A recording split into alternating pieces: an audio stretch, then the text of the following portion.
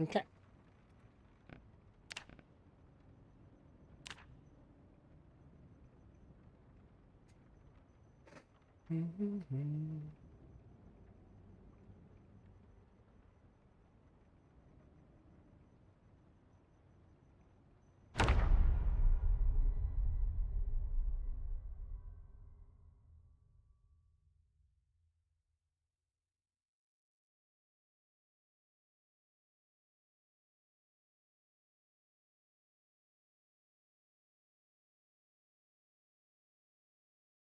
Okay, let's get started.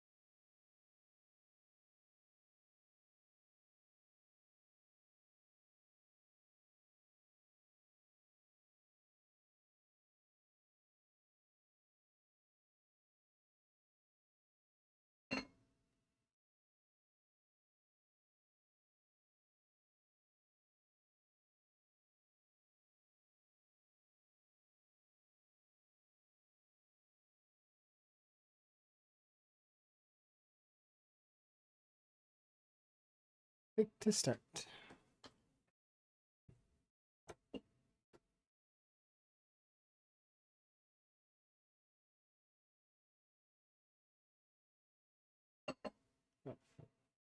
Better. Sorry.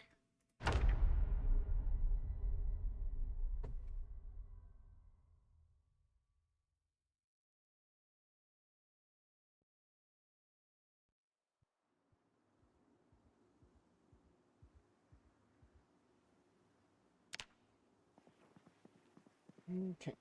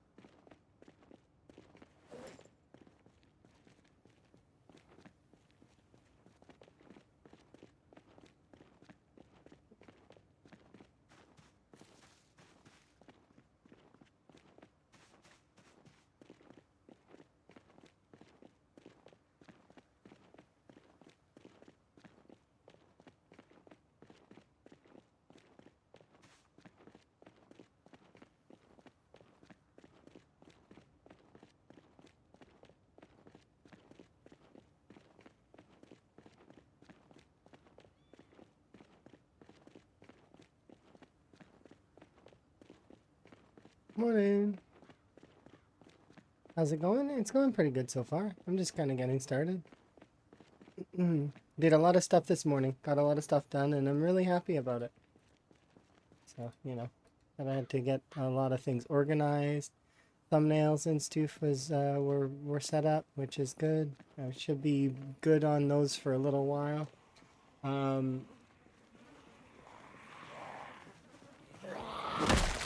At least until the middle of this next month, which will be nice. I've started posting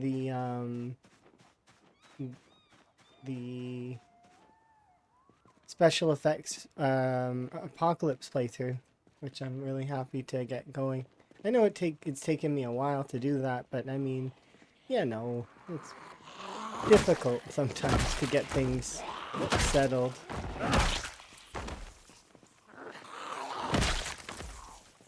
So I'm happy that that's starting at least. I'll be posting like one of those a day.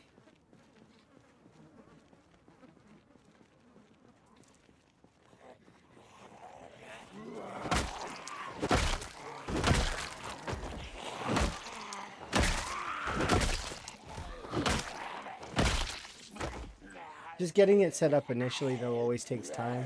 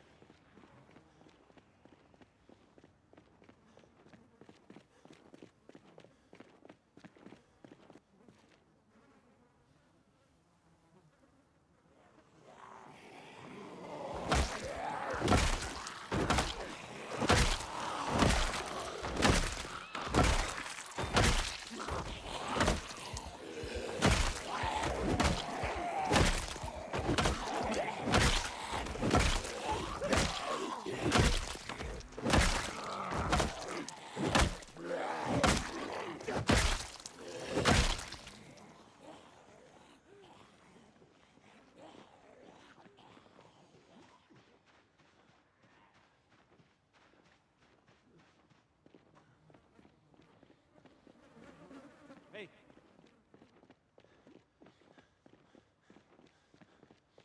To the beep, so you just have to change the audio file, that's all. Which would require unpacking and or utilizing some kind of sound mod. It's the same as adjusting the level up noise or any of those sound effects. You can change any of them. You just replace the house alarm noise with that. I don't know how to do that, of course. Saying it out loud is a lot easier than doing it, I'm sure.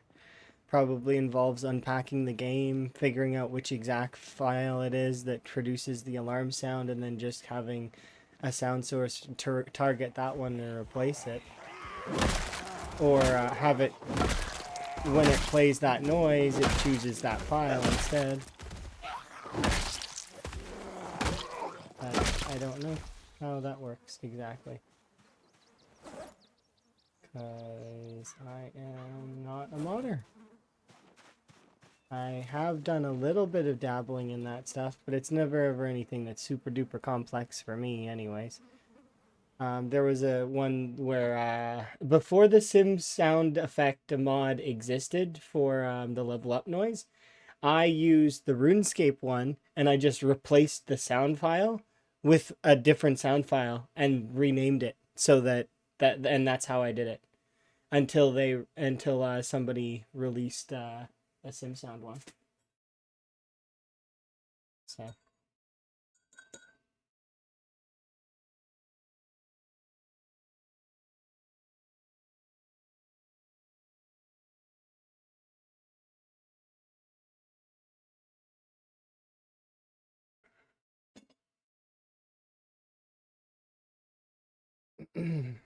okay.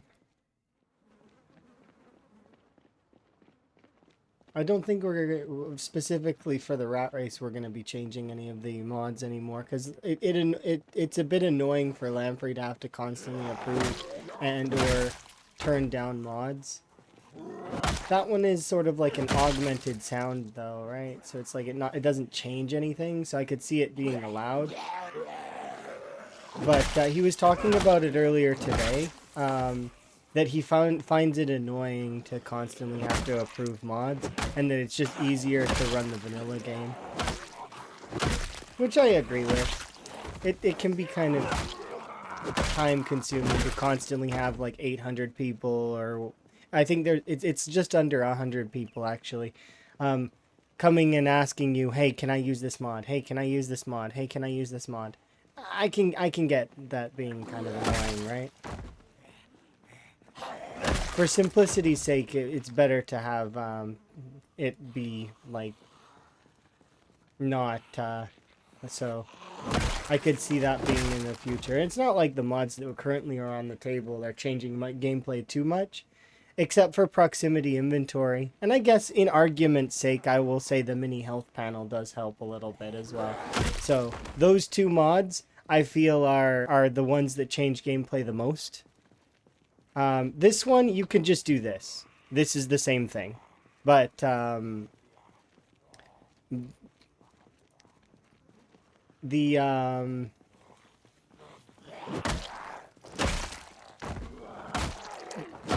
point is to not have it change gameplay, right?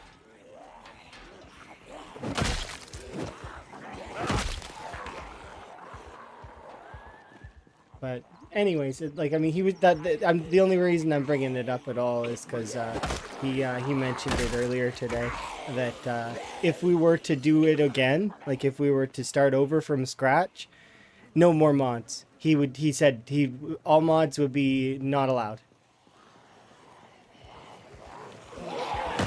Also, we probably would up the settings on meta events and helicopters. Maybe. Although, maybe not. Maybe it would be up to the community. But,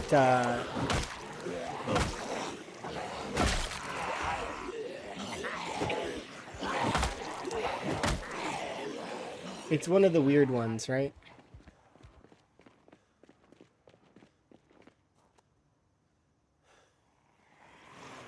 I know that if I were to vote, though, I would be like, I'm indifferent. It doesn't matter to me. These things don't matter. The only reason why I voted for the mini health panel in the first place was because it has a little lock on it, and I can keep it in the bottom corner out of the way. And that way, if I'm opening up my skills, which, you know, and showing my skills, because people do ask that from time to time, if I go to open this up, I have to keep shoving it back down there, right? And that's kind of tedious. Although I don't mind the tedium, I guess. Doesn't matter in the long run. It's like a little thing, right? Meanwhile, proximity inventory as well can be kind of, I don't know. It's one of those things where people can even make arguments that this runes XP showing thing here, if you flick on the stealth, right, the sneaking, you can kind of gauge how many zombies there are in an area, like that are around you. So I mean, it's weird, right? I don't know. If you really wanted to dig into any of the mods, or even in the vanilla game, it can be kind of, yeah, you can do it with the skills menu, exactly. You can do it like this by going, like, hovering over your stealth XP, like that. But that's the thing, right? Is it, those sorts of systems, people get a little bit too hung up on them. If you're going to live a long time, you're going to live a long time. That's just fact. That's just how it goes. You don't need to get super duper hung up on everything. And it's better to have things be simplistic anyways. That way, so that Lamprey's not having to deal with, you know, hey, can I use this mod? Hey, can I use that mod? Etc. He doesn't like getting pinged, let alone already. Like, this is one of his pet peeves.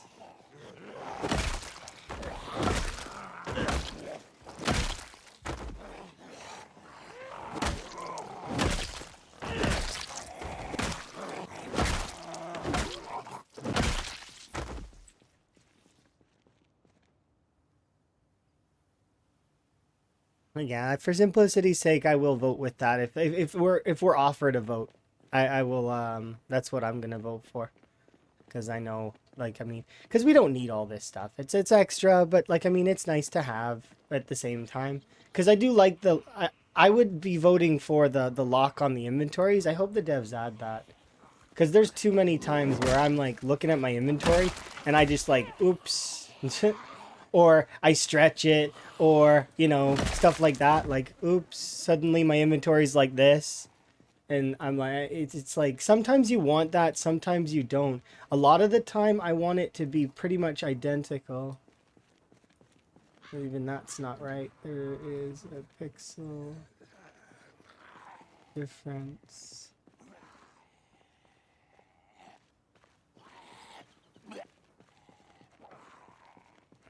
Good enough for now.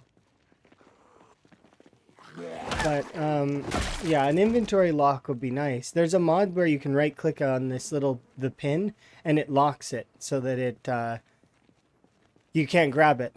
I like that idea. I think that's good for the UI, but at the same time, once again, that's a mod, and I don't want to add any more mods or ask for any more mods, for the current rat race, because I think we're good.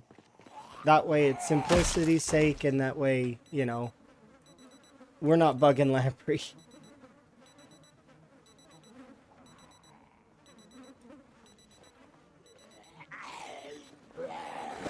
Because I'm a firm believer of folks not getting bothered.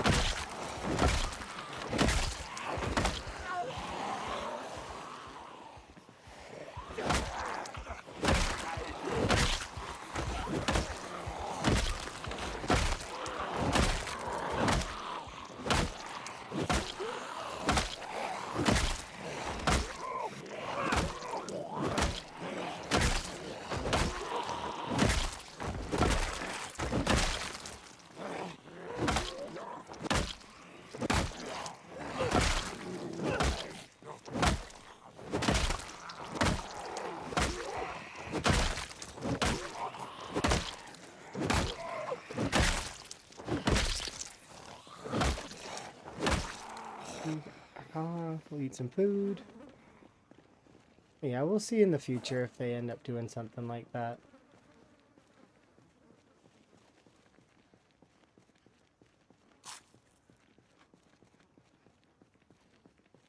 I think it would be a good idea. Because I'm sure I'm not the only one that has that accidental... And then you're sitting there messing with your inventory after.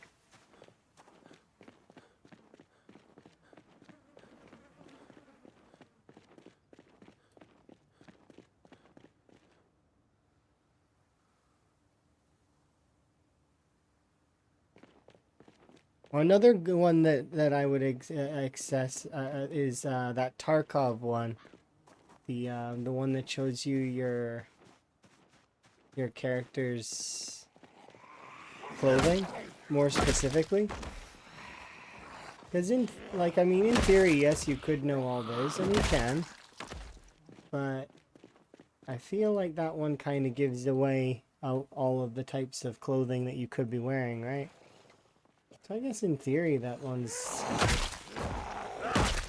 kind of strong in that way too. I don't know. Like I said, you could make arguments for pretty much any mod being, even mods that are absolutely purely cosmetic, like map markers, or if you really want to nitpick, people will find a way to nitpick.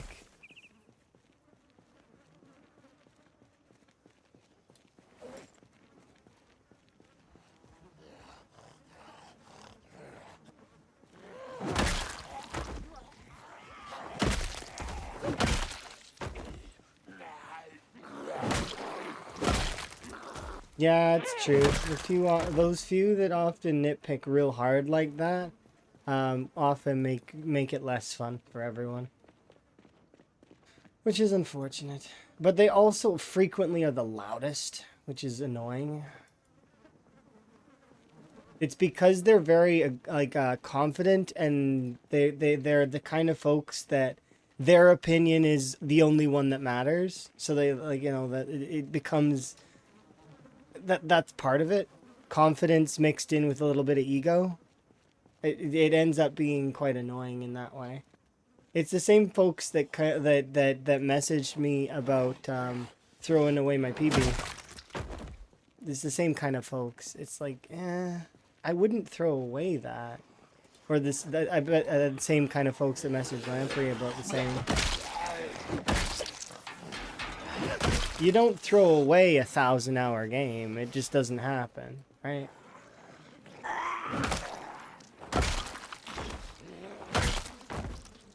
Or in my case, mine was 711 hours. You don't just throw that away.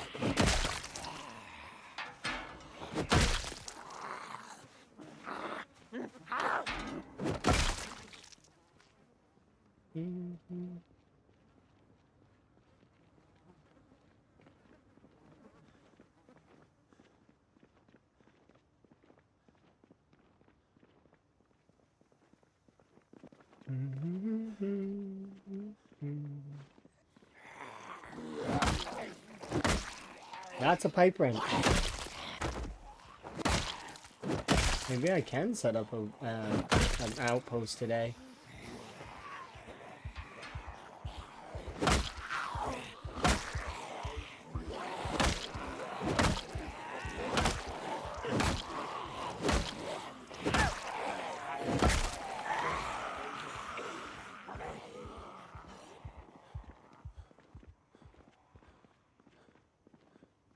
Because I've got the Riverside Church. I'm pretty sure that church is the one that I need to do. Which means if I can set up an outpost, I'll be one of the folks that has finished an outpost. I know Lamprey's doing the church in Echo, so I probably won't be the first one to complete one, but I'll be on the listing. I think I'm currently second or third for frogs as well. How many generators do I have saved up? 2.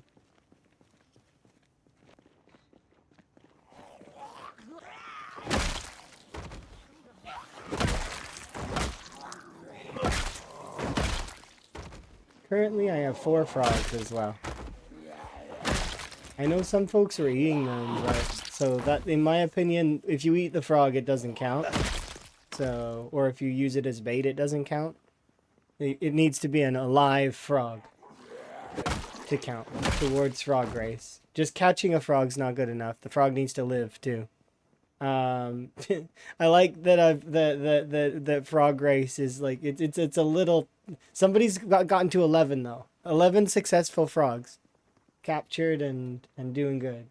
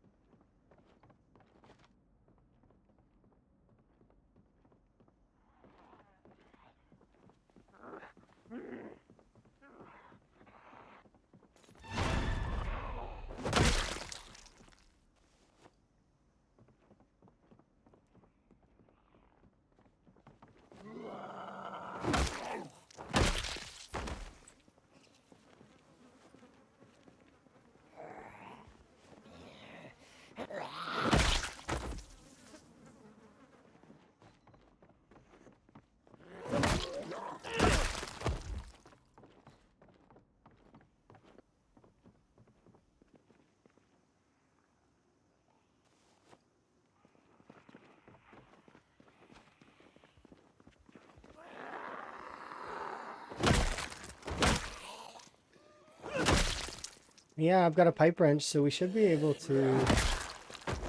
And by the way, we should be able to make a water thingy, right? For the church, which means I just got to be able to move a bed. It has to be of good quality, which means I need to somehow pick up a bed.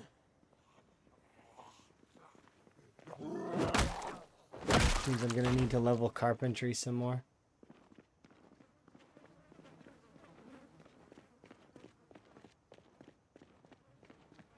I would love if my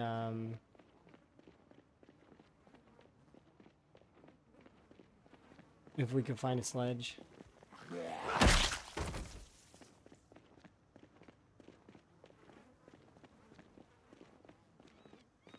But yeah, that's huge. Finding a pipe wrench is huge. I'm gonna go and put this in front of the church. Because I don't really care to plumb stuff unless I want to be able to wash, which I mean sometimes I do.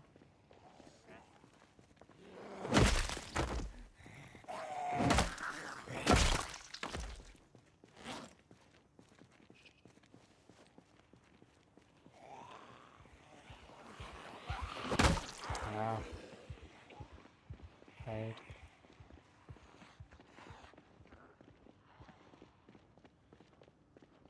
Yeah, things seem to be going fairly good.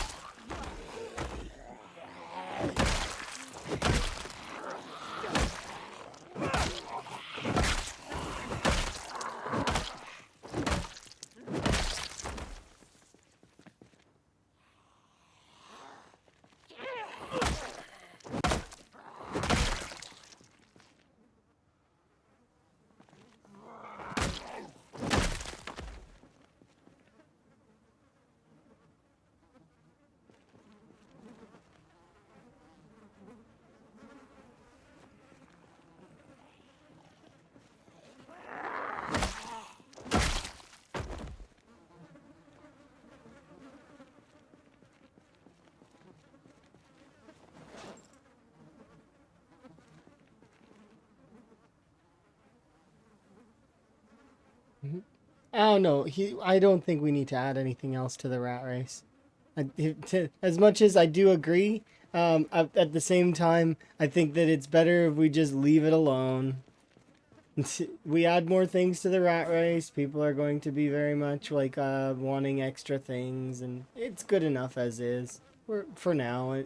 Like I said, if we do have a vote in the future for the rat race Like if we were going to do like a different version, um, it would probably be scaling it down, not up, in terms of difficulty. In the sense of we would have no more mods. We'd take off all the mods. Be vanilla, completely vanilla, which is not necessarily a bad thing in my mind. Because, yeah, can be kind of annoying to constantly have people asking, hey, can I use this mod? Hey, can I use this mod? Hey, can I use this mod? A little bit bad about it, you know?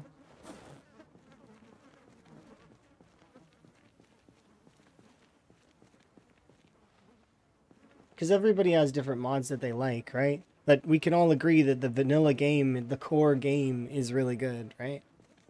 So.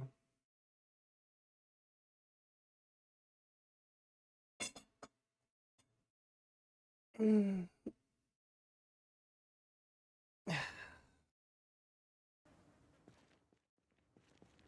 Yeah, it's got it's got potential. It's definitely going to evolve into a much more like full experience eventually.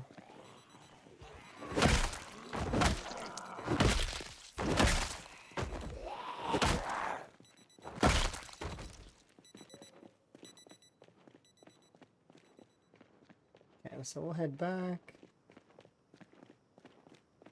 Oh yeah, multiplayer will be really fun. I'm curious how this menu is going to work in multiplayer, but I figure it's going to be similar to I hope that they give us the ability to do rooms. Not just zones, like animal zones, but just change it to designated zones as in like rooms as well. So we can be like, this is an indoor area. And then the game will check it to see if it's an indoor area by checking for roof, checking for walls, etc. And then also to be able to cancel indoor areas would be nice too. So for example, if you have a portaloo that's just like in front of your house and you want to knock it down, you can then highlight it and be like, delete this indoor area. And then it's good, right? That would be cool. Because you can do that in admin. So I don't know why it's not a feature that you can kind of access from player perspective, right? And then from there, you can have another designation, greenhouse. Because greenhouses are within the game files and will be something that we can craft later. So to have like a greenhouse, sort of like the Stardew Valley greenhouse, where it ignores the seasons, but you kind of got to keep it like in a good temperature. You got to keep it like, you know what I mean? Like you got to put like a wood burning stove or like not a campfire, but the other one, whatever that one's called, the one that in masonry. This one, the fire pit, like to keep it warm, right, during cold days. But it'd be cool to have a greenhouse and be able to make a greenhouse. Yeah, I'm looking forward to when those sorts of things expand. Because those systems are really good in their initial for now, but I can see them expanding and or modders expanding them quite significantly, right?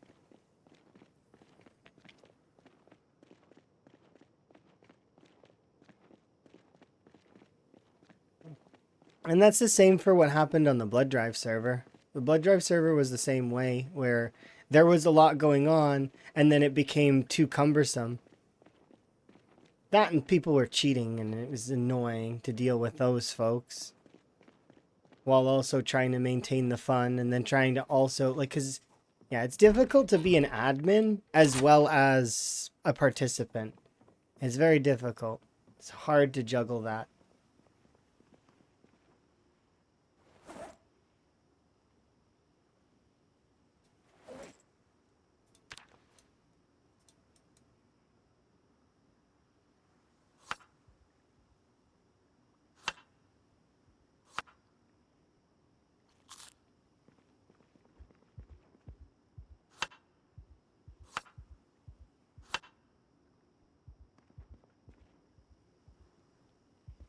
Should be able to fill this bowl.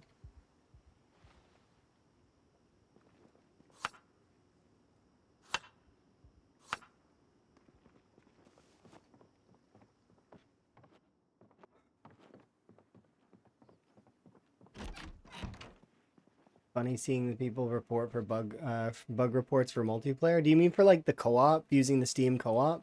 Because the game is not built for multiplayer yet. Just because we can use Steam co-op to play with one friend doesn't mean that the game is ready for that.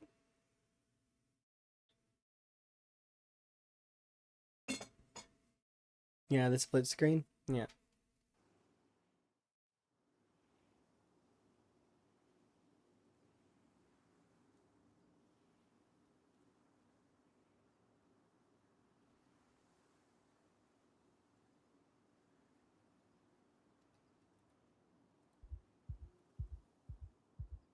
Get some rest in.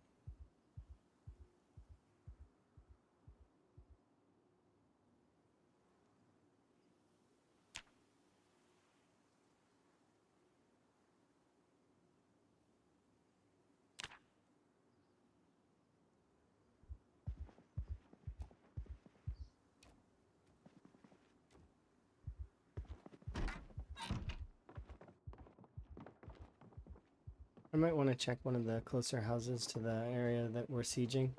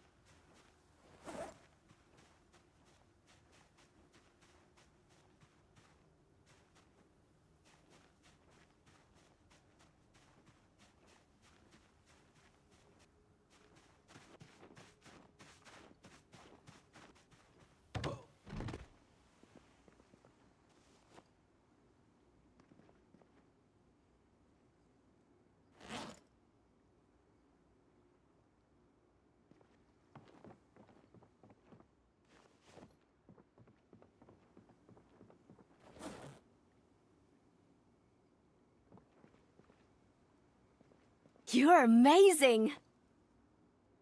Thank you very much for the follow.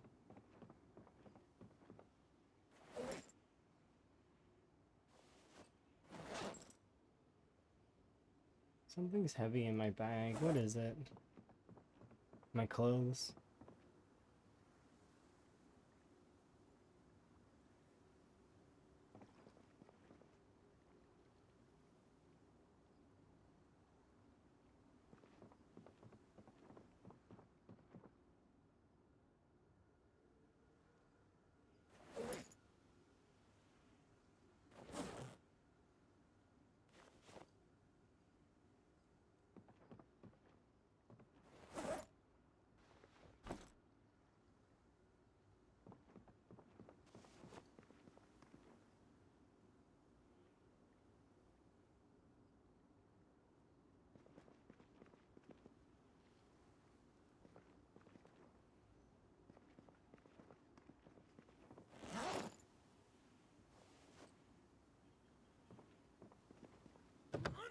All right, let's go.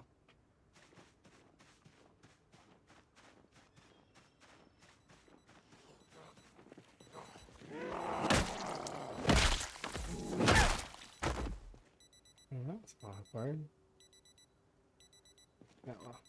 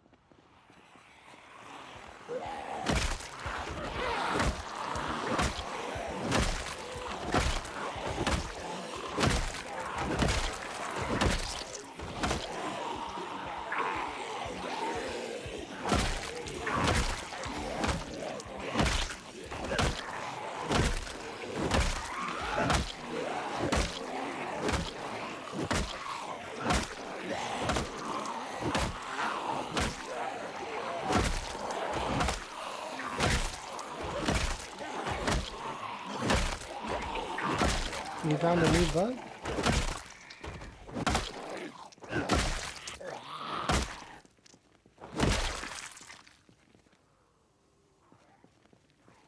Spiffo backpack. Wow, cool doesn't hold much. Is that a bug? Or new bag? Never mind.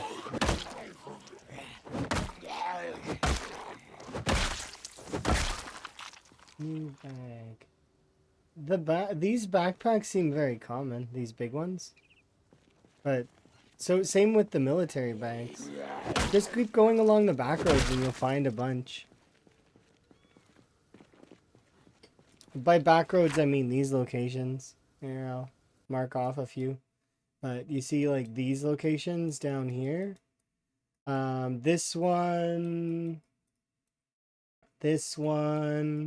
sometimes along this route back here over by the West Point Mansions right there. The back roads, right? These ones. Sometimes you'll find them around Phallus. Sometimes these back roads over here or this area over here. But yeah, just the back end of Doe Valley. And there's a couple areas that are very popular for it as well. I think it's this area here. And then this area here.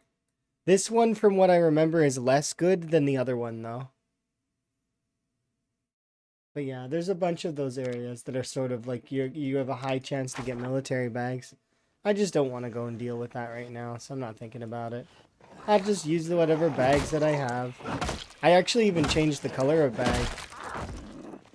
Because I have some options. I can use green, I can use blue, or I can use red, and I chose green because it fits my outfit better.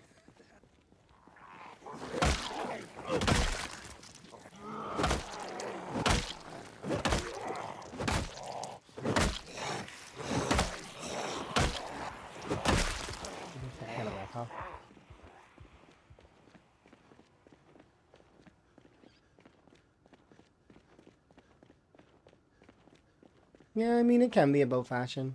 I want it to be sometimes. But there's certain aspects of the game that deny that. Like the fact that you can't repair the back of clothing, and that some clothing you just can't repair at all. Like some suits. It's somewhat frustrating in that way, because I really want to wear those clothes, but I can't fix them, right? Sort of like the police vest, although I won't be wearing a police vest due to the uncomfortableness.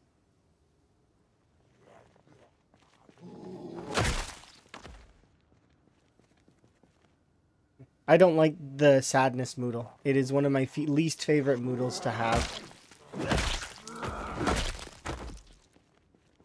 It's right up there with pain in my brain. Is it on that level? Not really. Like, arguably it's not as bad as pain, but...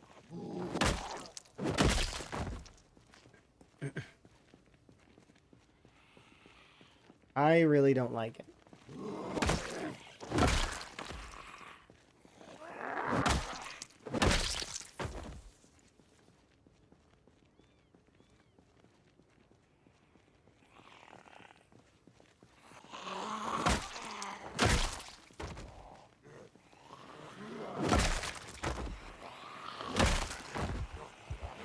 Oh, you're talking about Coalfield, right? Coalfield is a cool town.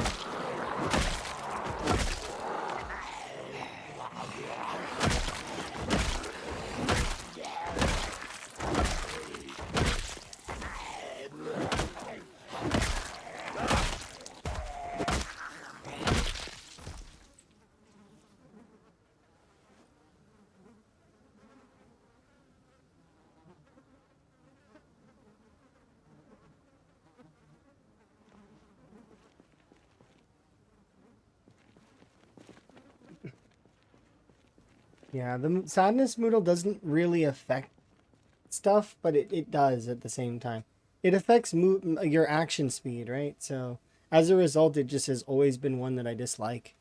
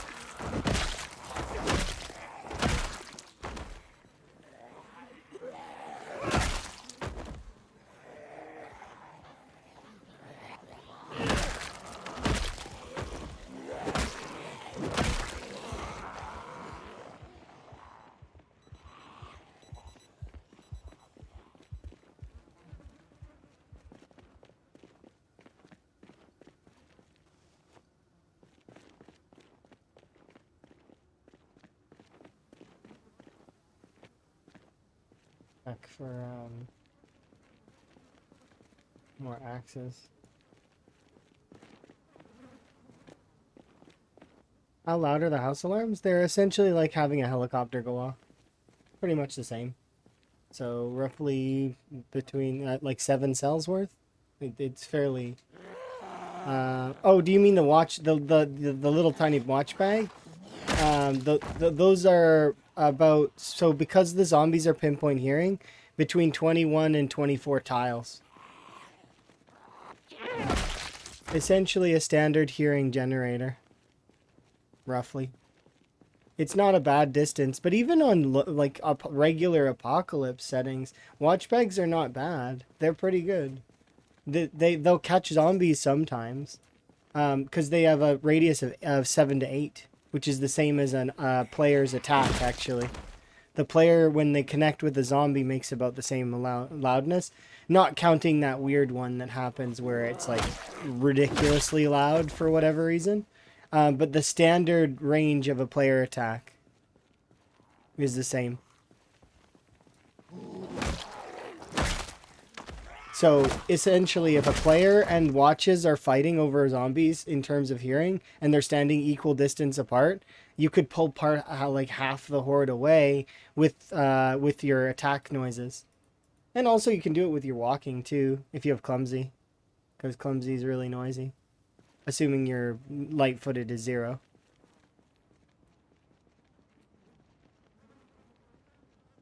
Does stacking watches, you mean having double alarms? The more watches in a bag going off more consistently, so if let's say you were to do a watch bag that sets off every 10 in-game minutes instead of a watch bag that has the 30-minute intervals, you want to do at least 48 that goes off every 30 minutes. That covers the entire day. However, the more watches you put in the bag, the more sticking power it has. It will eventually get to the point where it has just as many ticks as a generator will. So it could even fight a generator for if they were both rendered in and turned on. But it's obviously tedious to set up a watch bag like that. It does take some effort to do so. Because, like, I mean, you got to set every single watch. And if you're doing hundreds of watches, like, for example, I've done 3 watch bags in this playthrough so far, right? That's 48 watches per bag that I had to set manually, right?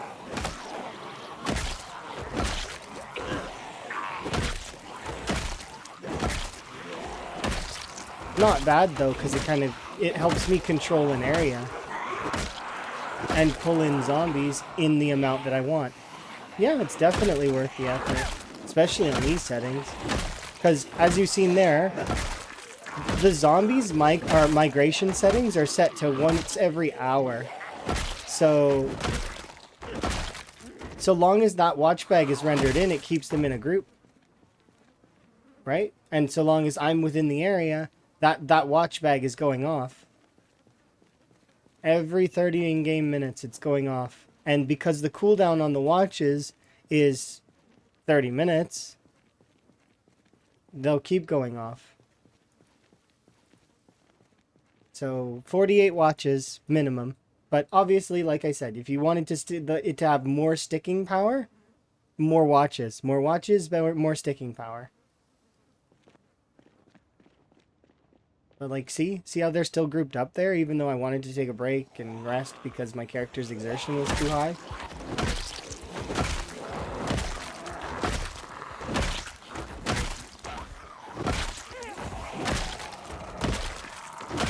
Keeps them together. Keeps them under my control.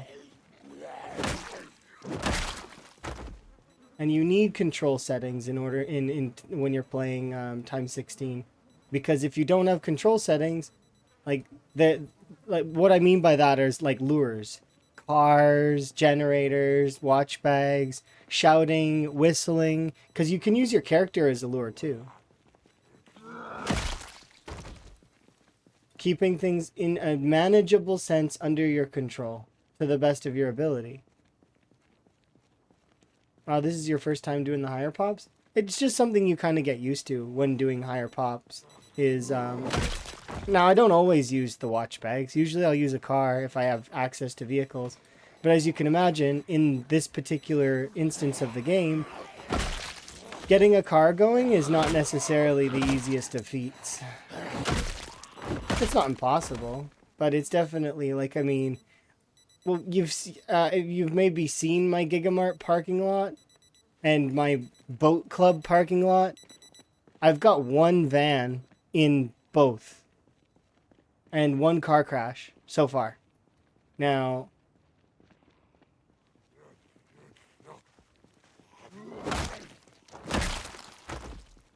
there's still a lot of parking lots to look at, but in saying that, like, I mean, we've got, like, those are two of the bigger parking lots, and there's only one vehicle. One has a propane tank in it. I heard propane is actually on the negative again. Like that all the propane doesn't work, from what I've heard from Shivas.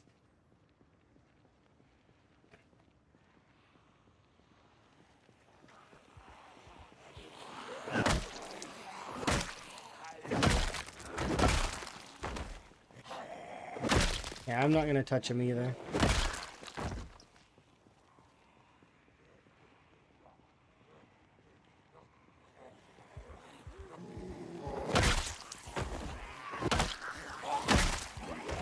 Although I think they might be subject to the same thing of if you pull them out that they might restock themselves.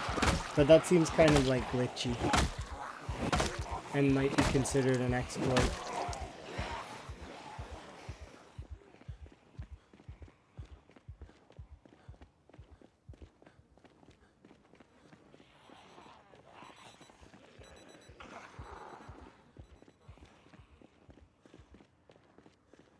At the end of the day, the propane doesn't really amount to much in my brain, like at all. It amounts to a barbecue you can cook with a little bit, and it amounts to doing welding. But that's it. That's all it is in my brain. I don't actually see the propane as very useful outside of that, even though I know there's scrap armors and scrap weapons you can make with welding. It's just, it still doesn't seem as important in my head.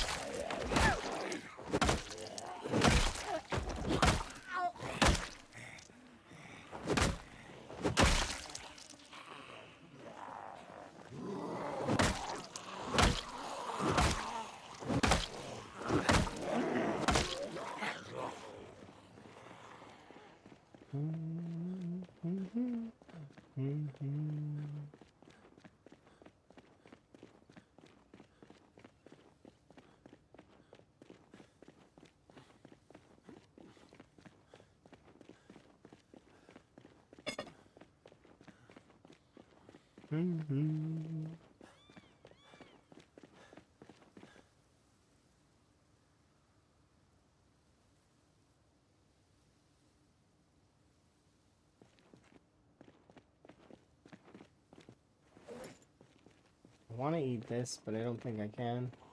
Because we're too weighted.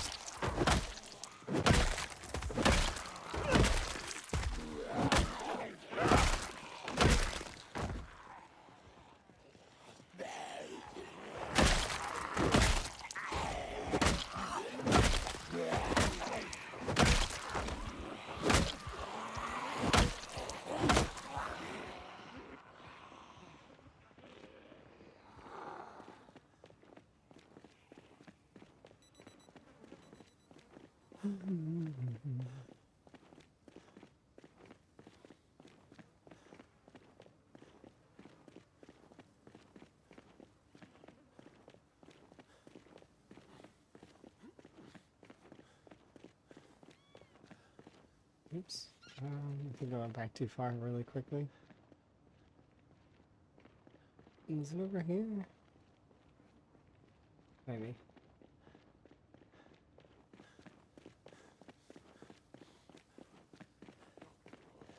Oh, hello.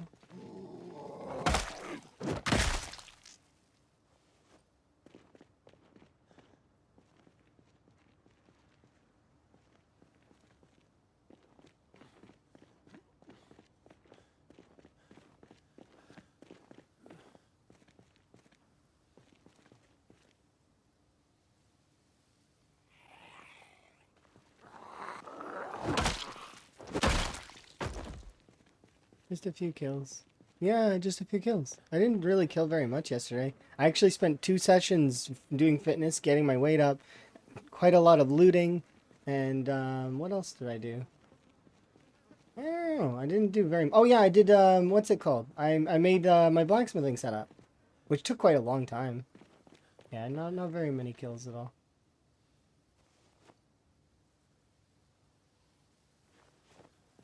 That's right. Oh, oops.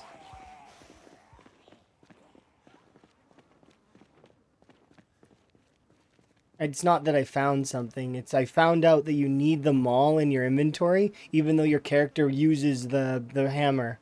If you if you don't have the maul in your inventory, you don't get the option. It's really annoying. But your character's using that hammer. It's so. I hope they fix that animation because it's frustrating to me. Like I was really mad when I seen that. Cause I was like, that's dumb.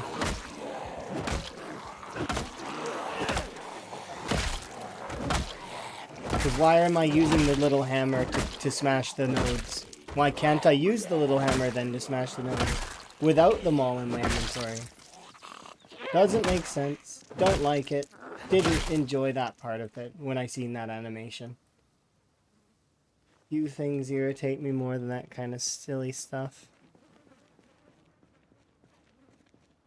No, I just needed it in my inventory. Like, just the maul needed to be in my inventory to activate the ability to remove the nodes. And then my character would equip the regular stone hammer like this and smash the nodes with this. It's just, I don't like that. I think that's, it's an oversight and that it's supposed to be the maul that's used, not the stone hammer.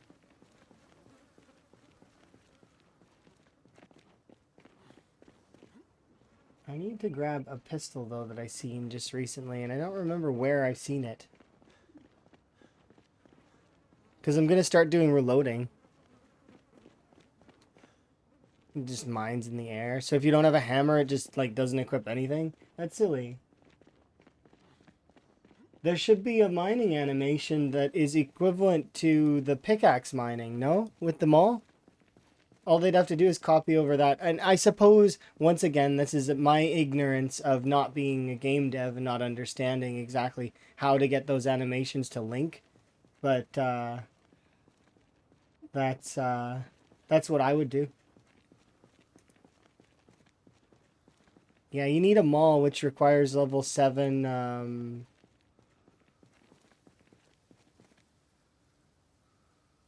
level 7, or sorry, it requires level 5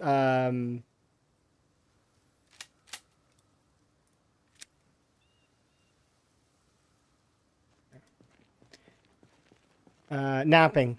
Sorry, yeah, sorry, it's level 5 napping. My bad. And as soon as I hit level 5 napping and got them all, I was able to get myself level 1 level 1 masonry through mining the nodes, and specifically I was looking for limestone nodes. When I found the limestone nodes, I would smash them, and then I would crush the limestone to produce even more XP. And no, I didn't have a masonry bonus. I had a pottery bonus though, so I was able to make the crucible right away. Even though I didn't notice I had the pottery bonus, so I started to do pottery. I made like 8, what was it, 8 unfired pipes, and then I realized I don't have to do that. At least not right now. But yeah, I don't have a masonry bonus at the moment.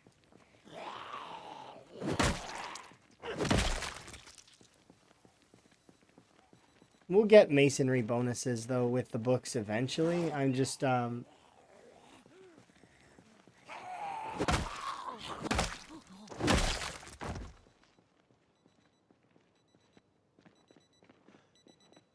yeah, this is the big thing that I set up yesterday. Starting to get my stuff in order for doing the eventually we'll have metal stuff.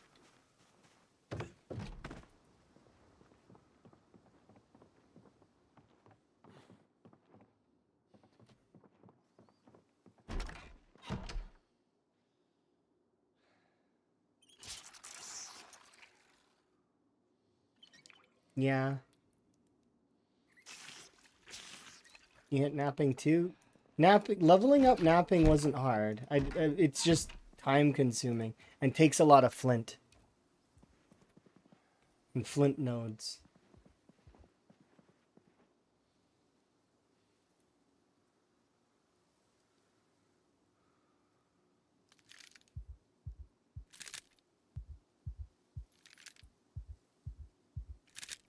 And so it begins.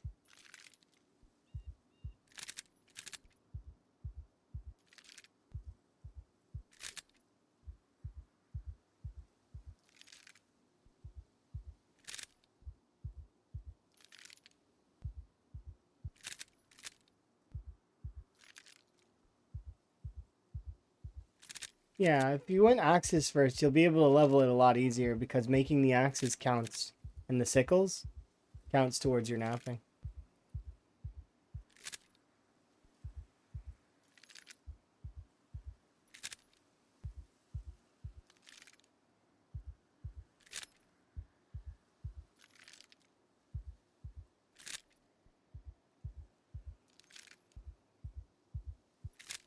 I'm enjoying the large amounts of XP I'm getting from reloading because I'm pre-level 5.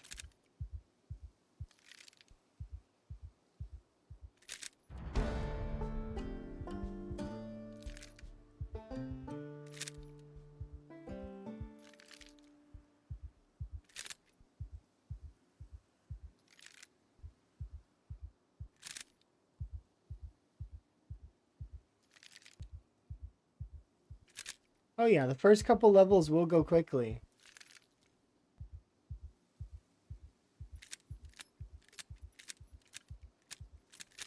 It's once you get past level 5 is when you're going to start feeling the pain and the burn.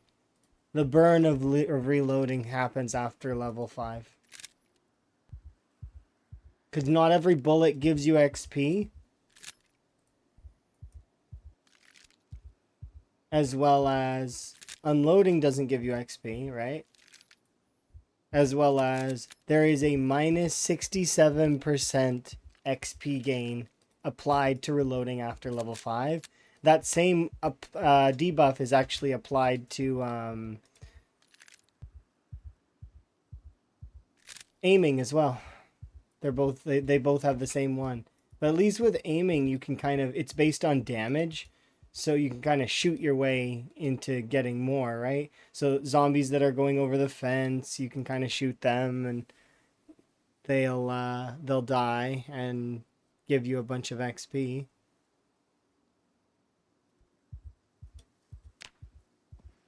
But reloading, nope. Reloading's just pain all the way through. I'm gonna, do I? Again, can't guarantee this isn't gonna cause, yeah, enough arrow.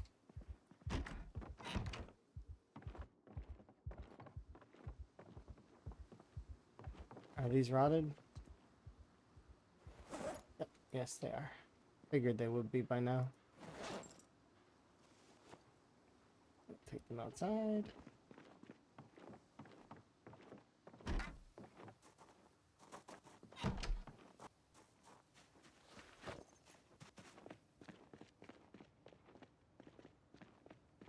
Yeah, leveling, reloading.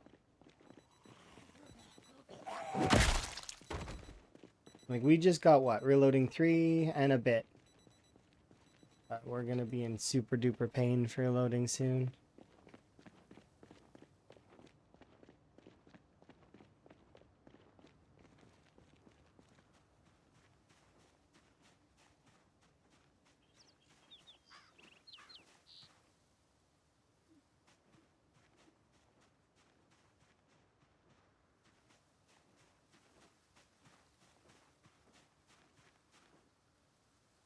Ooh, I want the lavender.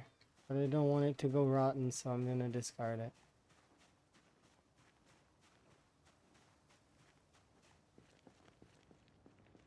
Maybe I should have picked it up for the seeds.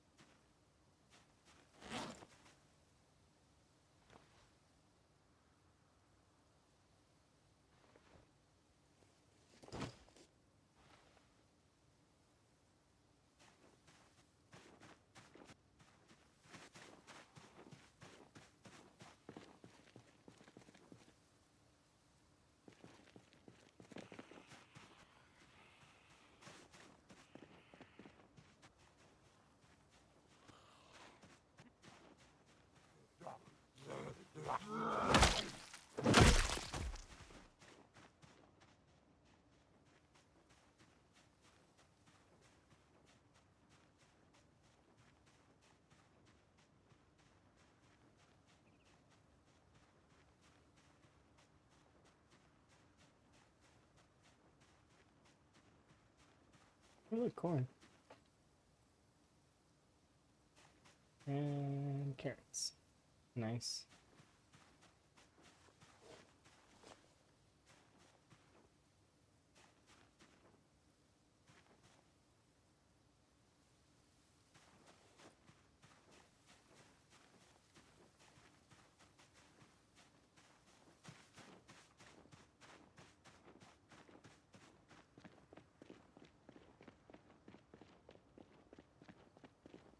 Yeah, I'm gonna make my way over to the water.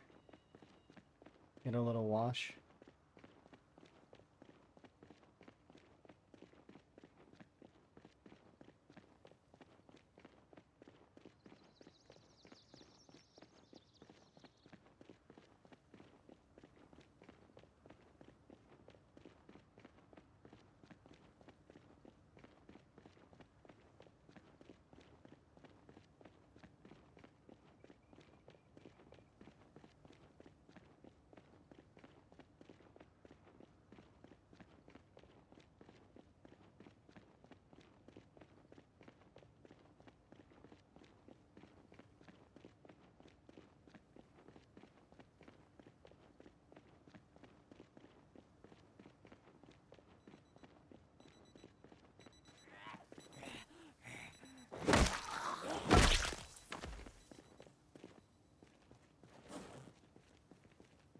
So we're gonna put this pipe wrench over beside the church, because we'll maybe try and get that outpost done today.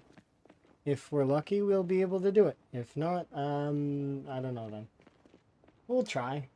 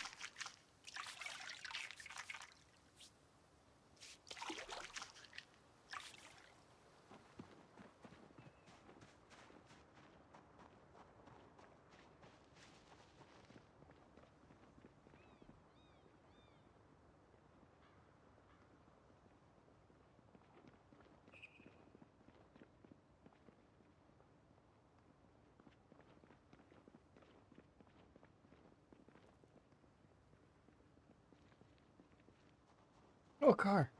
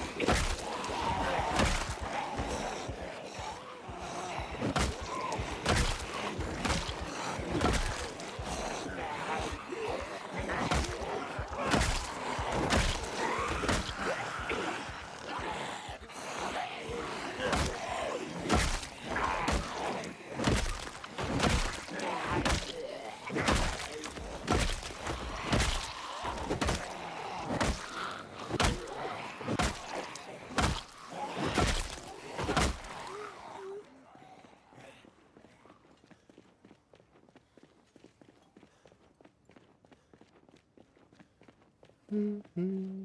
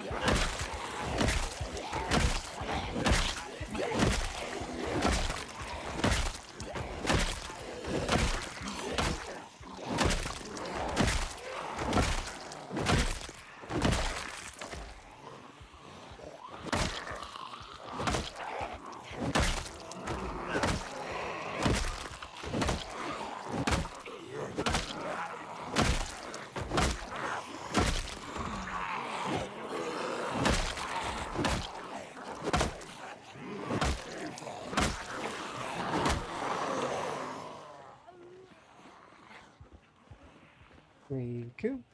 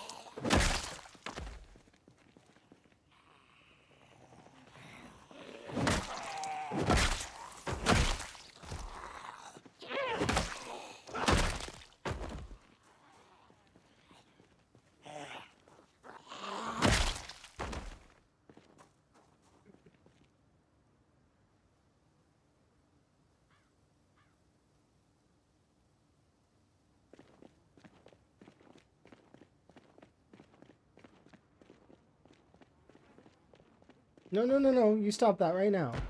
Rude. No.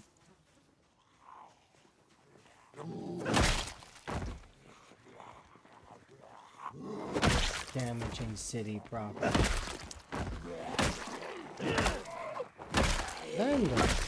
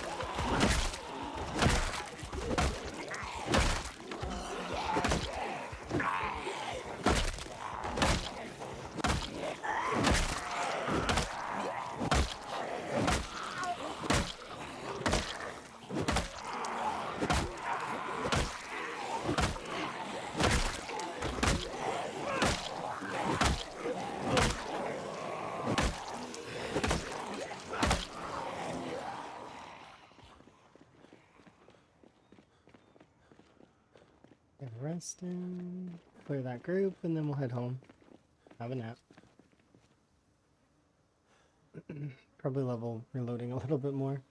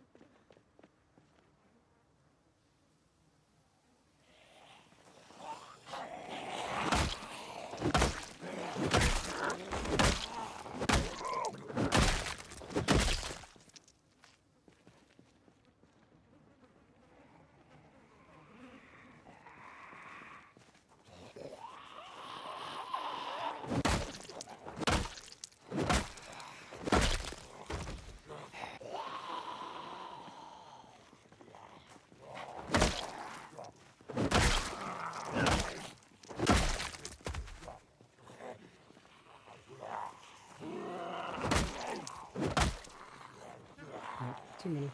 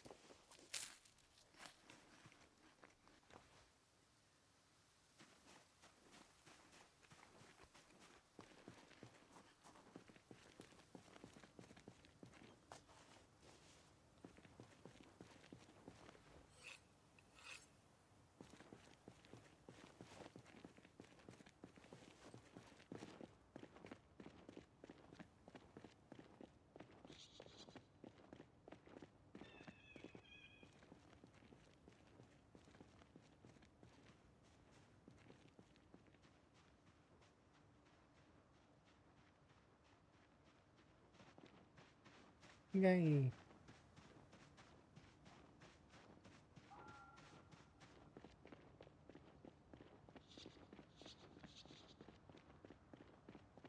Forgot that's that. Yes. Yes, it is.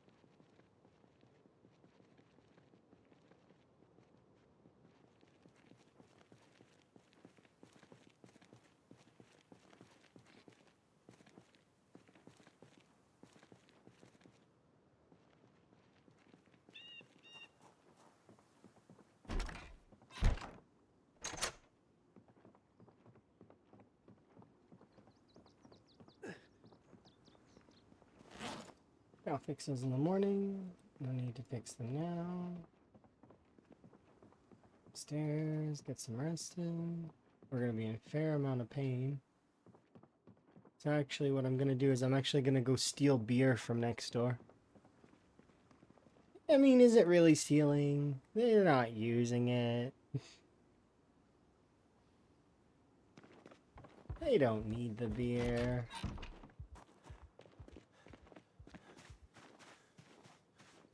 Give an IOU note.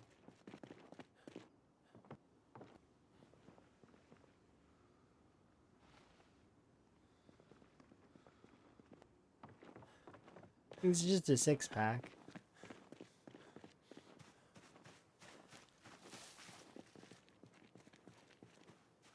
So, the reason why is a large portion of the people that would be able to complete the challenge don't mind restarting if things do get bricked like that. Of course, there have been some objections to restarting just flat, like with the new rules or new settings or anything like that. There have been a few folks that have already made it clear that they don't want to do that. They don't want to reset outside of the if the devs reset it.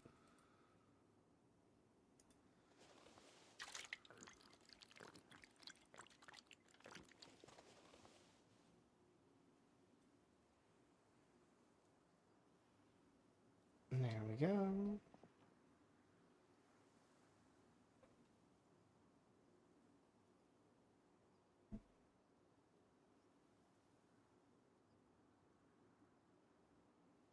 Yeah, I mean that's true. I mean, but at the end of the day, if it was me, I would be okay with it.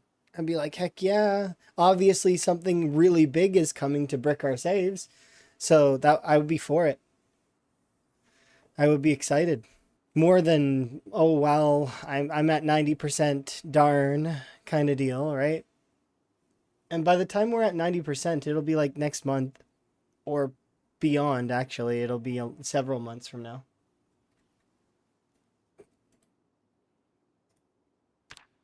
I'm gonna have a good beer sleep.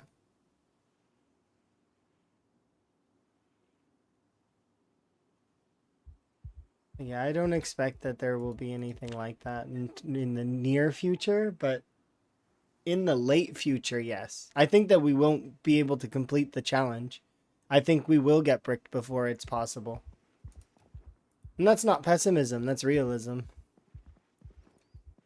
It's just more than likely gonna happen. Which is fine. I'm okay with it. And I'm sure that the other folks are okay with it as well. It's what we signed up for.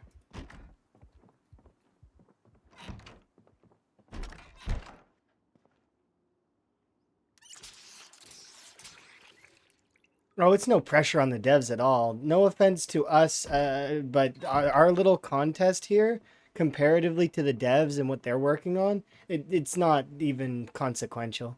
They don't cross paths at all. Like, not even in the slightest. It's a drop in the bucket for them, in my opinion. Because who cares if it does reset everything, you know? It's our fault for playing on the unstable branch when we have a perfectly good stable branch there. So, I don't think there's no pressure on the devs at all for that. And anyone who pressures the devs is in the wrong. They're not in the right. It's literally called the unstable build. We have very few rights to expect our saves to be in working condition. The previous version of this build, or of this type of save, used to be called iWubs. I will back up my save. So, you know, it's our fault if we're playing on it and it bricks. But most of us are at peace with that. The only disdain for restarting that I've heard of from anyone who's playing the rat race currently is if we were to restart during like now and change some of the settings, so like and to adjust things, because there's some folks that have put in quite a lot of time, and they, you know, like Shivas would be a good example, has put in quite a bit of time, and it would be a little unfair to ask him more about, you know, anybody who's put in quite a lot to just restart. Meanwhile, some folks who are just getting started probably wouldn't mind a restart because it's, you know, they just got started.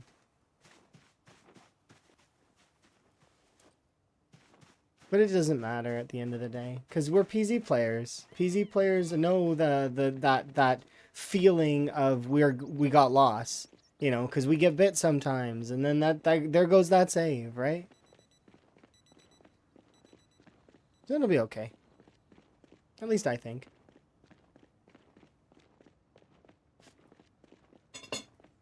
To put it into perspective, just want to give an idea because it's fun to stick numbers to things. But we've been doing the rat race for quite some time, right? And even the person currently in the lead, which is Twist, right? Twist on Fire is in the lead. Let me shout out Twist, because why not? Twist on Fire. But Twist is in the lead currently, right? But if we put it to a number, overall challenge progress, Twist is at 5% out of 100. And he's in the lead with almost 60k kills. Like 60, last I checked, he had, somebody told me he had 62k. So he's just above 5%. And it's taken nearly a month to get to that stage, right?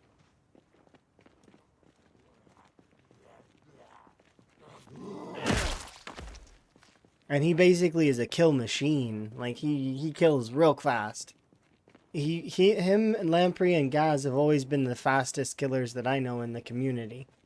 They're absolutely like machine guns.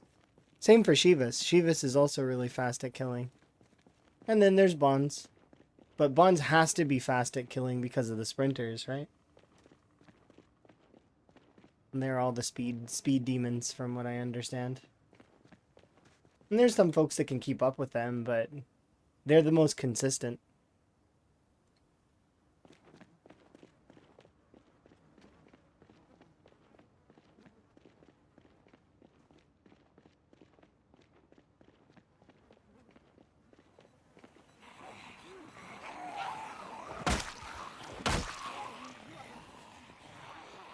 Yeah, I've seen Bonds doing the rat race. He sends me clips and sends me snippets of his runs. Because I like that. Sometimes I don't have time to watch this whole run, which sucks, but, you know, I do manage to see the VODs sometimes, but sometimes the VODs aren't there. So it's nice that he sends them to me. I do appreciate that.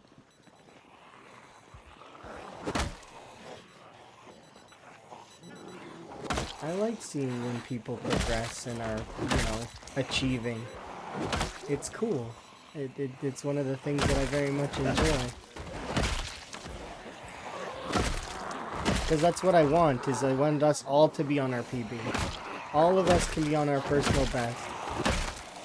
Rising together. Rural says this a lot, but it's, all ships rise together. And I very much agree with that mentality.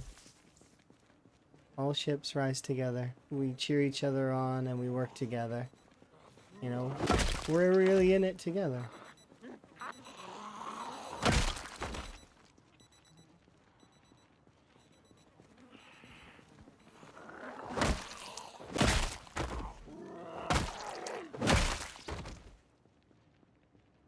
Partly why I have for my Discord, I have my self promo and my own stream go in the same spot.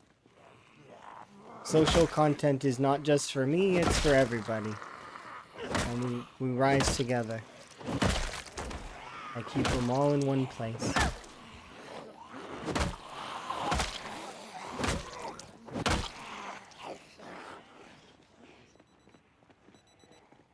If it got really, really cluttery, I may consider to separate, but it'd be very unlikely that I would separate them very far. They would be probably right next to each other if I did. Like, it would go, like, live like, announcements and then social content right beside it. Because I very much am behind the mentality that we rise together. We work together. And we can all achieve together.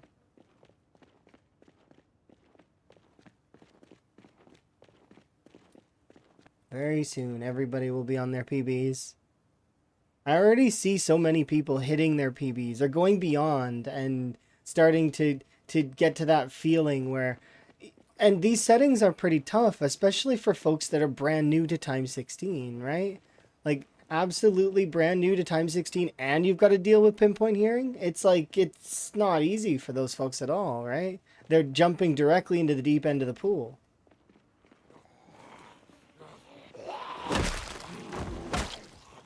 Maybe it's not as tough for folks like Twist, or, you know, there's some folks that are allocated to these kinds of settings already.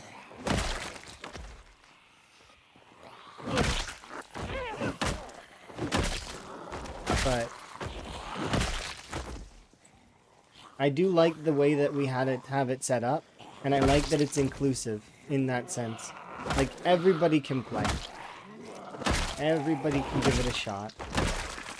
And, you know, achieve beyond themselves. Start with your own personal best and achieve beyond that. And then eventually you can, like, look at the leaderboard and be like, oh, I want to, you know...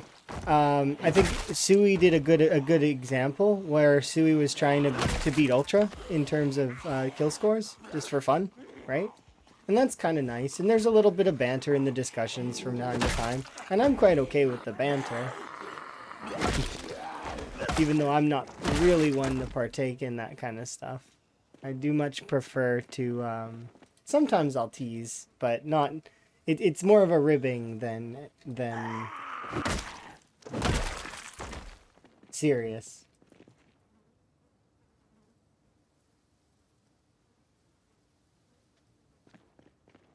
Yeah. We'll get there. We'll be at a stage eventually where we will be there.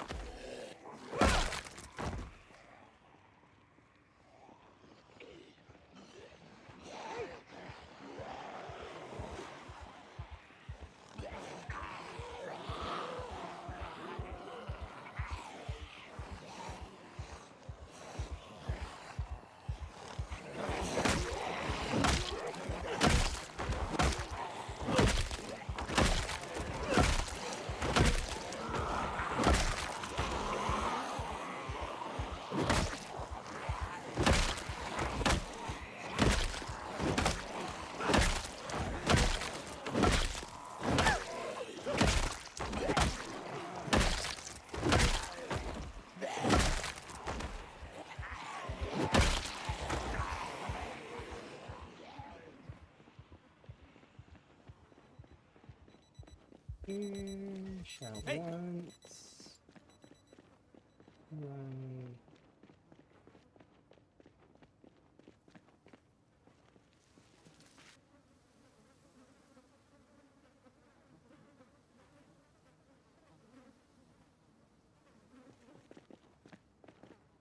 Hello. Progress is going fairly well. Hello.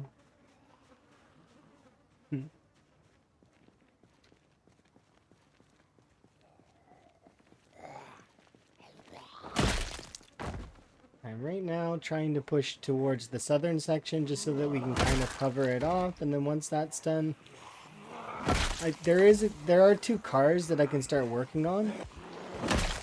So that'll be kind of nice once we start getting the mechanics going.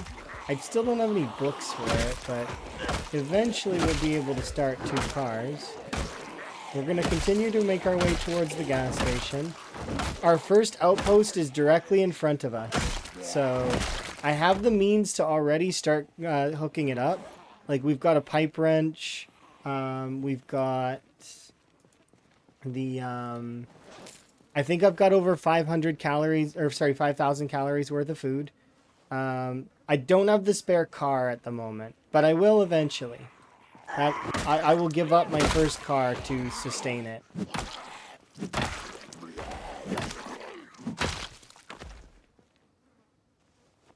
So, to meet the requirements for sure.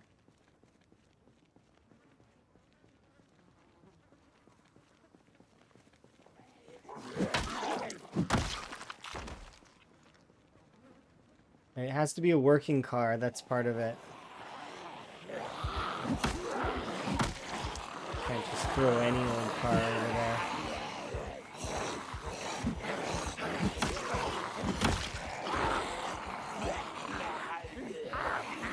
Hopefully. But on these settings, there are not very many lootables. We'll be lucky to find 2 books.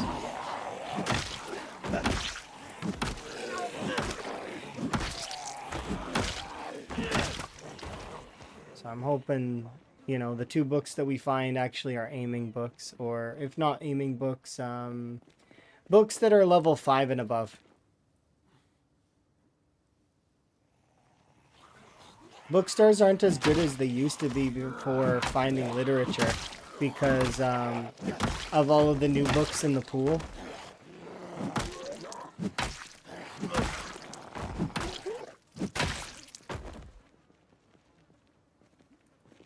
But fingers crossed we find some good ones.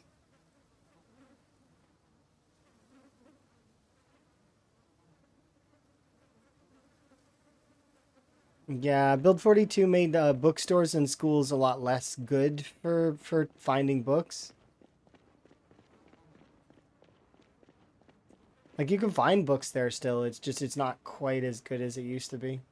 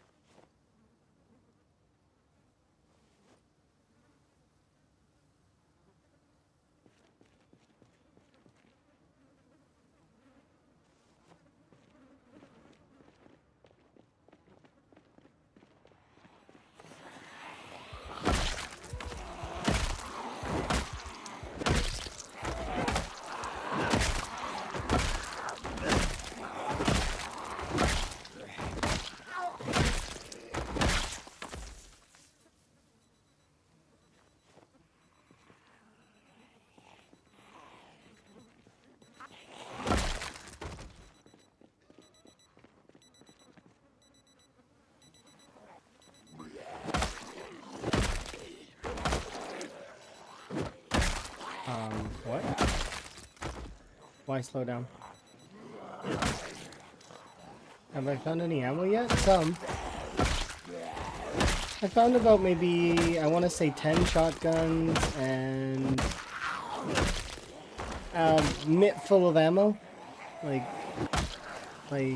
a few boxes. I haven't actually checked any basements for, because I don't have a flashlight. But I haven't checked any basements for the special ammo basement. Because a lot of folks will check gun stores and stuff and they'll look in those. But I know that there's a sizable portion of ammo that's in those ammo basements and the stockade basements. Those ones that are like full of that. Have I found a pink bunny suit? Not in this playthrough. I found a regular bunny suit though in a previous playthrough. There's actually easier ways to find bunny suits now. You can actually go over to the strip club. There's two of them. One that's in front of the old racetrack in Valley Station, I think. And I know that the other one is in LV. I don't think I've been to the one in LV outside of one scenario, though. I went there, and I was there in a cryo winter run, I think. I know that I seen Wick go there, and he was inside there, too. But yeah, they're very frequently by those places. You can find them in houses though too, in like wardrobes maybe? I'm not sure.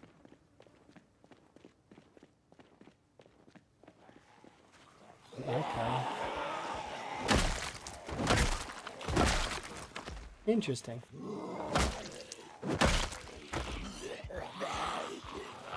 Can you get like a special stripper zombie item? Yeah, like the bunny ears in the like it's a full bunny suit. You can like it comes with like a tail and everything. Tail, ears, and it's essentially a swimsuit. I like wearing the regular swimsuit though, because it's there are times where you have to be naked in the game, so wearing swimsuit and tights is possible because they give no insulation. Does this challenge? Yeah, this challenge does take us close to LV. If you do an exclamation point rat race, the first link gives you two pictures. The first picture is the rules, and the second picture is the locations of outposts that you need to go and look for and create outposts. And then it tells you the parameters on the bottom right of what an outpost it requires. So from what I remember, it's 5,000 plus calories in edible food. So you can't use perishable food. You have to use non-perishable food. A spare car, a generator, a plumbed sink. It needs to be fortified. But yeah, eventually we have to go to Louisville. It is a requirement to do the Louisville Church.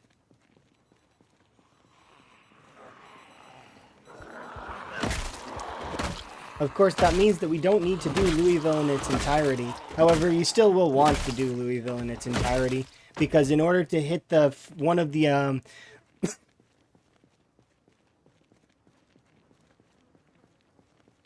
in order to hit one of the objectives, there's 3 primary objectives. You got to do all 13 of those points of interest and secure them and fortify them, etc. Thank you. You need to do have a perfect character. So a perfect character requires to level all your skills to 10. All skills to 10.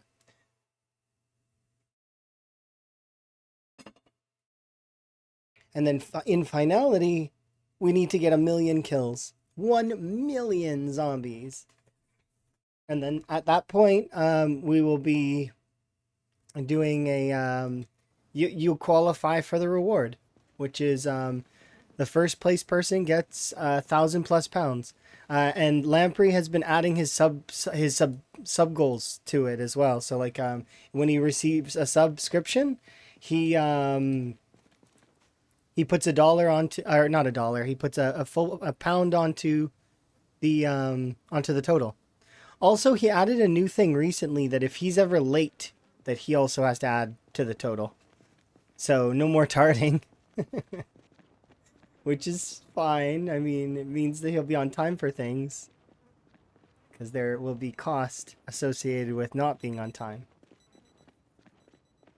But, I mean, depending. If his internet is down, that doesn't count in my opinion.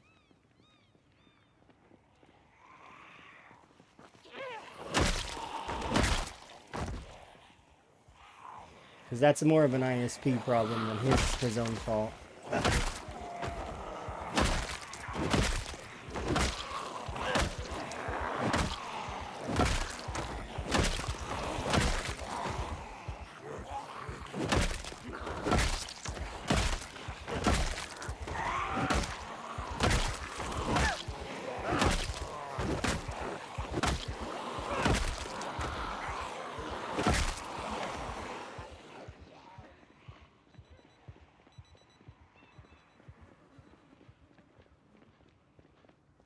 Yeah, if you're curious about any of the other things, like specifically which mods I'm using, because there are optional mods that you can choose to use.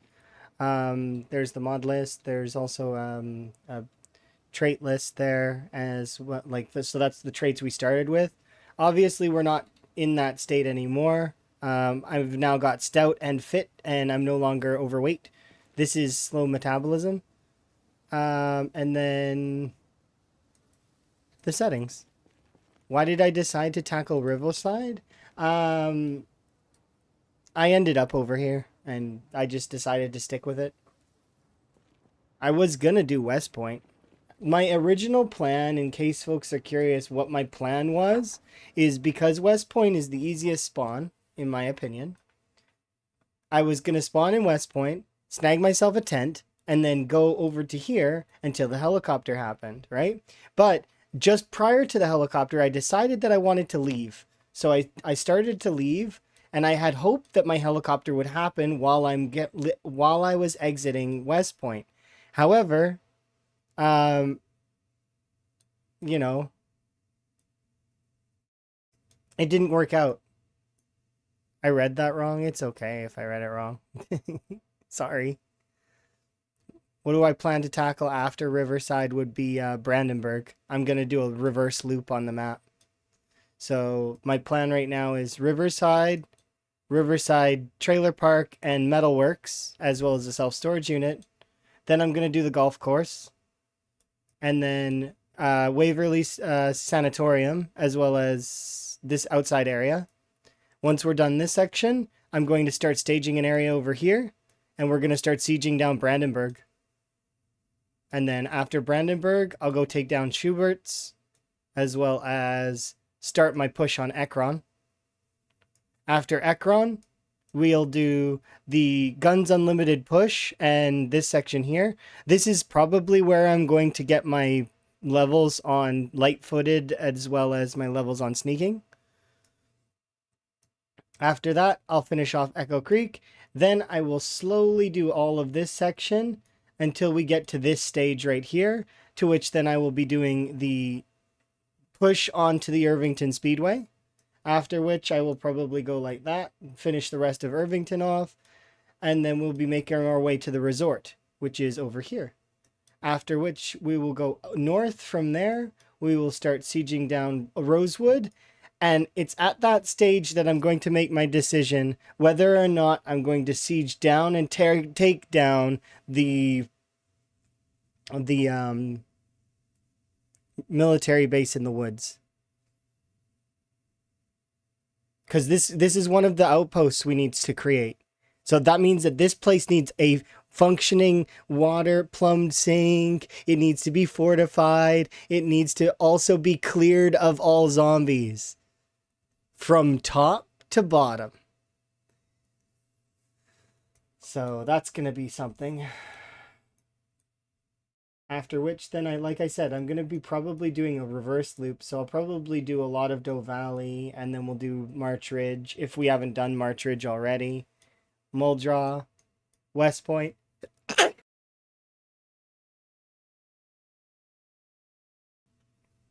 And then afterwards, finally, my final push will be over here.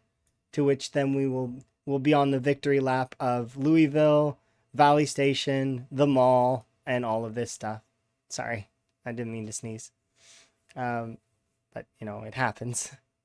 But yeah, my journey ended me up over on Riverside just out of pure happenstance. I was going to live here actually. This was the plan I had originally, was that I was going to come down here, live here, and we were going to siege Crossroads and Dixie to start. So, if you want to see my perspective what I was going to do, you guys should go and watch Milquetoast Claire. Cuz one second. Because Milquetoast Claire is actually doing what I was originally going to do.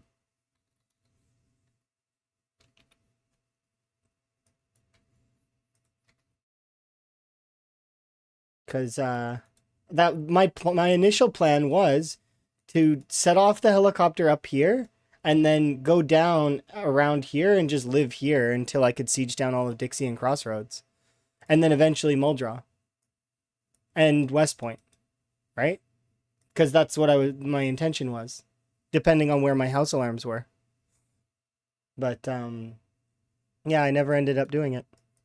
I instead ended up on this beach, living here, grinding my fitness and strength until I got COVID. And then after which I was dealing with that for a few days. And then after I started to feel better, we started to kind of make our way, pushing, and eventually we took over the gated community. And that's where we currently reside, is mostly in the gated community, aside from when I go and do my fishing trips out here, which is...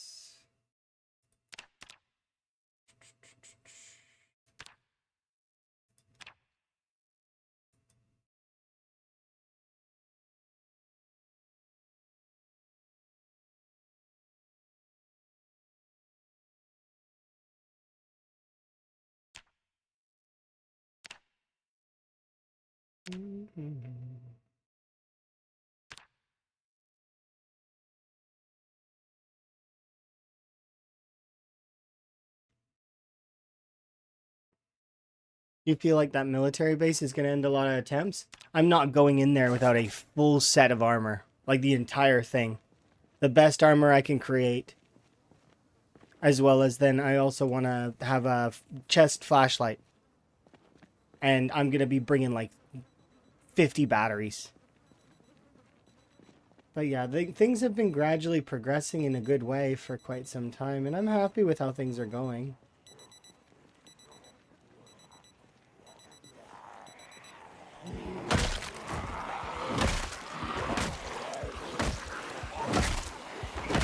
If I could, with this run, get my personal best, that would be, like, because my personal best in build 42, I think this is it probably, or getting close to, right?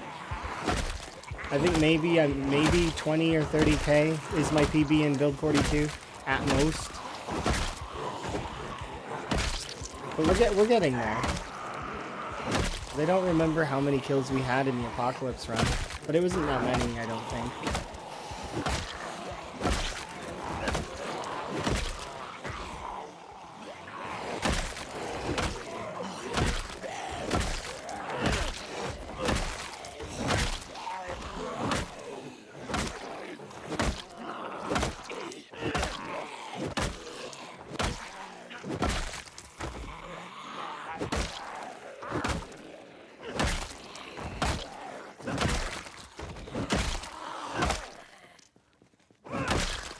The most dangerous part is going to be going downstairs and then trying my very best to maintain each level gradually as we go down. Once we get to that point.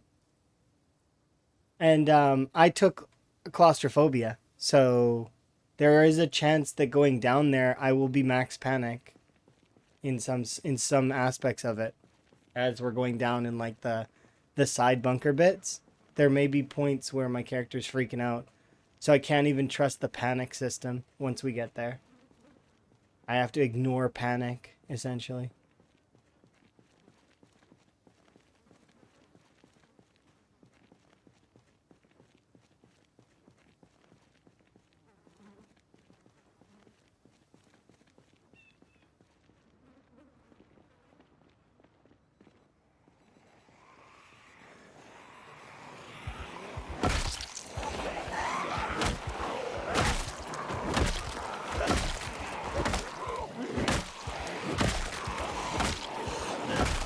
notice the carbon monoxide poisoning now. Because the carbon monoxide poisoning, from what I remember, it can't kill you. But it brings you really low. But maybe it can now. I don't know. I thought it was like hypothermia though. Or old hypothermia. I don't know if new hypothermia is the same.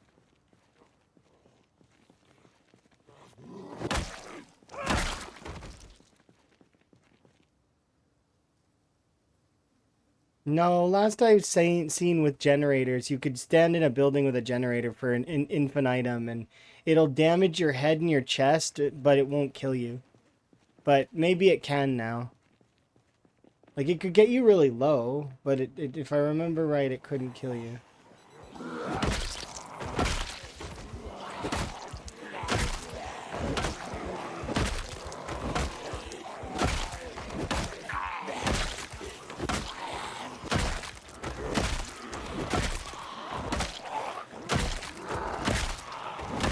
That doesn't mean that I'm opting for people to put the generators indoors. There's no need to do that, so don't, is what I'm saying.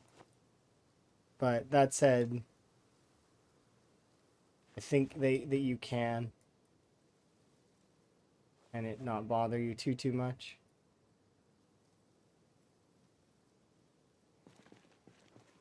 What's my maintenance skill at? It's almost level 8. I've still not got any skills at level 10. I am really close to carving, but I'm very amused by the fact that I'm not at level 10 in anything. It's making me laugh a little bit. Yeah, so like I'm like almost a full year in and not a single skill at level 10. It's just funny to me. But eventually a bunch of them are gonna pop and there's nothing I can do about it.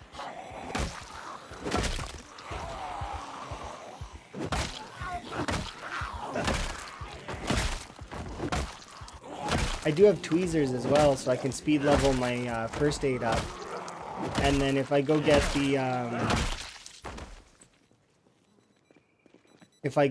the what's it called?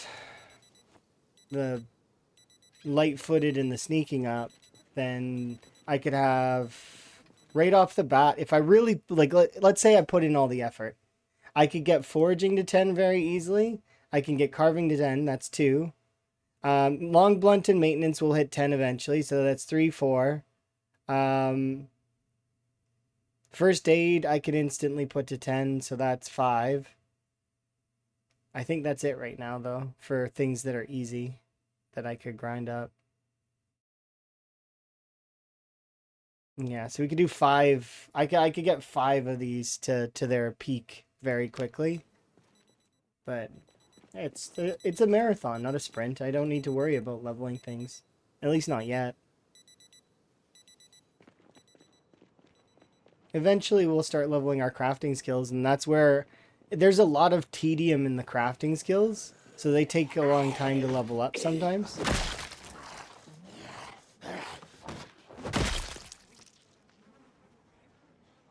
Ooh. Unlikely friend.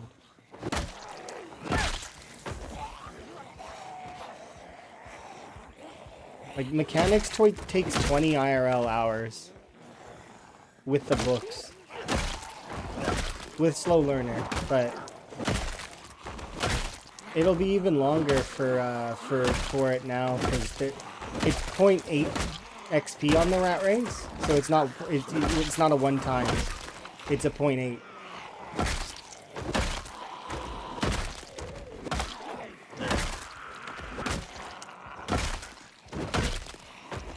Which is one of the reasons why I haven't hit level 10 in anything yet.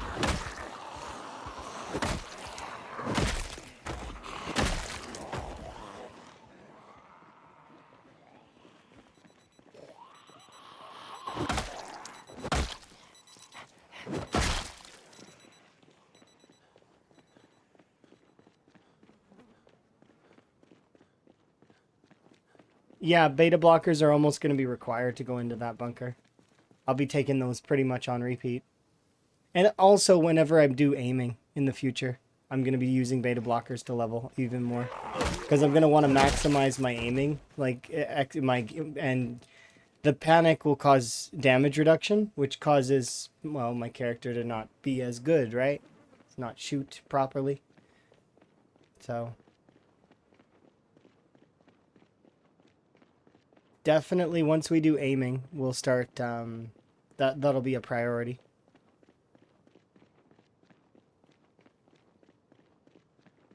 I've already started to save up some ammo.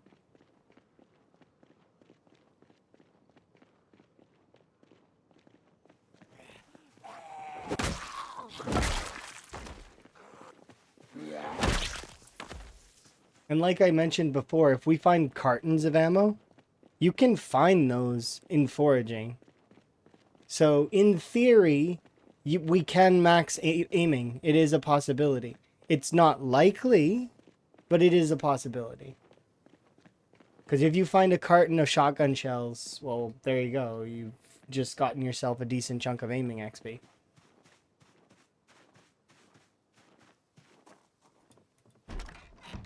The odds aren't with it, though.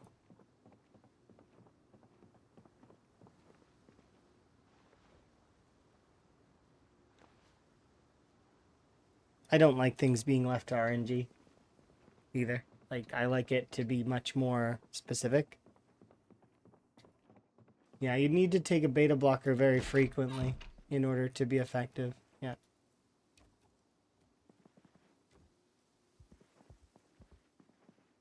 Which means that we're going to want to have set ourselves up properly with beta blockers.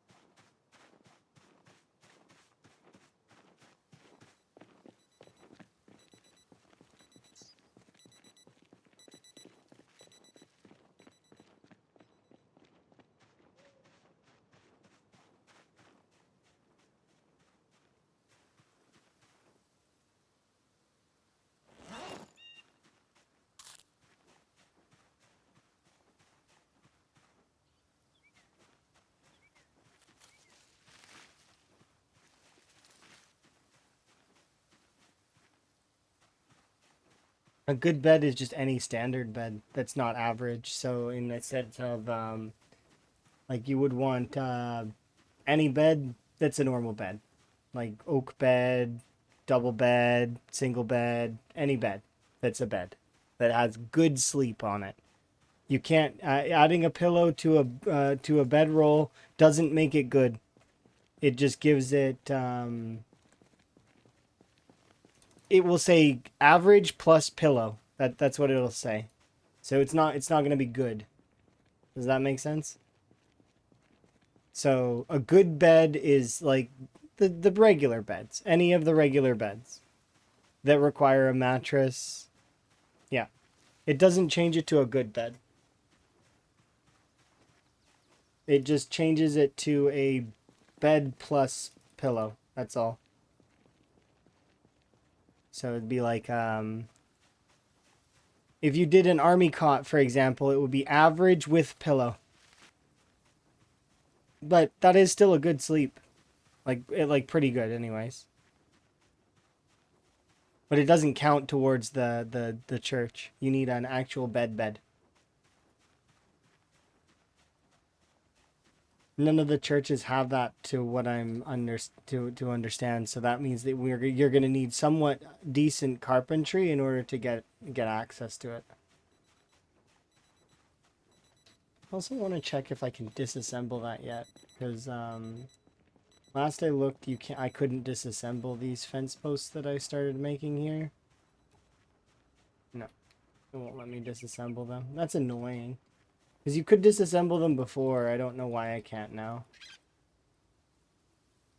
I don't like them being there. But it's a decent way to level carpentry, so...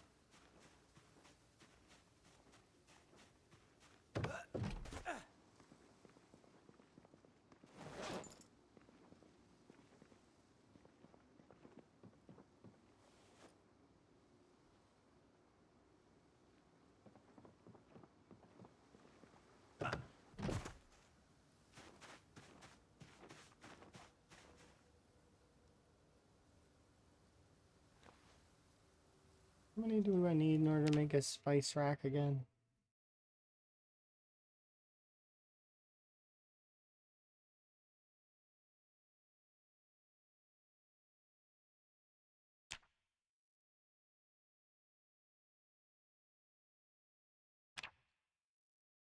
I'll just need 4 of them and some wooden rods. Easy.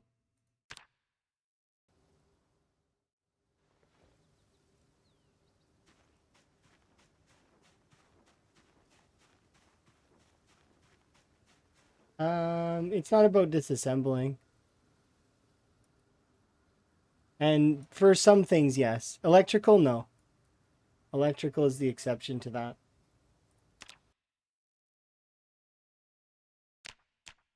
And so is welding, actually.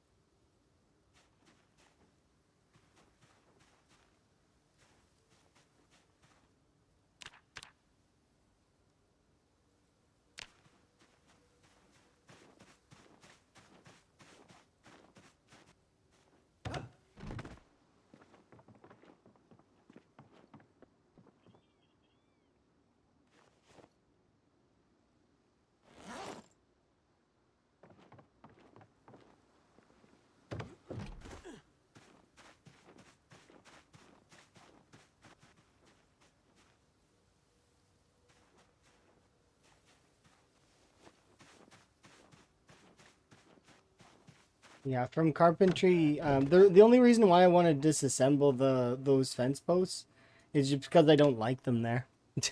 That's literally the only reason. I will make a sledgehammer at some point in the future, and I will smash those. It's got nothing to do with XP. It's just preference. They annoy me because they're there.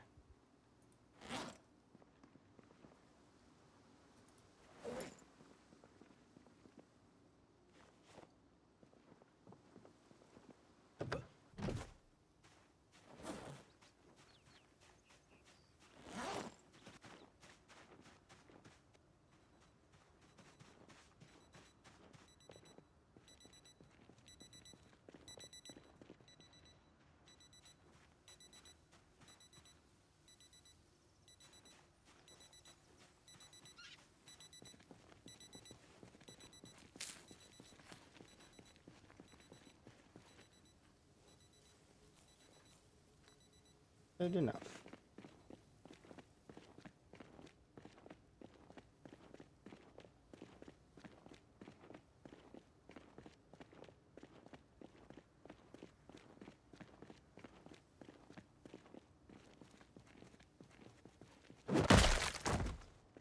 That zombie was having all sorts of problems.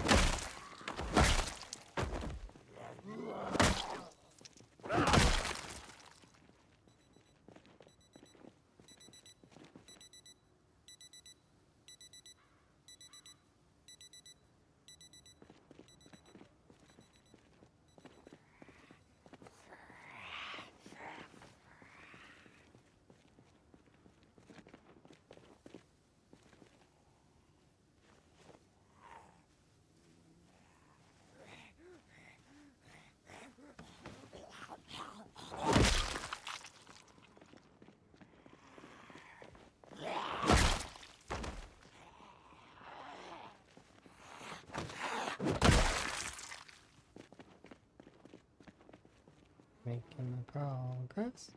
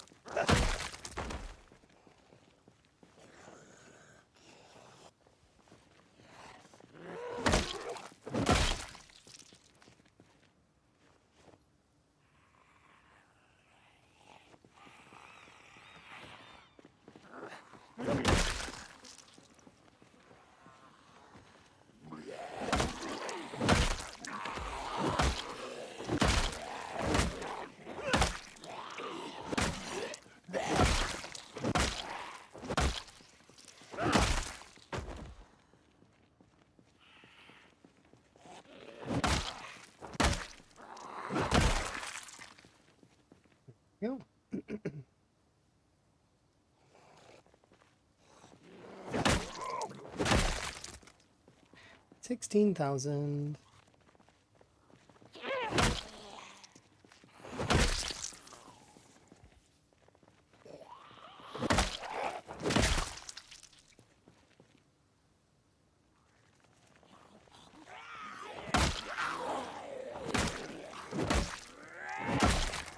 Oh, indeed.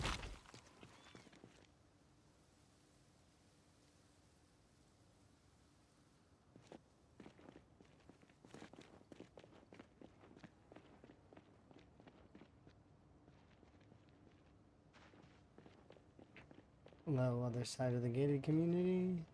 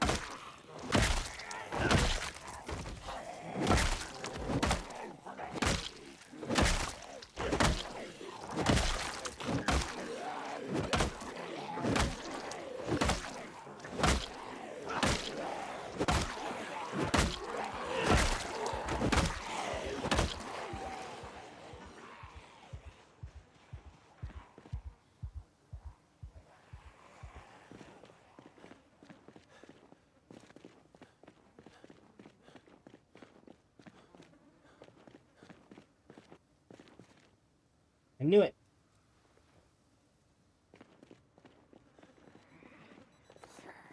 I could sense the metal.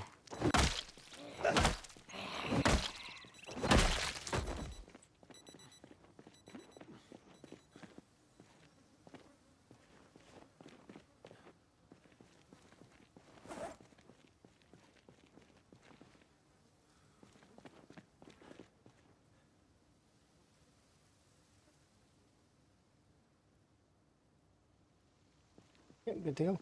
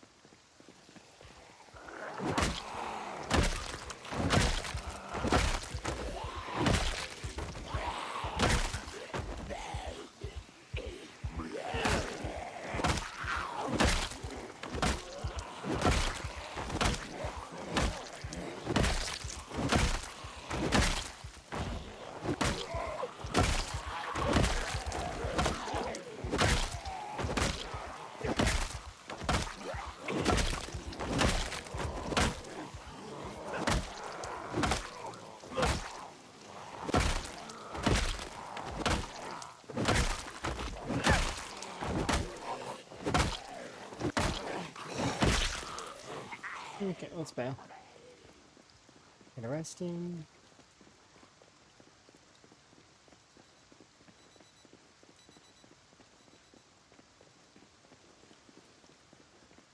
Almost done the entirety of the gated community. Quite there, but almost.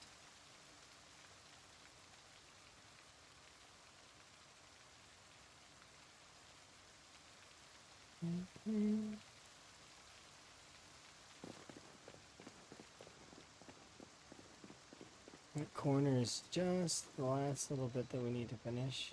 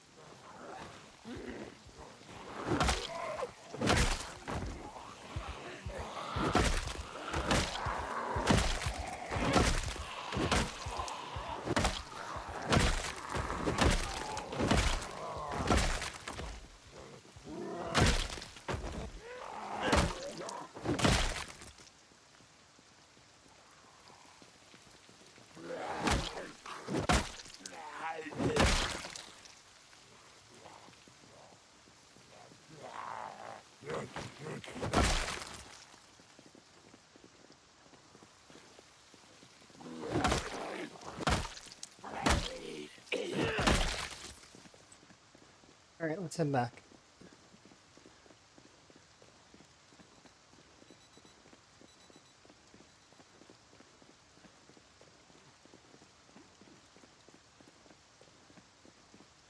Maybe tomorrow we'll look for frogs.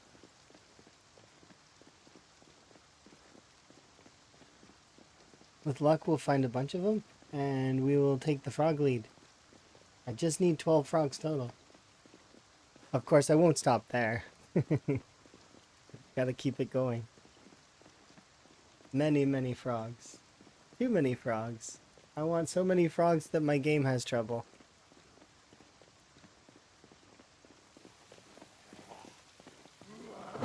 Frog apocalypse.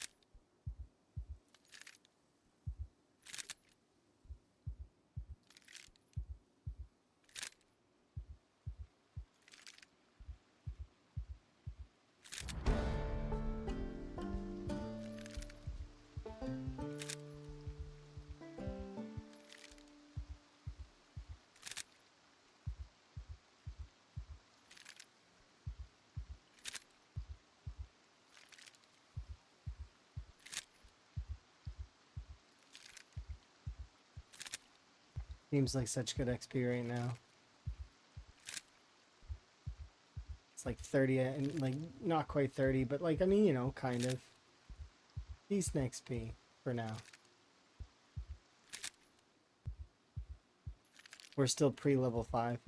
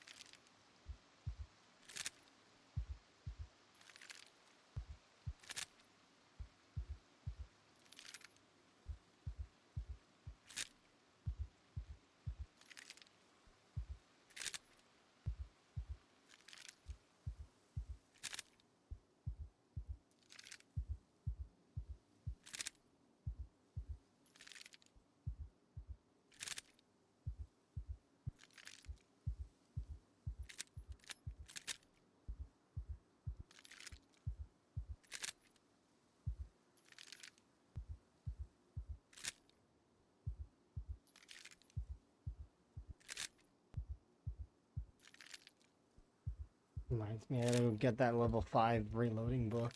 It's like all the way down at the other side of the beach.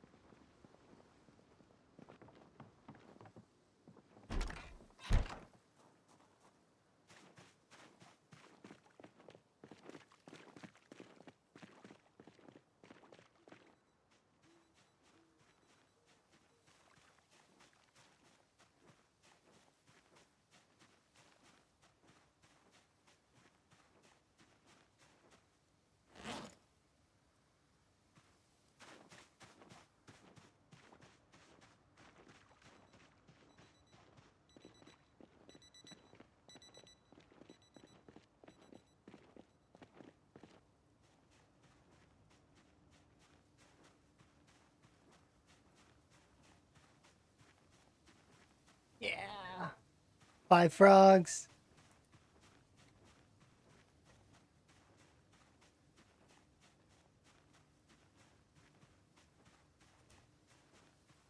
We're slowly building up frogs.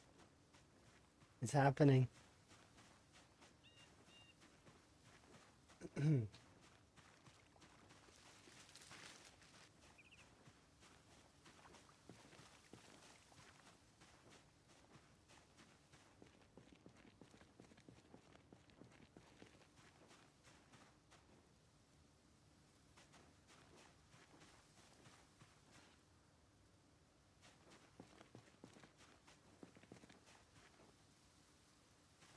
Yeah, that's good enough searching for now. Although it is tempting to walk around and search with the animal focus while it's kind of rainy like this. Because if we do that, then there is a chance that we find frogs. Frogs will be everywhere. I hope.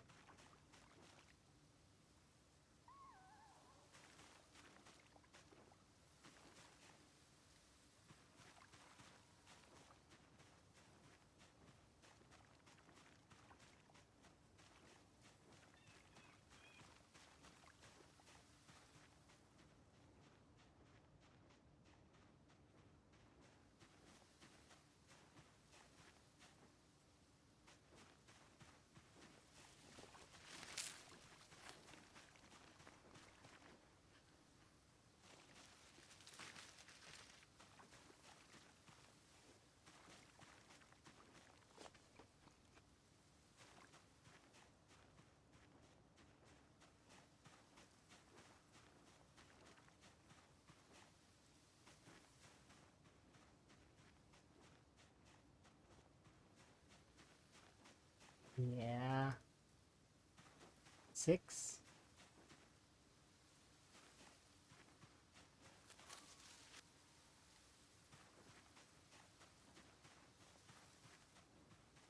This is like worth every second in my book.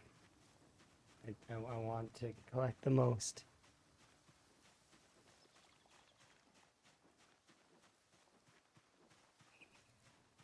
Yeah, another one. Up to 7.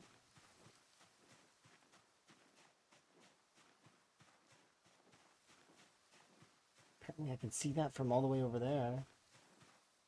It's crazy.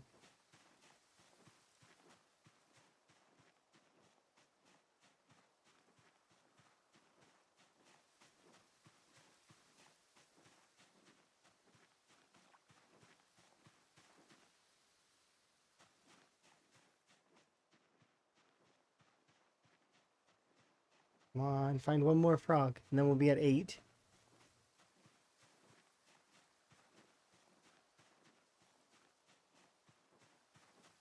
And then I just need to find 4 more. And then I'll be at 12. And that is the most so far that I think that everybody's at. But I don't know for sure. The secret rat race. I don't care how many zombies I kill right now. Must find frogs. We'll get back to zombie slaying in a sec though.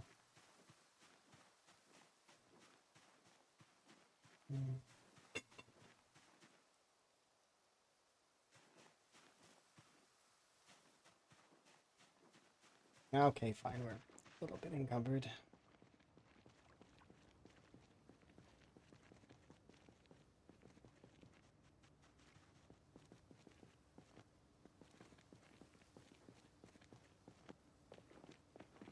Still, we did find 3 more, so we're up to 7 right now.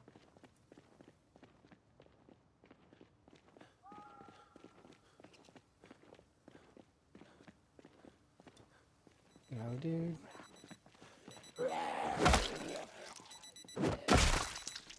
You're gonna bug me while I'm carrying frogs.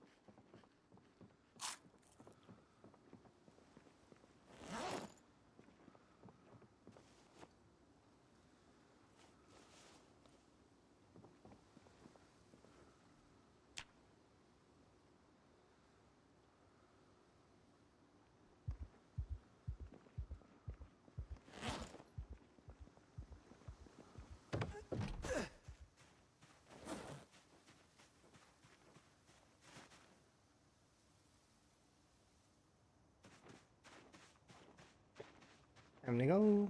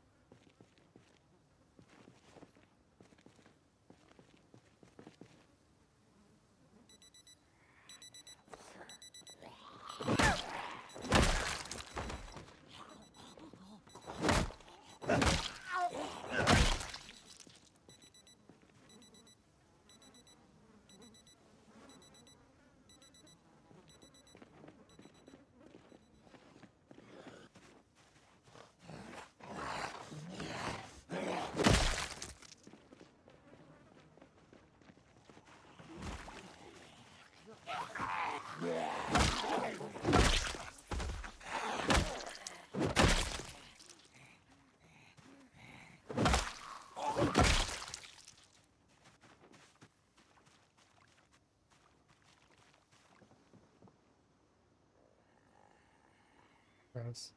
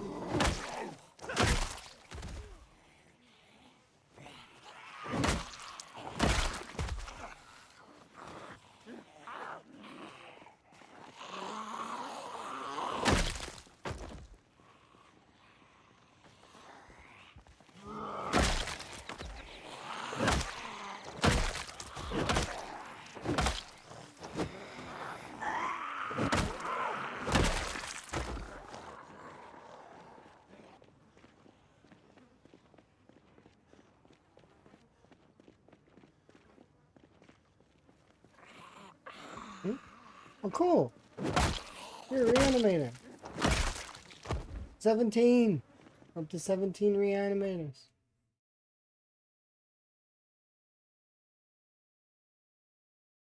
Yeah.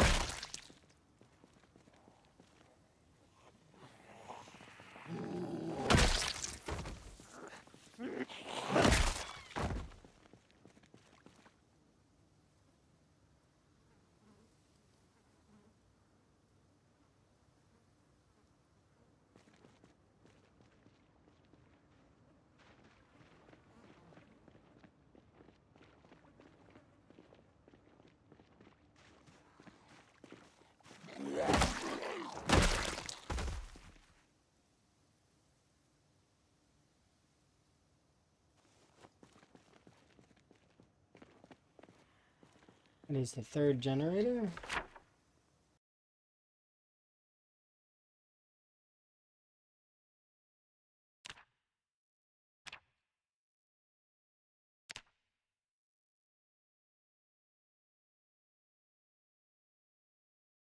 There's a generator in one of these as well. I can't remember which one, but one of them has one.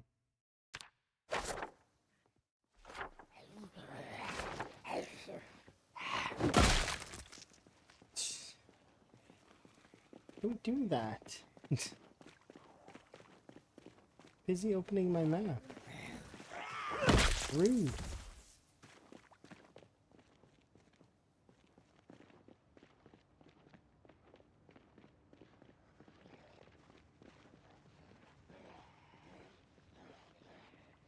Hey.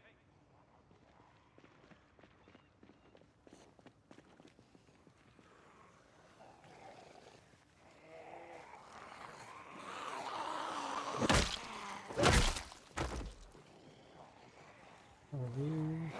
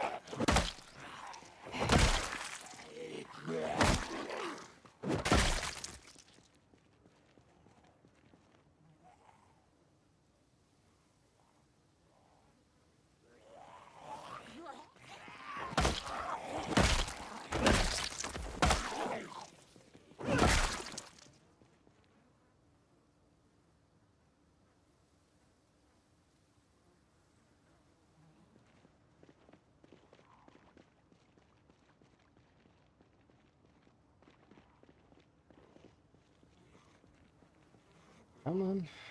Make your way around.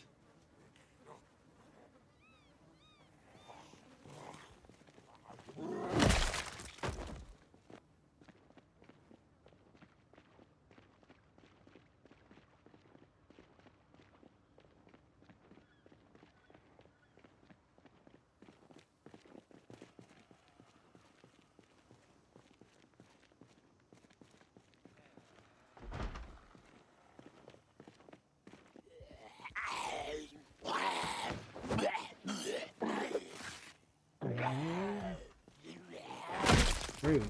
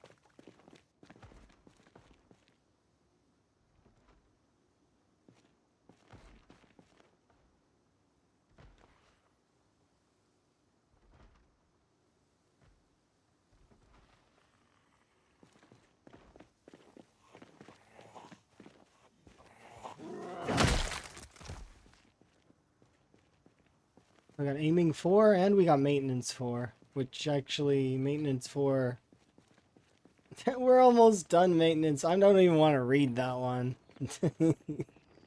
Already done it. It's funny that we got it now though.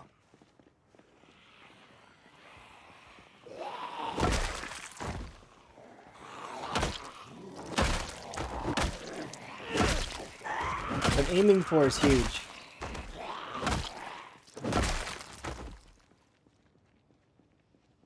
Definitely want to take that back with me.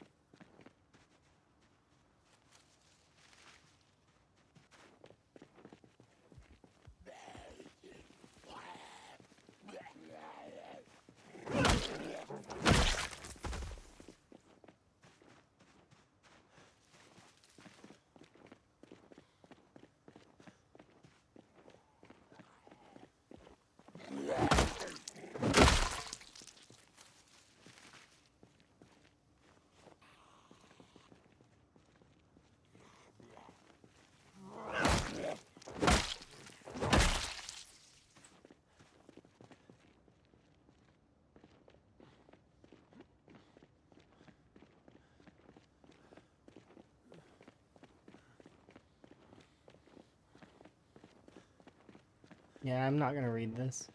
There's no point. We're already almost level 8. I'm just not gonna bother. No point.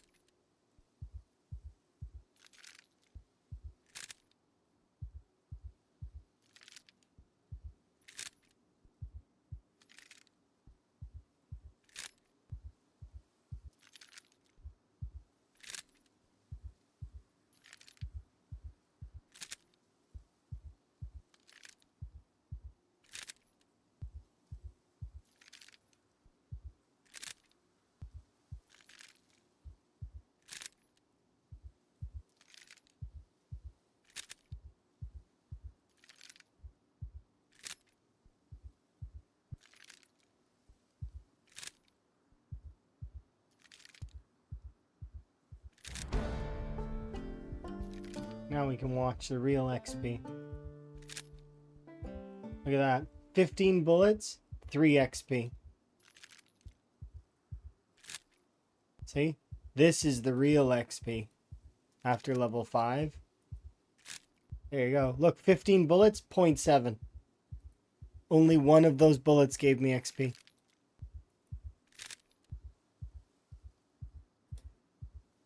That's the real... This is why on reloading is... There we go. We gained, in that short span there, 20 XP in the same amount of time that it took me to gain hundreds of XP before. That's the difference. Once you get to the level 5. It's absurd. The difference is absurd. And I don't know why, specifically for reloading. I get it kind of for aiming, but not exactly. I don't quite get it, actually, to be quite honest. Because guns aren't really that great to begin with. So why they need a nerf in terms of XP is confusing. But, you know, it is what it is.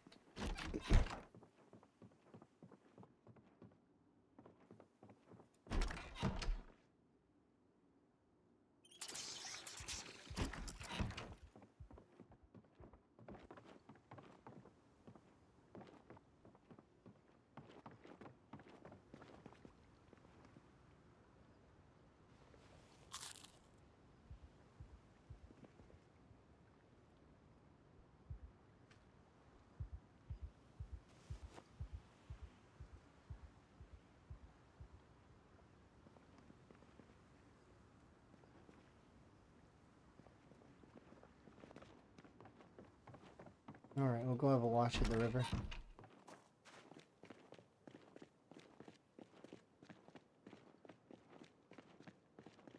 We're pretty much done that southern section. I still kind of want to go down that other road, though, and push down the street a little.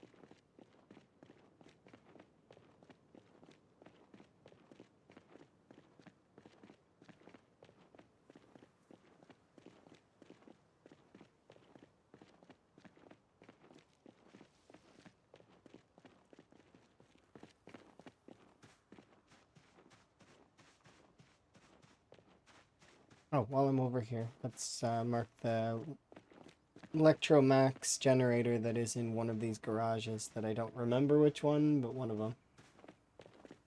Is it you? No.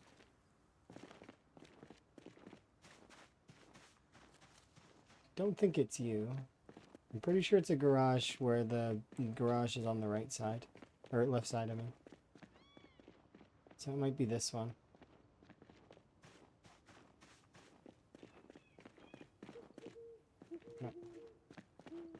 That's the creative food. It's not this one. Might be this one.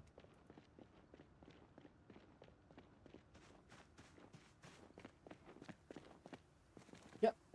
Electromax.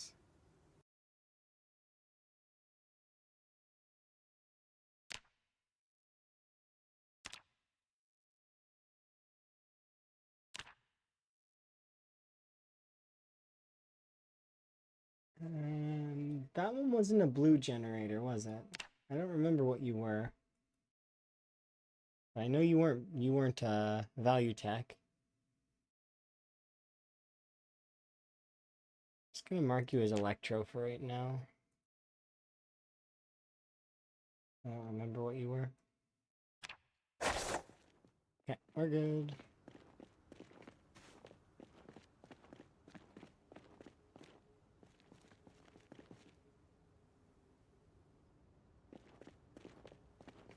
We can go out this way.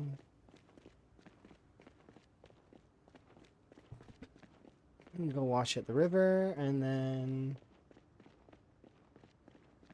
carry on the south way, I think.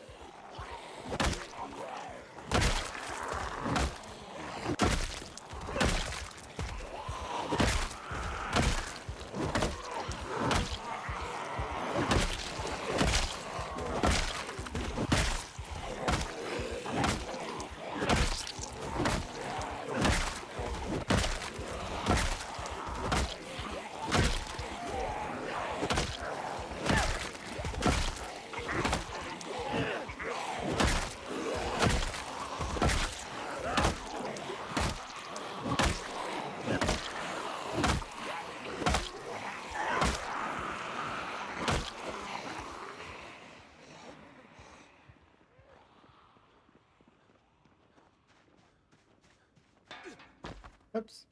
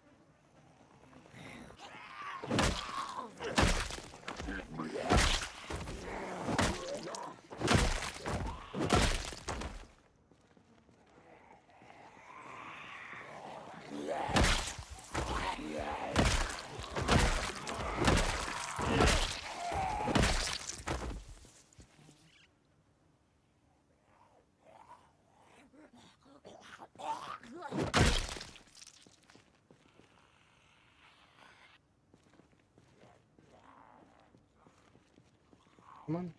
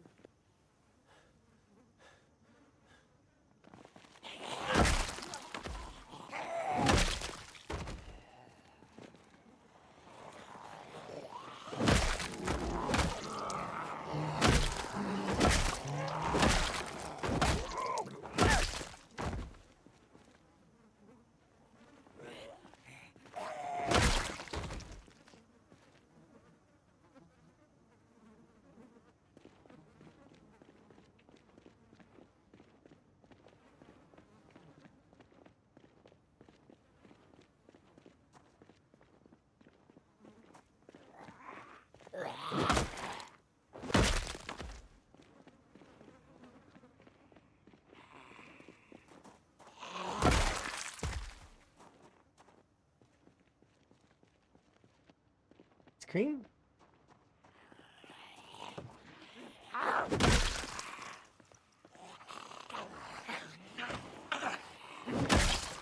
Oh dear, you're broken.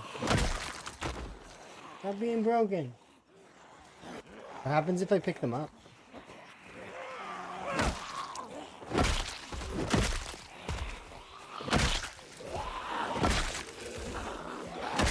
Does it fix them?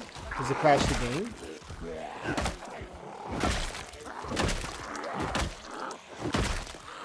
I want to pick one up.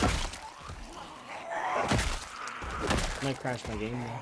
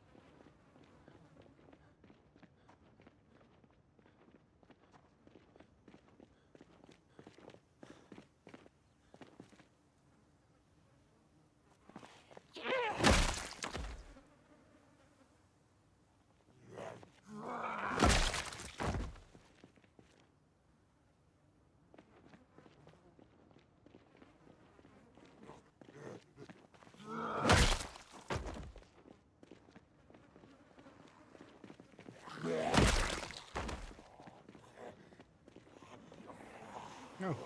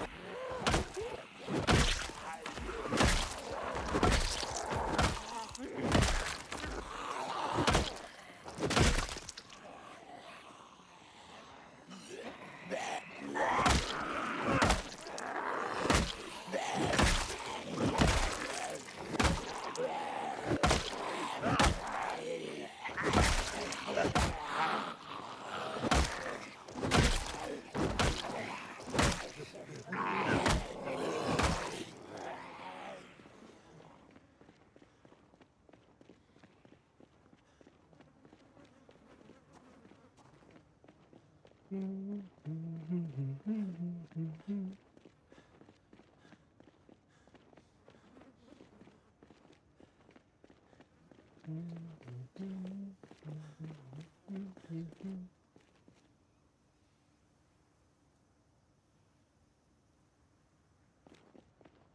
more round.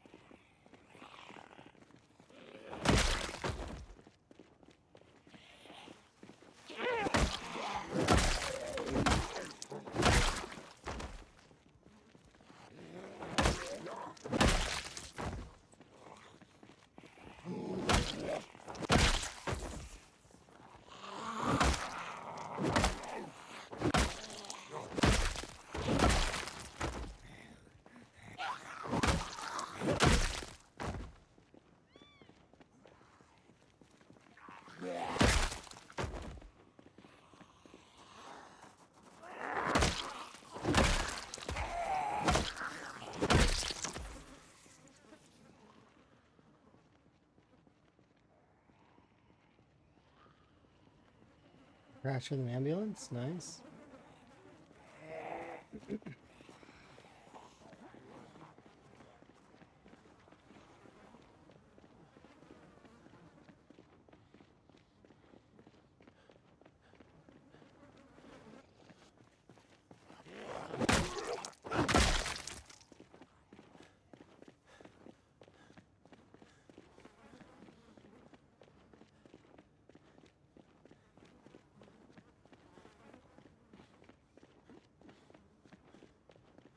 Someone's arm was up weird when it fell down.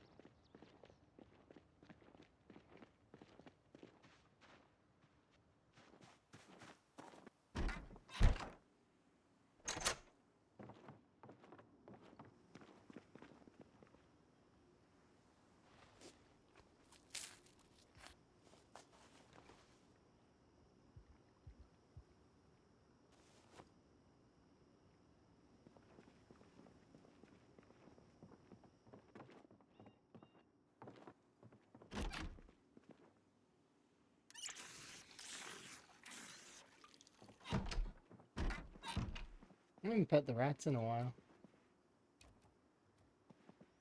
Let's do that really quick.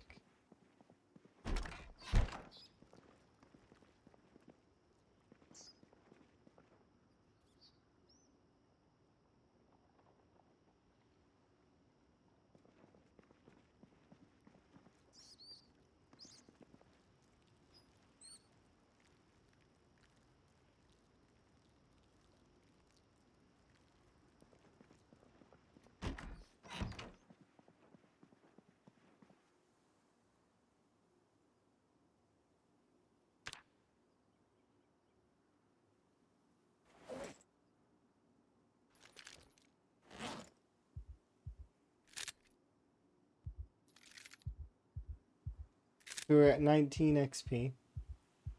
So let's even round it up and say 20.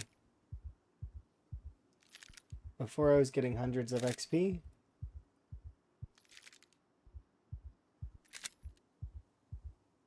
We'll see at the end of this if I am able to even get 100 XP. That's 15 with zero XP given for inserting them. Sometimes you get some, sometimes you don't. Let's see. And it doesn't matter if I'm fast forwarding or not. See? No. Oh, 2, 3, 4, 5. See? So 5 of those bullets out of the total of 15 gave me. But it doesn't matter if you fast forward or not. See? Some just don't give you XP at all. It's not worth. And this is why nobody gets to level 10 reloading. Or, well, a handful of folks.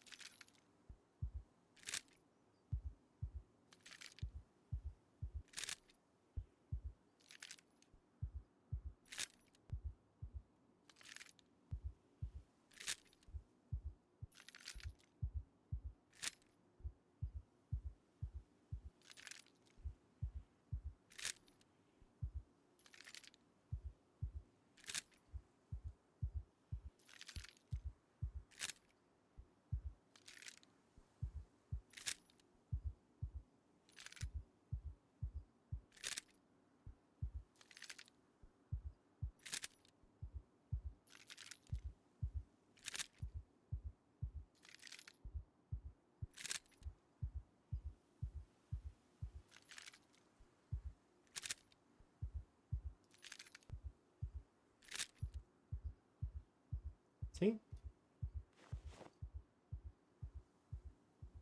We gained 80 XP over the same amount of time that I was able to do over 1,000 XP.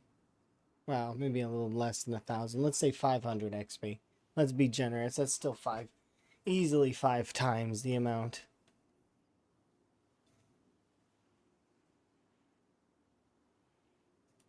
And also these values are way, way higher. So like 3K, 4,500, etc., right? As you go up. So it ends up being just ridiculous. Thankfully, though, we do have reloading 5, so that is a benefit as well. Sleep.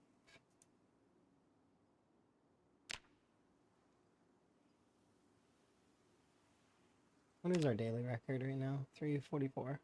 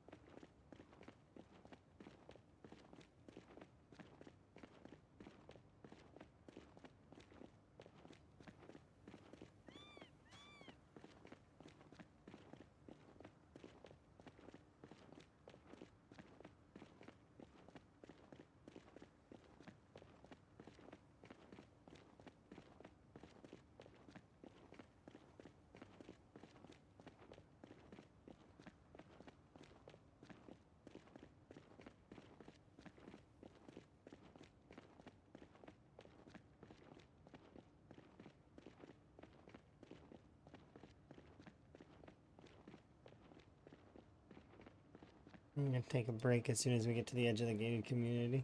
Like just a small one to go and refill my tea.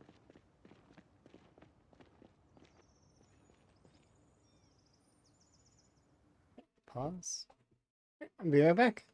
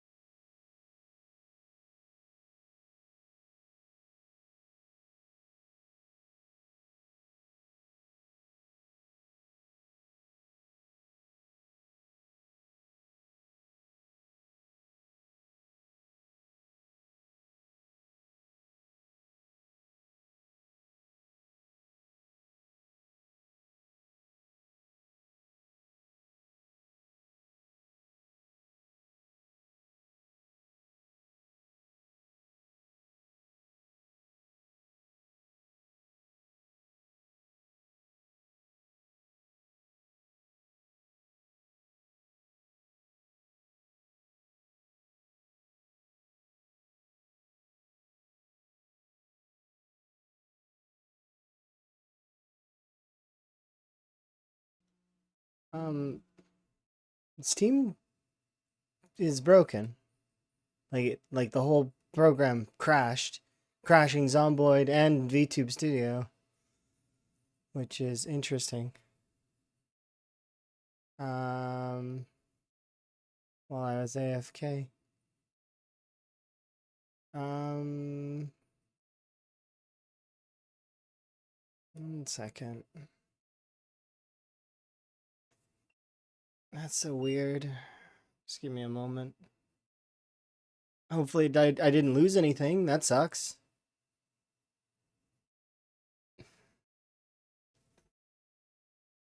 Why does Steam have to be so weird sometimes?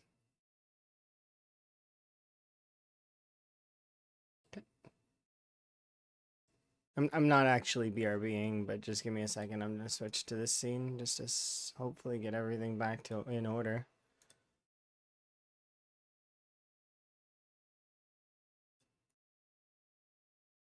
Oh, it says Zomboid's still running, but it's not.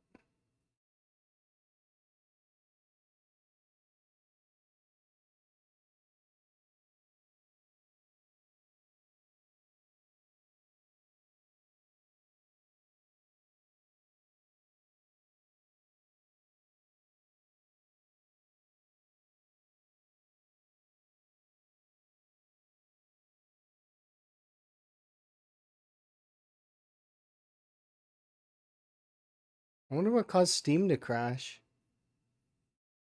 It's annoying though. I was having a good time. Steam breaks.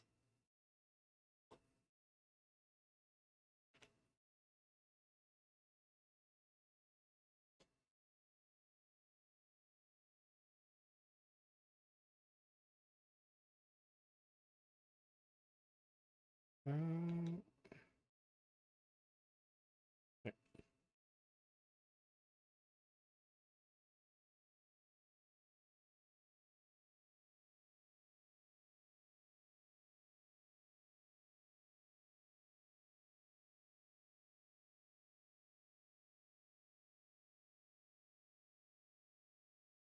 Should be all good. We'll see what happens. I have no idea. It'll more than likely just reset the day.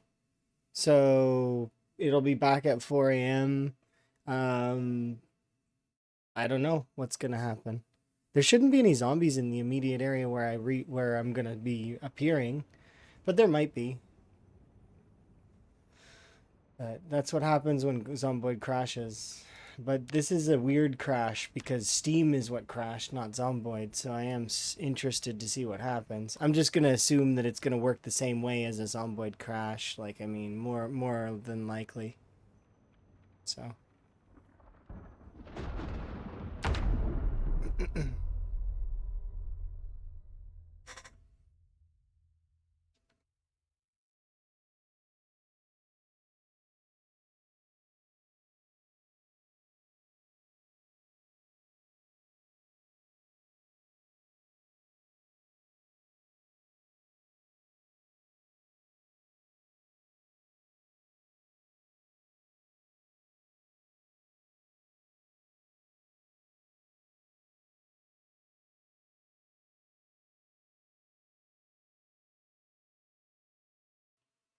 Well, we'll see what happens.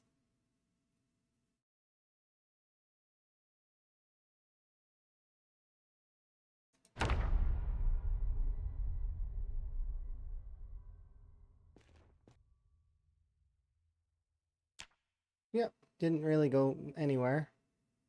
And actually, the day isn't even reset. So I guess maybe because I paused it, it saved where I was. Good. I'm glad. I'd prefer that.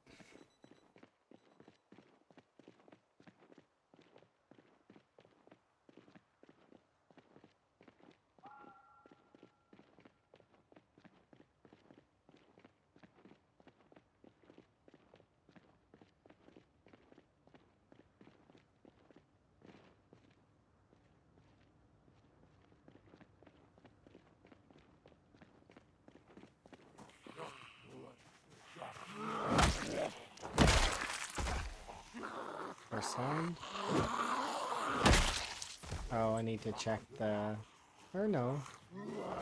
Everything would have been loaded afterwards, so it'll all be fine.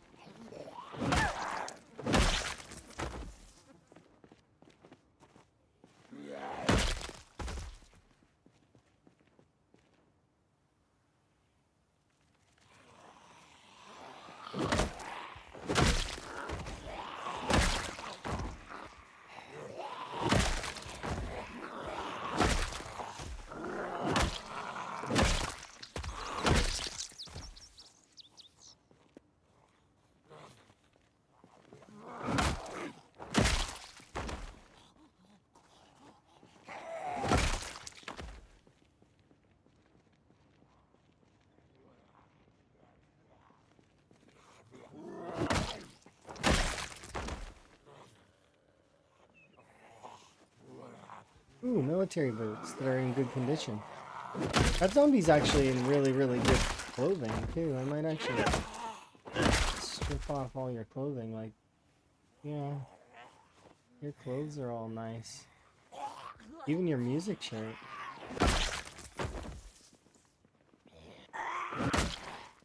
The rare, nice clothing zombie.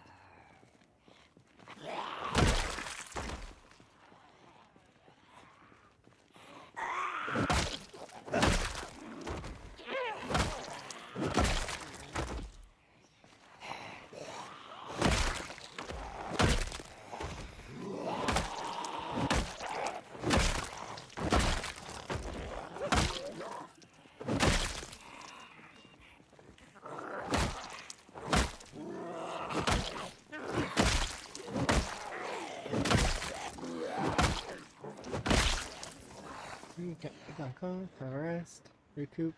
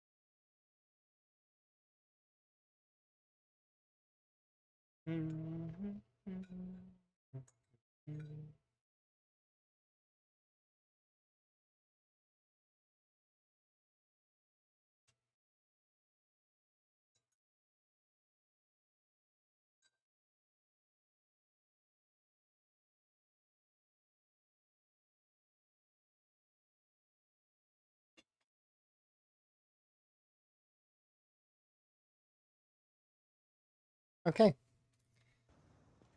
Let's continue.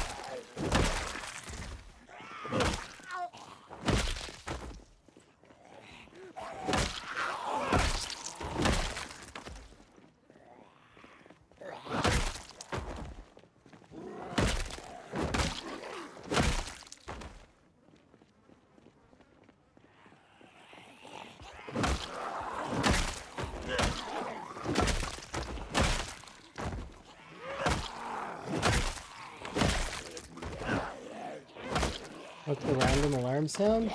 It is a watch bag. Watch bags are essentially like lures that you can create, essentially. That's what the alarm sound is. So when I walk past this area, you see this knapsack that's on the ground? Inside this knapsack is 48 watches that go off every 30 minutes in game. So the average time for a watch to go off is 30 minutes. So when the next watch goes off, then the next one will go off, and so on and so forth ad infinitum. So long as this bag is rendered in. Which means that this watch bag is producing a noise every moment in the game. So so long as I'm in the area, right? And that means any zombies that are within a certain distance of this bag, they will group around it. Meaning, because we're playing on pinpoint hearing, which is one of the harder game settings, but at the same time, it works against the zombies in a way, because the zombies can hear the watch bag really far. So they end up coming and grouping up around the bag, and then I can just kind of clear the area. Gradually and slowly. But these are actually, this watch bag I don't intend to move right now, because this is at an entrance to the gated community. I've got one watch bag set at each of the entrances of the gated community. So essentially, the zombies, so long as I'm within range of that area, on that side of the gated community, the zombies can't get in. So, at least not at the moment. They kind of can wander in while I'm far away, but the odds of them pathing in that way is unlikely. So, but I'm still on my guard when I'm around, just to make sure that they don't, get inside without my knowledge. Because I've already had it happen once where there was a zombie standing in a living room. So, it is what it is, but I'm making progress. And then we're playing Rat Race, which is, It's a community challenge sort of thing. And it's really fun. We're a lot of us, if you see the rat race tag, are all playing on the same settings. And we're kind of like racing, sort of. There we go. To see who can accomplish the 3 impossible tasks first. The 3 impossible tasks being kill 1,000,000 zombies, make a perfect character, and then capture and liberate 13 outposts around the map. Sort of. Kind of. So the thing is if I make enough noise, the zombies will come over to me. If there's a watch bag even close to my base, which I do have one that's right next to my main stay of operations. But that said, it varies. Like, I mean, it depends. You can set it up so that they can't really make their way over and they'll be just kind of stuck there. I have mine set up in a way that's okay, and I check them so before I am certain of certain areas. That's been looted for sure. But this is the big one that I want to check, is the parking lot in the Gigamart is enormous, so...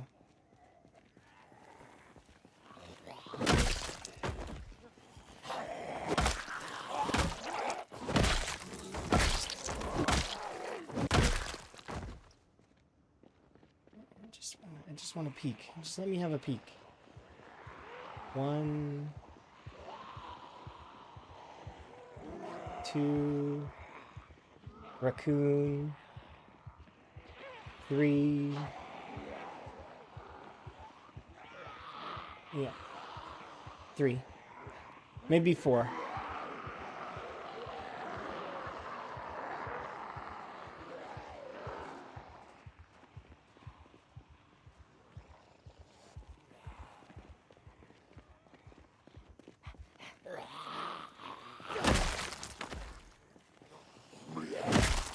Yeah, hello.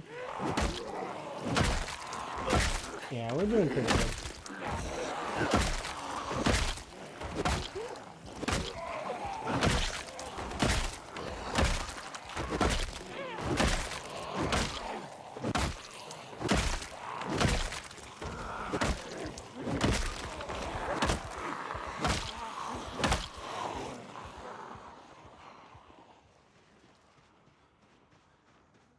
We're actually already almost hitting Long Blanc 9, which will be nice. And then I'm making a decision in my brain of how I want to approach the next few levels of things.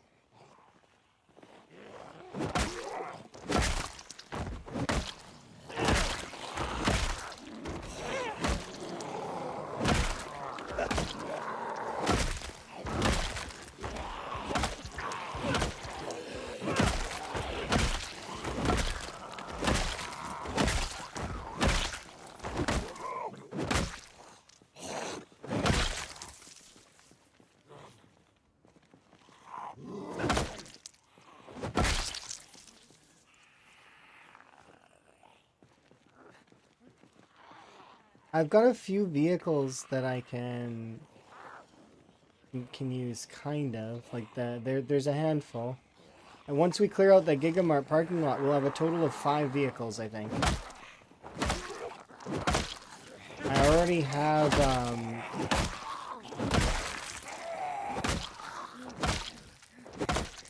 there we go.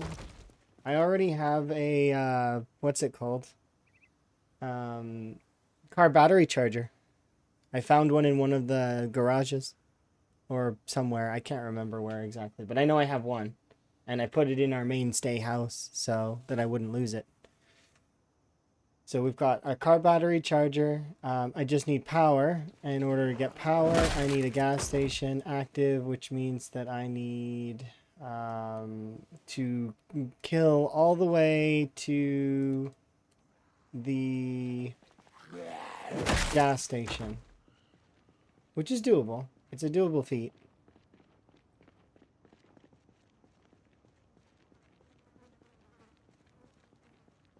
I could be living in a van down by the river. I am van, though.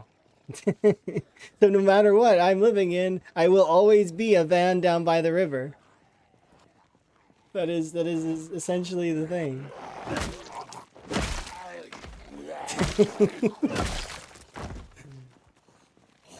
We are Van Higgins. Rosewood champion gone over to Riverside. Although we'll liberate Rosewood eventually. You got something stuck in you.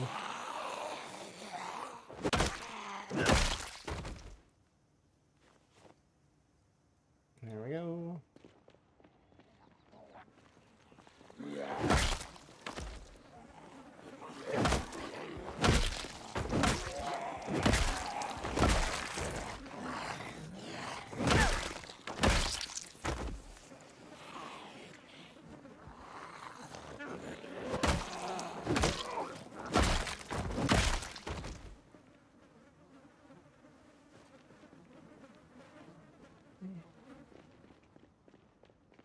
Our Gigamart's not very good. Chris Farley, oh my god. Tommy wants wingies. It's been forever since I've seen any of those films.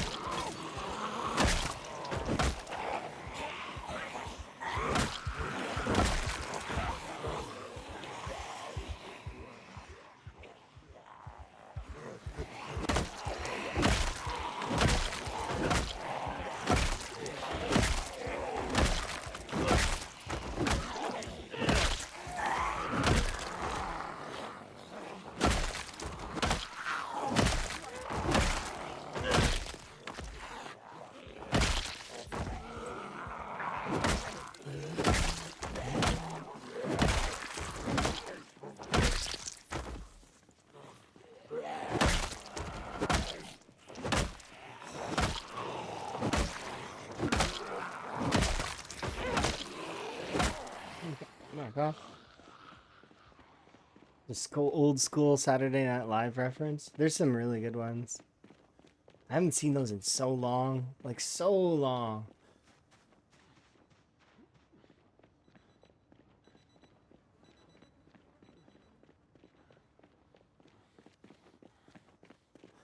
They're funny, though.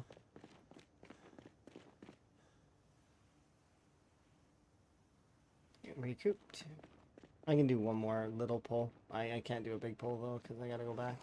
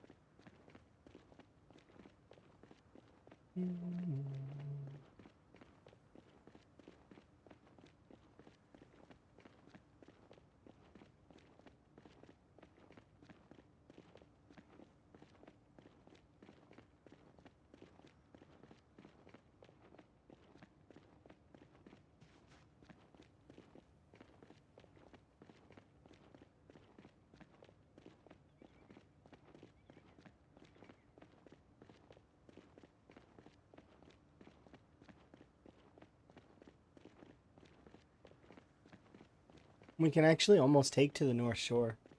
I just have to set up a little area up there. And then I can start fishing up there.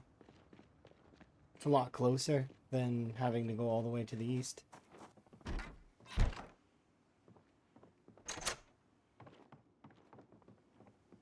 I could also forge a few pans, some roast pans, so that I can actually cook the fish a little bit easier.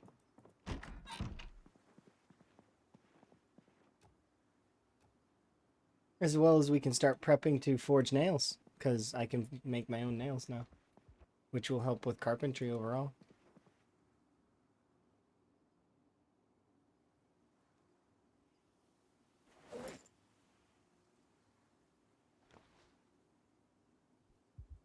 Well, let's get to our pitiful amounts of reloading XP.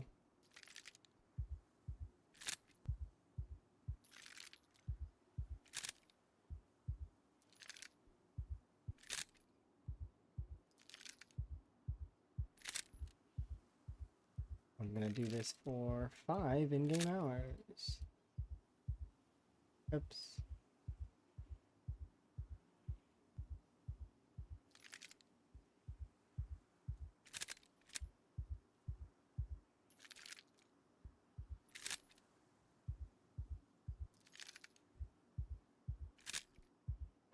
Eight out of 10 days were fog or rain.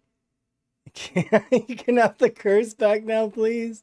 No, no, I gived it to you. It's yours. You get to have it. You're doing PZ's community as a service. It's important. You're the best, Chili. Thank you for taking our negative weather. It's so true though. It's so bad sometimes.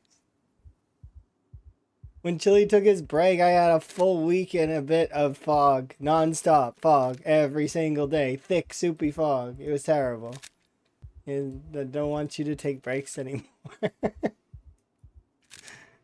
I don't need this. I don't need to be cursed.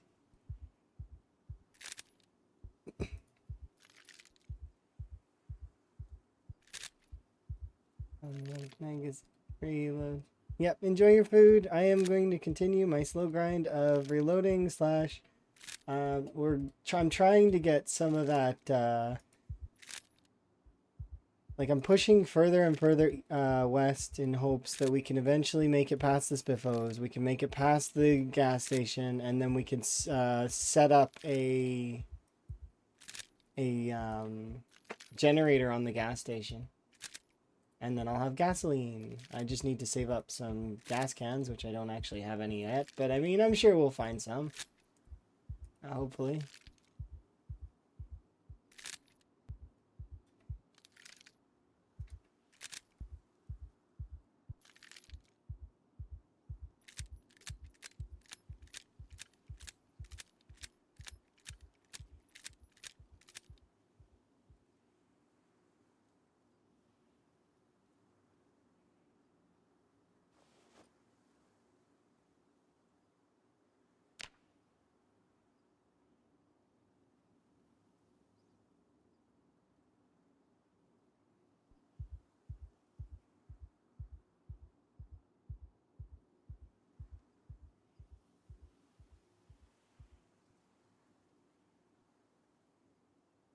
Yeah, you just need to get some of your weight up.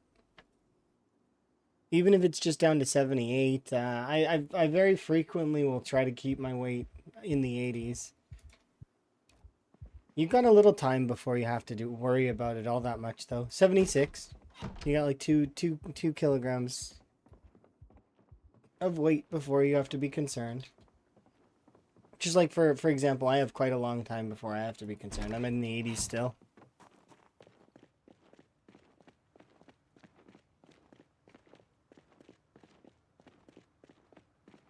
Since you pushed off?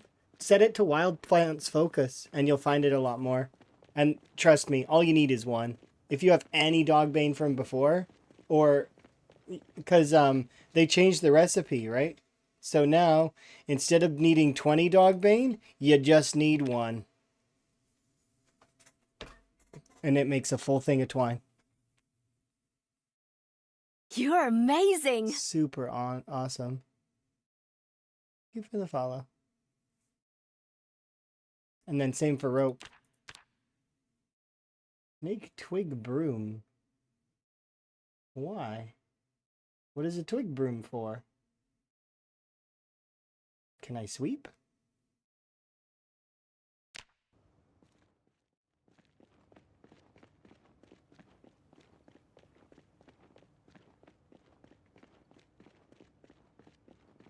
Yeah, no, I know. My run is also from before that, before a few patches as well. It's things for, you know. Twig Broom must be new. 'Cause I don't remember that.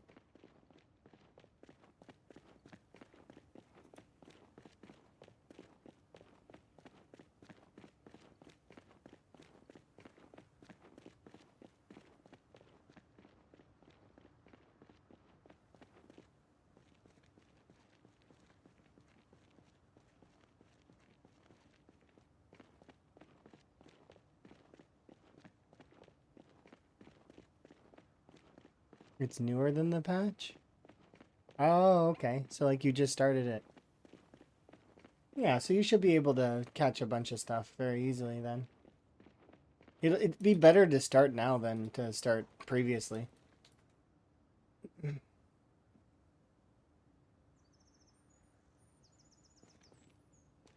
At least in my opinion.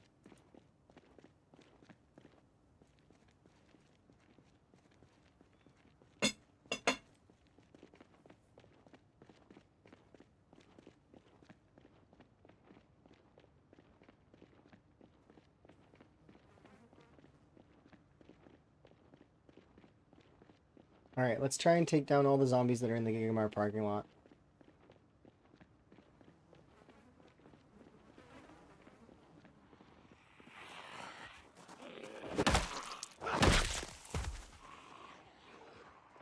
Hey.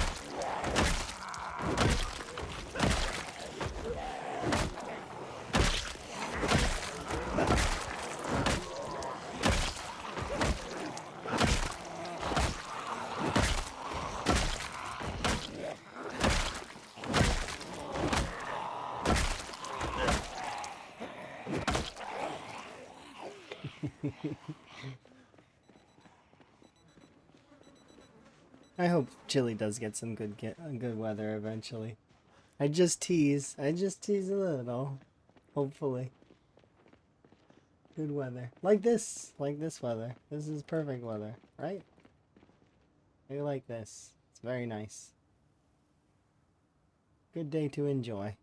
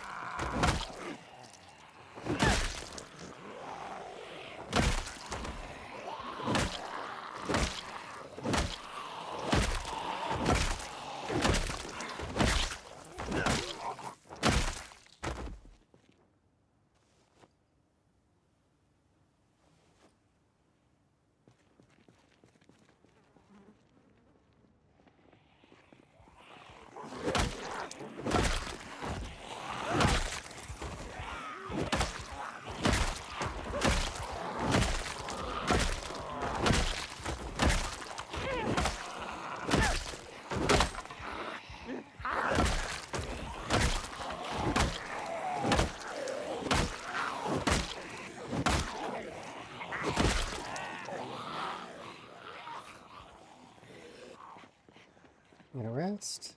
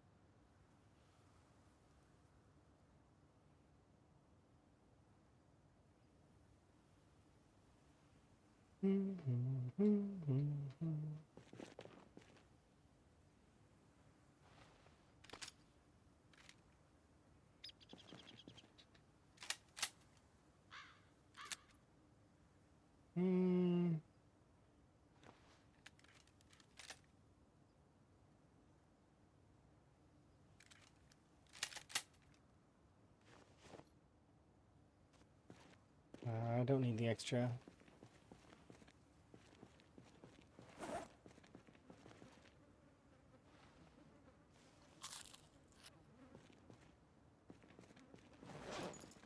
Do I not have another bat? I don't. Okay, well, we'll have to make some more.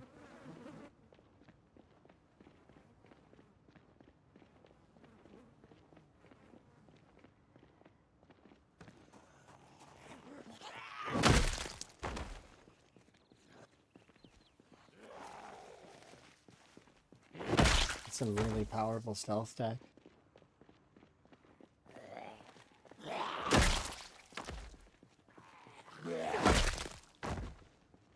To be able to just go super invisible while I'm looking at them.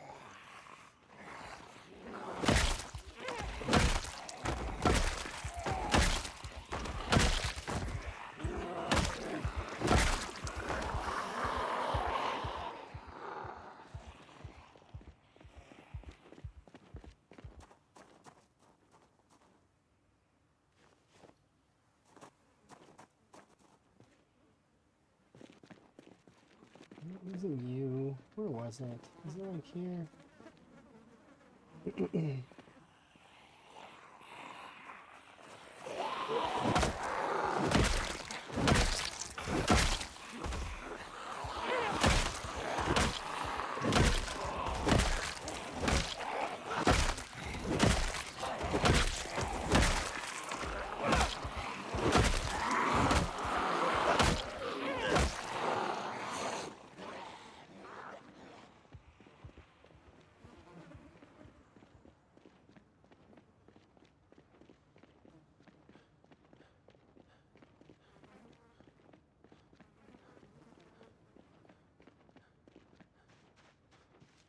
How's the push into Riverside? It's going really well.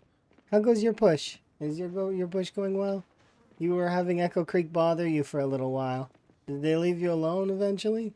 I know you were trying to get your foot in the door in the church. Did you manage to finally secure that? Do you have the first outpost? Are you first? You seem like you're really close. You got all the things for it? Plum sink, etc. Spent the day killing an entire day and moving loot. Yeah, I can understand. And trying to get that outpost set up all nice. I figure you've got everything you need. I'm pretty sure. So that outpost should be basically set up. And then you'll be the first one, I think. First one to set up an outpost. I'm close. I have a pipe wrench, so I can do the plumbing. I have 3 generators, so I can set up one of the generators. I don't know if any of these cars work though. I haven't checked them yet because there's still cars around. But I'm trying, as you can imagine. I'm trying to push through there. I finally can get. I'm out in the commercial district, so that's huge. You're getting harassed by strays. I seen you were being bothered by constantly being bugged by zombies over on that one side with your generator. Just constantly pulling in a handful. 100 here, 100 there. Yeah. How much of Riverside do I think I've killed? Probably not very much. Like I still think there's still quite a lot to go. Like, we're nearly at 20K, but it's so like I don't know. Cuz I don't know. Because especially if we include the golf course, it's hard to say.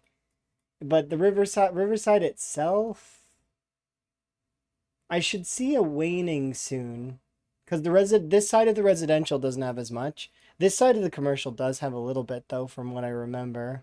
So I don't know, maybe 30%, something like that, is what I'm gonna guess.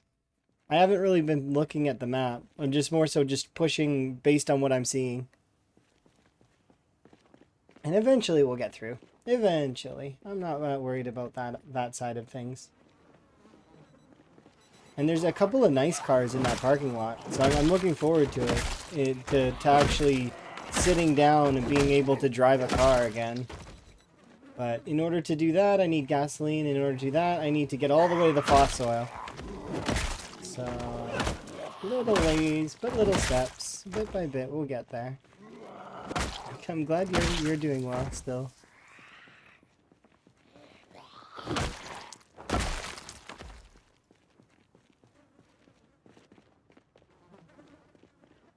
We'll see. I do like that we get to see different areas, kind of, like a little bit. Like we get to push towards different areas and can see them for a bit. So there's part of I agree with what Chris said before, because it's not samey. We get to see different stuff. At least until we can start pulling in larger numbers.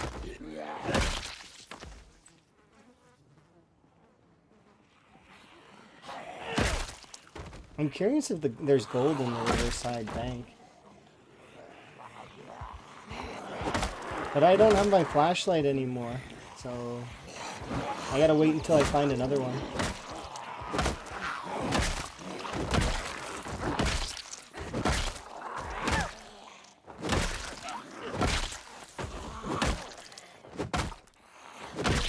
I for sure think you're going to be the first one to set up an outpost, though. Because there's a couple of folks that are close. I figure Twist and Shivas could set up an outpost in Rosewood, but they just haven't yet. They're very close. If they just took a day, I bet you they could maybe set one up. But they're very focused on their kill numbers. They really want to push those outer limits.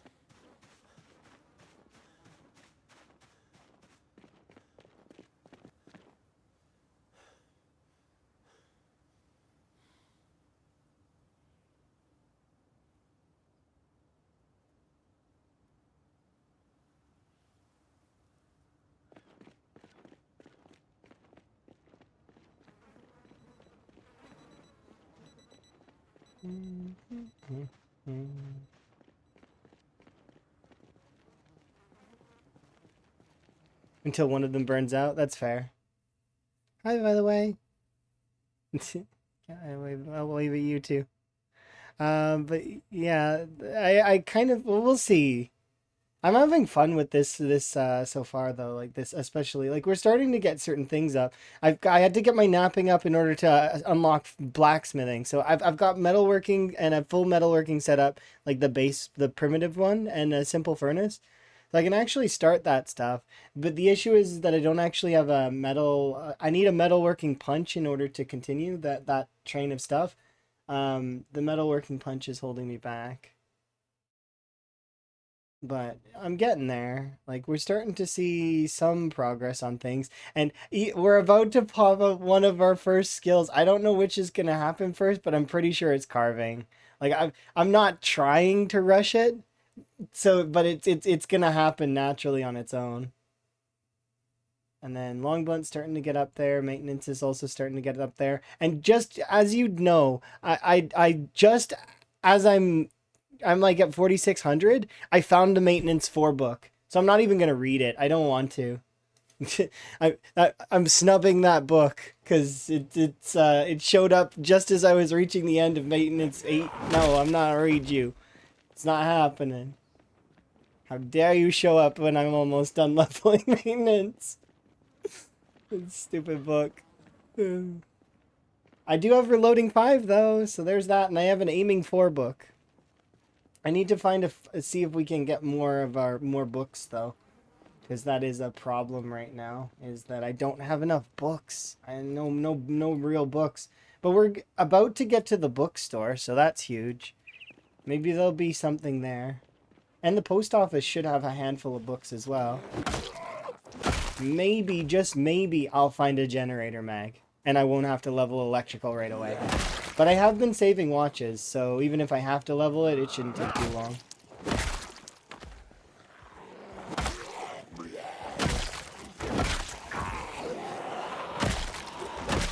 I'm kind of hoping I hit my goal for today as well, because I'd like to catch up a little bit. I feel like I'm behind still, because I was down and sick for for a good part of a week. So, and then I know I have work coming up that's going to be overtaking and tiring me out, so I'm not gonna have enough energy during those days. But we'll see. I'll still try my best.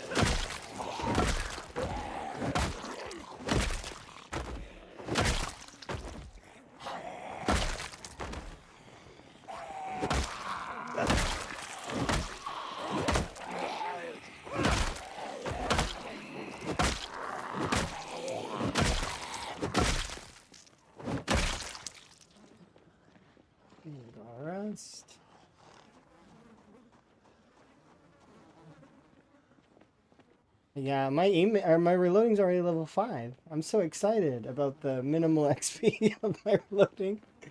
This is 2 days worth of reloading XP. I put in like 10 in-game hours of reloading XP during the evening so far, and I've gotten like less than 200 XP out of it. Given the fact that the first couple of days, I went from level 2 reloading to level 5 reloading almost instantly. The XP difference is ridiculous. Ludicrous. But if I keep doing it every few hours, every evening in game, I won't have to do a reloading stream that's super duper long. At least I hope. And the fact that there are reloading books now helps out immensely. Like, they're not going to be the be-all and end-all. Like, I've seen the aiming book and books in action, and they don't give you ridiculous super duper XP gains, but, you know, they're okay.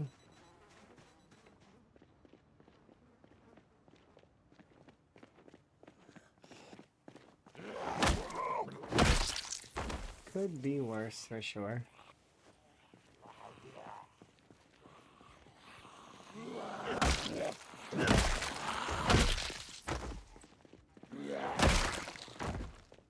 But yeah, if I can keep going for a while today and catch up a little bit in terms of my my goals, maybe find some books, and then also start prepping that outpost, because I want to start getting that ready.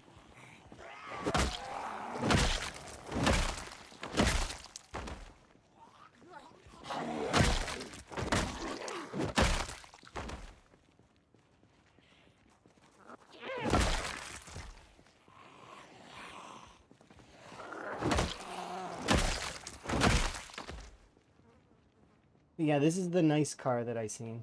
I'm kind of hopeful that it's gonna be really good.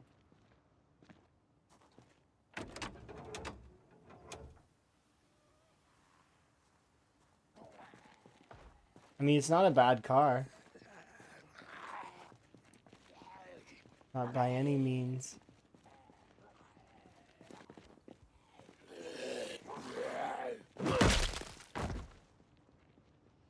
And there's another one over there, and there's one van over there. And then that's it. That's it for this whole parking lot.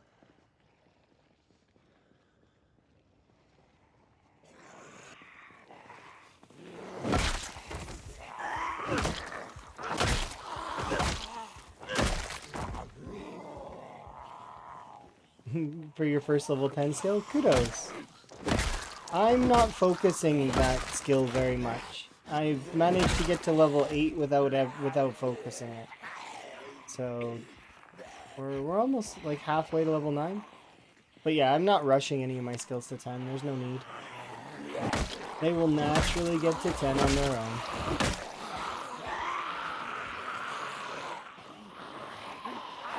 I keep going at my leisurely pace, and also giggle to myself that I feel like that I'm successfully getting as far as I can without having level 10 skills. As far as I can before they pop on their own.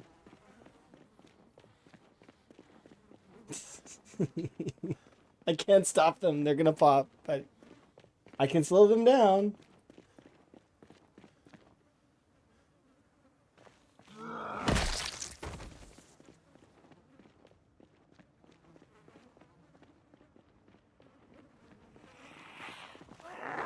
Even if they're slow, it's fine.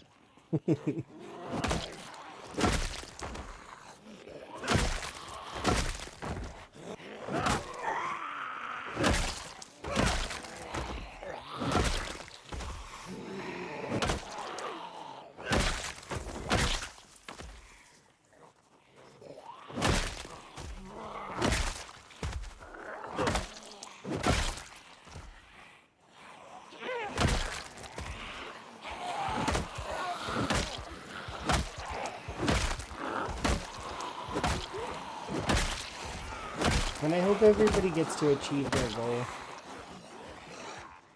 Whatever it might be. Personal bests, etc. Maybe it's just seeing the end of a crafting train. Like, you know, like the end of metalworking or the end of welding. I do hope that the weird thing with the propane tanks gets fixed. I don't know what's going on with that. I'm just not going to touch any of them until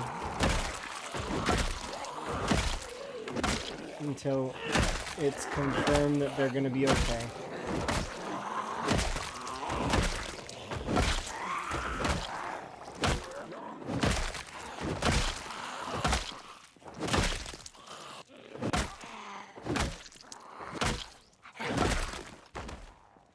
I only have this bat, don't I? I probably should have made more.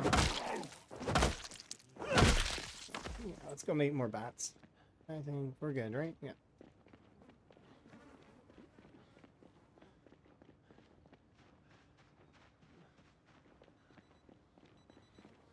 Yeah, I do have slow learner and reluctant fighter. It slows me down even more, which is good. That's what I want. A leisurely pace. There's no need to rush.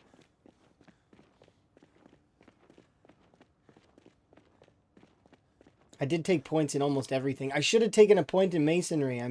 I'm regretful of that, and I'm regretful of taking cowardly. But at the same time, it's fine. I wanted to see how bad cowardly was. It's been a very, very long time since I took cowardly, so I was like, I'm gonna try it. And I don't like it. It is hurting me overall, and it's making me think about beta blockers more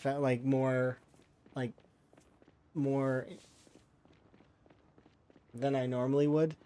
Because especially when I start doing the aiming training, we're gonna need the beta blockers.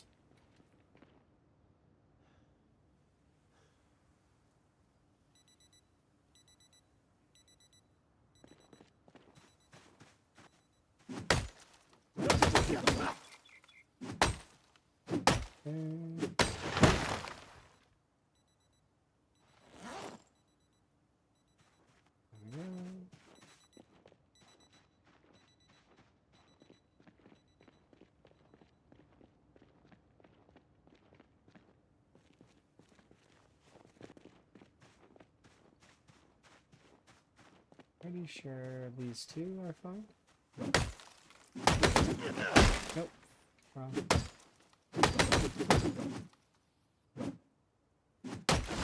Yeah, it's one of the only regrets in my build, really, is that I knew that you couldn't get rid of it. I just wanted to see how bad it was comparatively. Because I figured, I'm like, it should be fine. We should do high panic and see what it's like. Yeah, if we do get bricked, and on top of the fact that we probably won't be having any mods anymore, which is fine. I'm quite okay with that. Doesn't bother me one way or the other. We would also, I would change the build slightly. I would remove cowardly and I would pick up masonry.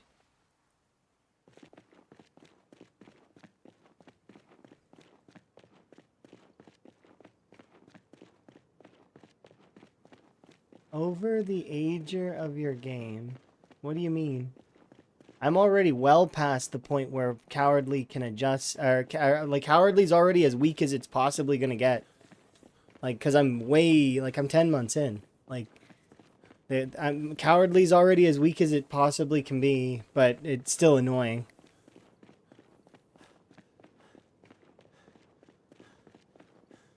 Yeah, it's definitely, it's annoying. I wouldn't take it again, is the thing. I would fit in other pieces of the build. I would do something differently. But yeah, it's not about it being really rough. It's manageable, but yeah.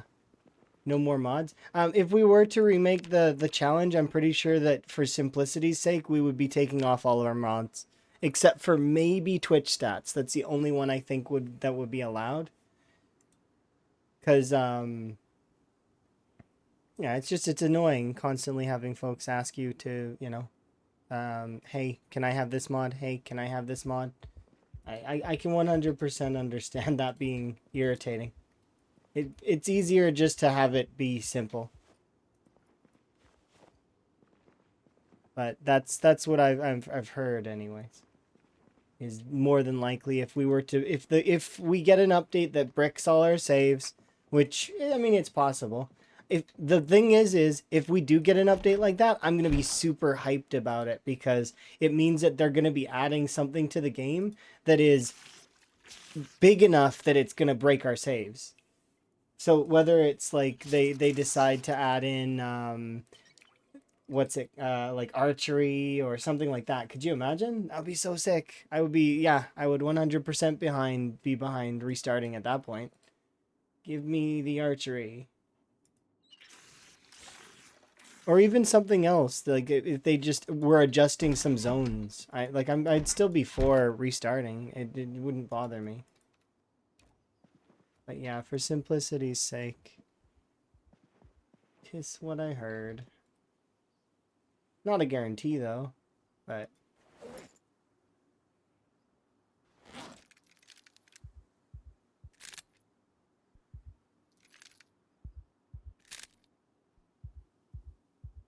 because we may keep the same list of mods. I don't know.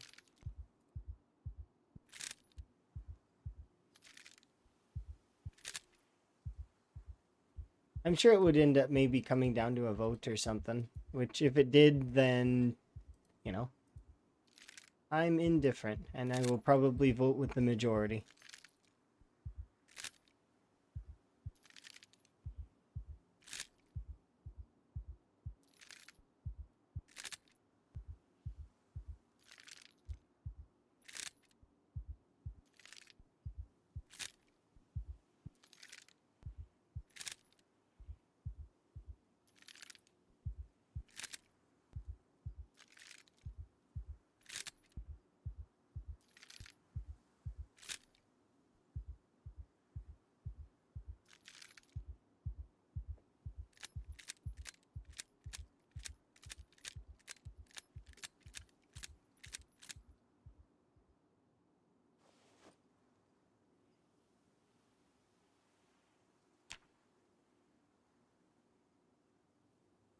Not too bad.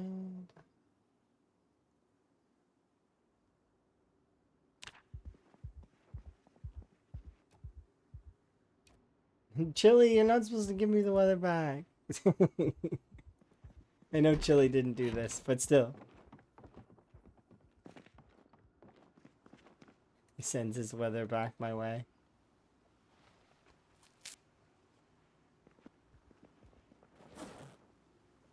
Okay.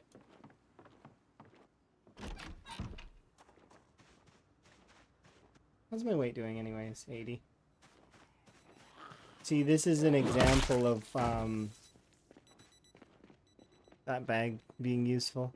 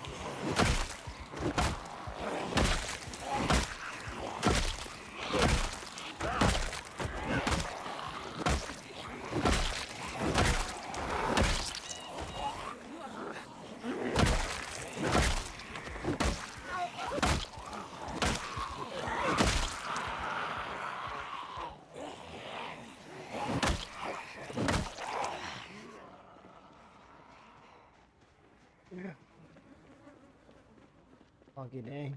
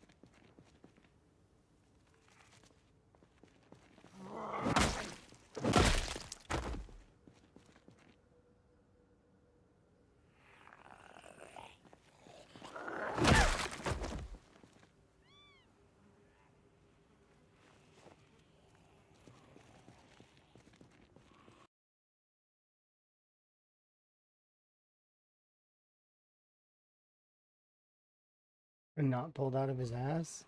Well, I know I know the settings were chosen the way they were. They were very much meant to be an inclusive for everyone, not an impossibility. And then like it's very much a balance thing, right?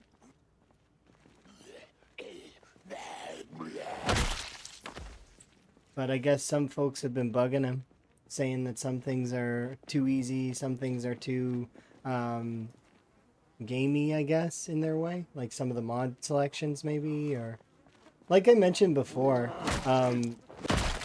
you can nitpick any mod, doesn't even the display counter, and nitpick that, oh, well, because it exists in this way, that it's overpowered because of this. Oh, you don't need to have your profession tab open, so this display mod is overpowered.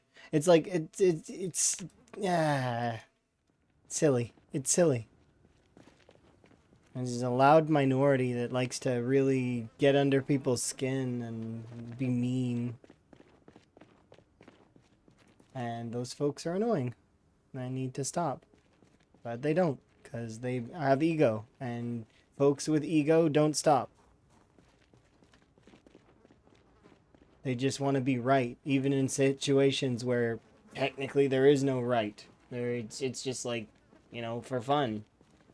But they want to be right.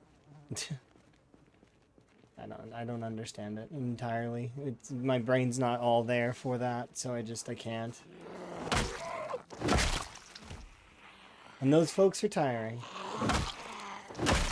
But I'll have a look at the posting a little bit later.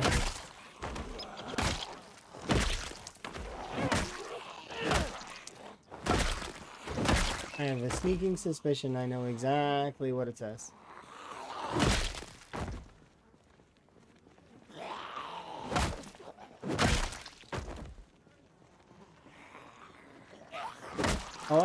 So I say that the task is impossible, but it's really doable. Like all three of the things that are there on the listing are doable. They're just, it's very tough, that's all.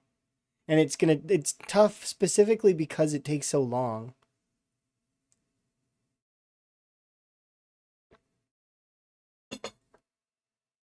That's the thing, right? It takes dedication. It's not an easy feat for that reason. So, impossible? No, it's doable. It's just very hard.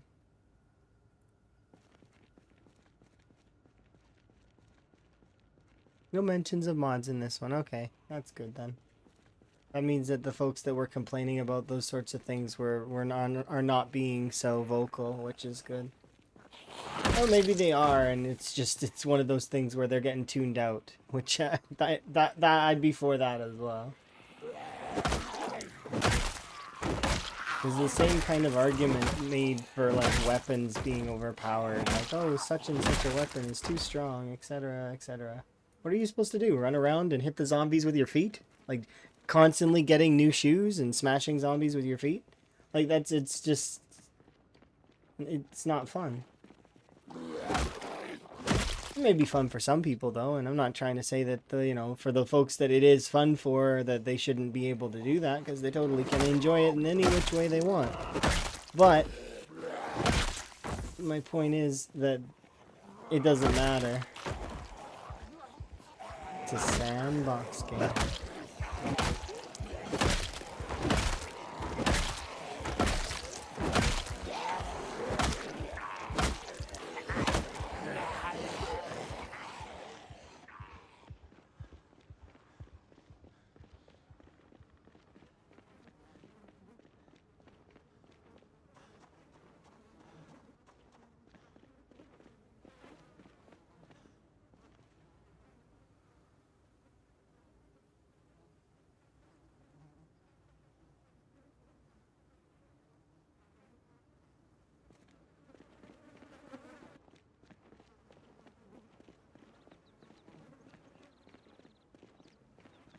But yeah, I've done the math on a lot of the skills, and by the time you get your 1,000,000 kills, you will do pretty much all of the skills to 10. Like, even my, like, previous Apocalypse character, like, which would be Van, but built differently, right? Was 2 years in and almost all of the skills were maxed. Not quite, but, like, I mean, they were getting there. I was starting to look into, like, my third weapon skill. Because I'd maxed both long blade and long blunt. When zombies freak you out, but you like playing zombies, so I play on easy. Well, see, that's fine. I don't agree that it's not. There is no, that's not how you're supposed to play. If you like playing on Builder or Apocalypse or Survivor or whatever you enjoy playing on, even if you like lowering the settings even more in Custom Sandbox, there is absolutely nothing wrong with that. You enjoy the game the way you enjoy the game. Whether it's like, you know, being afraid of the zombies and doing mostly a farming game, that's fine. There is nothing wrong with that.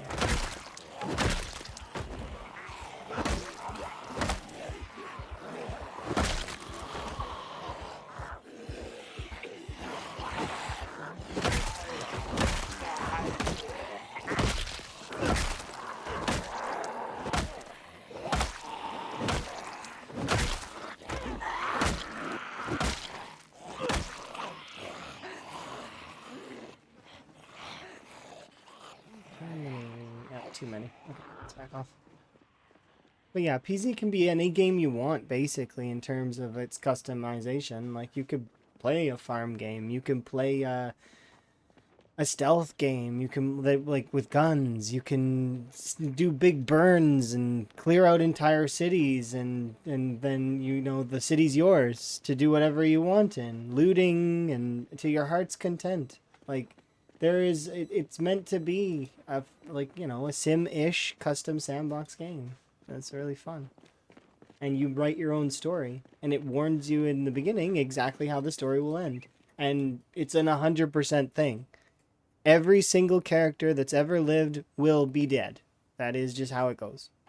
This is the story of how you died. Whether your character dies by natural means of anything in the game, or the character gets shelved and then eventually the save gets bricked because, well, you know, updates and or maybe you just not playing it, like, you know, which takes the life out of something. When you no longer have the will to play it, that removes the life from it.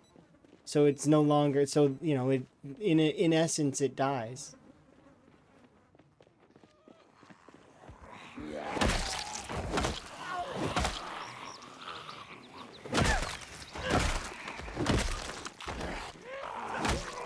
It's like a toy. It's like that toy meme with Andy, right?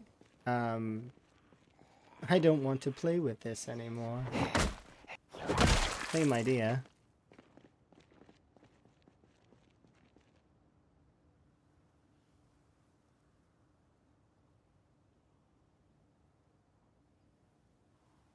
The fillet dupe glitch? Oh, you mean that people are intentionally cutting the fillets down to really... He just can DQ those folks. It's super easy. He just has to go back in their VOD and then disqualify them for cheating with exploits. Easy.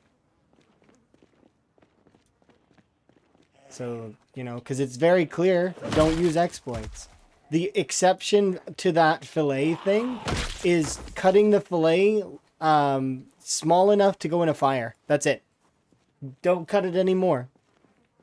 That's, like, cut it into being able to go into your fire. But don't, like, because some of those fillets are gigantic. Like, super duper big. Right?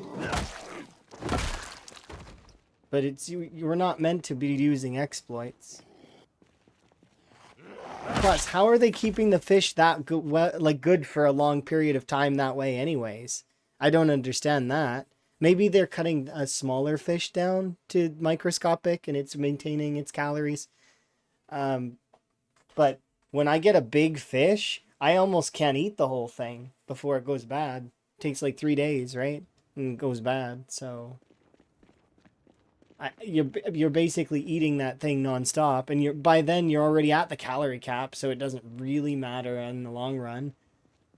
I don't know. It seems weird. I hope people aren't using exploits intentionally, because that's not in the spirit of the run. The whole point is to kind of play the game, right? It's not to, like, find cheesy methods for everything. That's one of the reasons why I asked about the first aid and the carpentry stuff.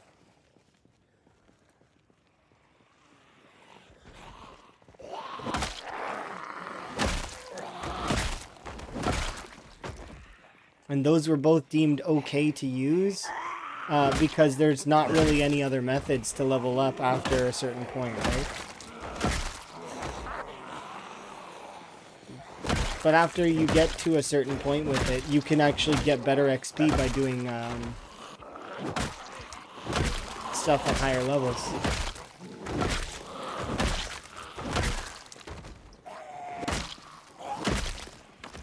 There's already too many fish in the game. I feel like the temperature thing is kind of part of it is like fine, maybe. I don't know if it's an intended mechanic or not. The fish dupe glitch though is definitely not intended.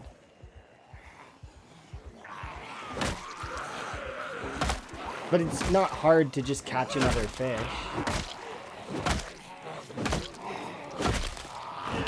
Plus, there's also been some weird bugs with fishing existing anyways, where people are locking themselves in combat, right?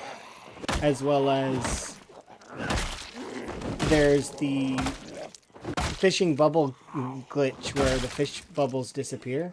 I still don't know what causes that one. The previous bullet was about temperature.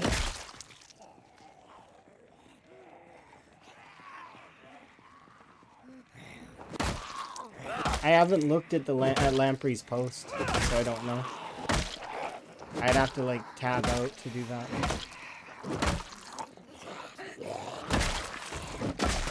But is it intended? Is it not? I don't know. I wasn't using the temperature to increase my temperature for the fishing. I was doing it to increase my temperature because my character was cold.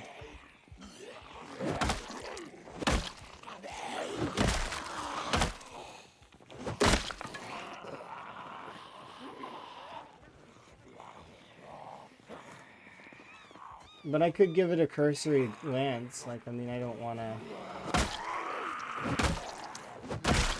But I know that Lamprey picked the settings very much as a... It's supposed to be a for everyone kind of deal. It's not... And, you know, there's been a lot of folks that have started it and have never played Time 16 before. And they're having a blast and they're enjoying themselves. And they're getting their own personal bests on repeat. Like, they get killed, but it's fine. They get back in there, and then they start again, and they hit it again. It's cool. And I've been able to see so many people improve and get better at the game, and, you know, it's neat. It's a different style to play, right? Because not everybody plays the marathon style. It is a lengthy way to play, though. Very much dependent on how much time you have to put into it.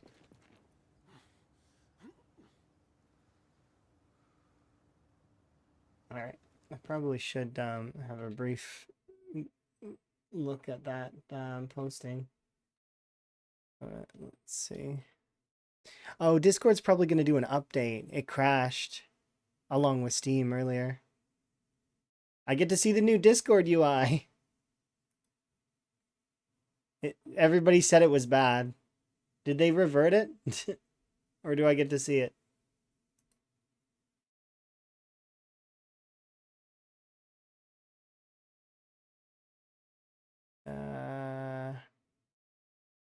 I don't care. Let's leave it alone. It just made these square.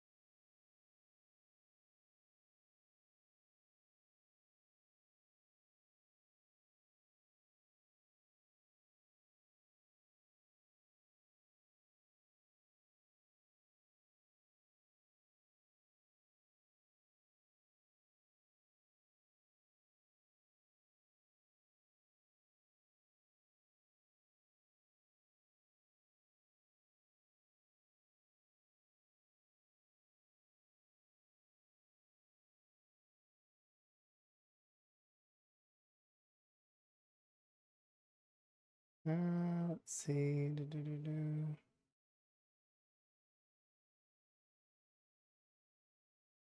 Yeah, I don't know. It just seems like a standard thing. I've already... So I gave it a cursory glance.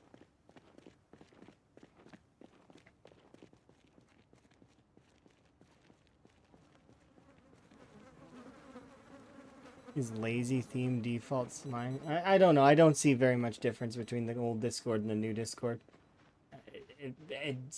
There's a slight... The icons are slightly more square. That's all. That's the big difference. So Lamprey's big post doesn't seem like it has like much that it's just explaining a couple of the settings and why we picked them, which makes sense. And I didn't expect that we would be changing any major settings, probably not without consensus, and or, you know, if it was obvious that like I can only see the only settings that I could see us adjusting would be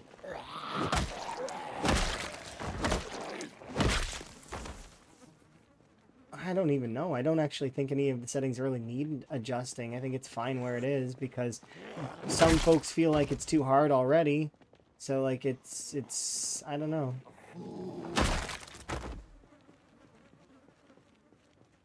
Yeah, kind of.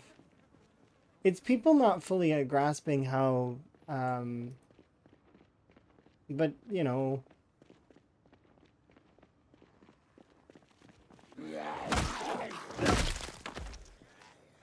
I don't know.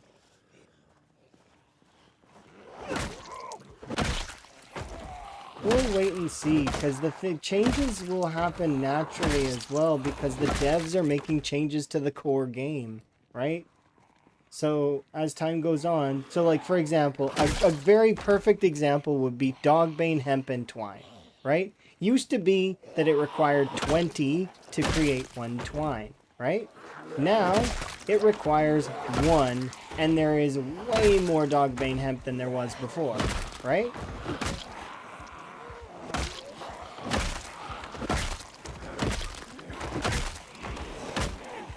So, it ends up being that the core game itself may change while we're playing it with these settings. While that may make it easier, it may also make it harder. We don't know. Right? At some point, it might make it really, really tough. Maybe. Maybe not. I don't know.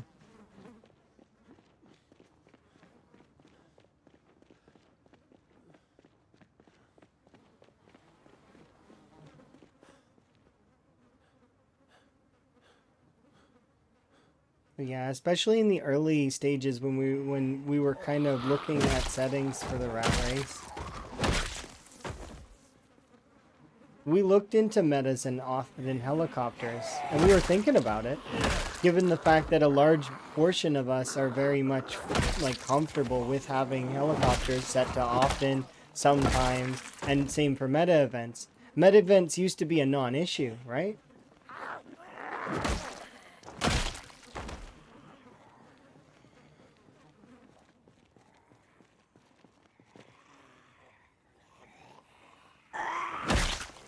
But not now.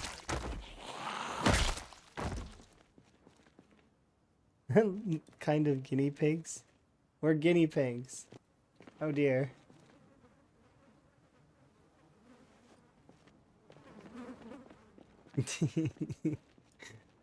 Hopefully there is some things being learned from it, I guess, then if we're guinea pigs, and thus,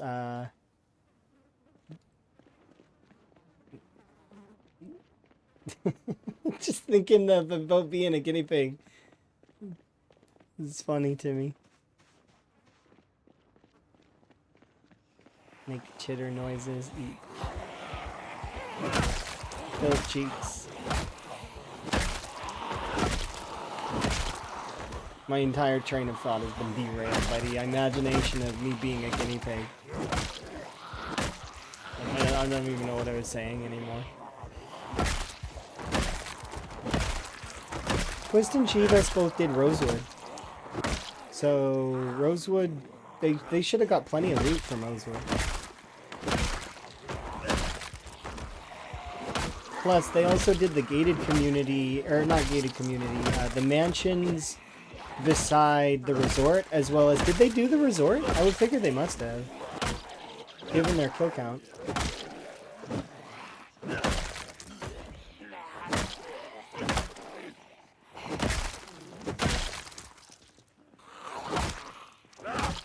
Guinea frog. I don't know. Does anyone know if they did the resort? I'm pretty sure they must have. The resort to the north of the pond. Yeah, but there's a lot of zombies there. And it's a 5-story building, isn't it? I'm pretty sure it's 5 stories, but I could be wrong.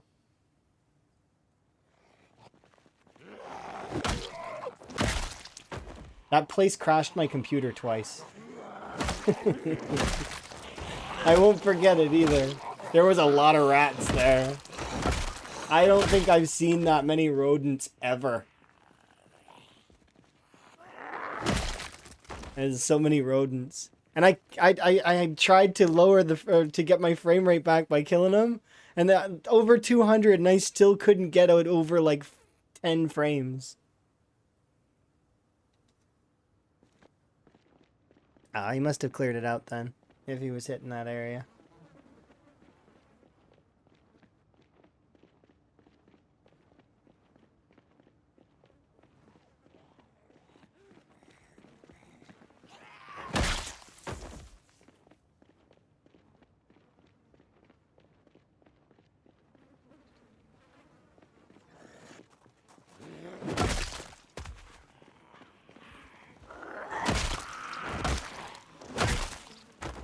Did Posse break 40k yet? I know that they were both kind of pushing, like, and he got lacerated recently. I'm pretty sure he survived it though. I was shocked.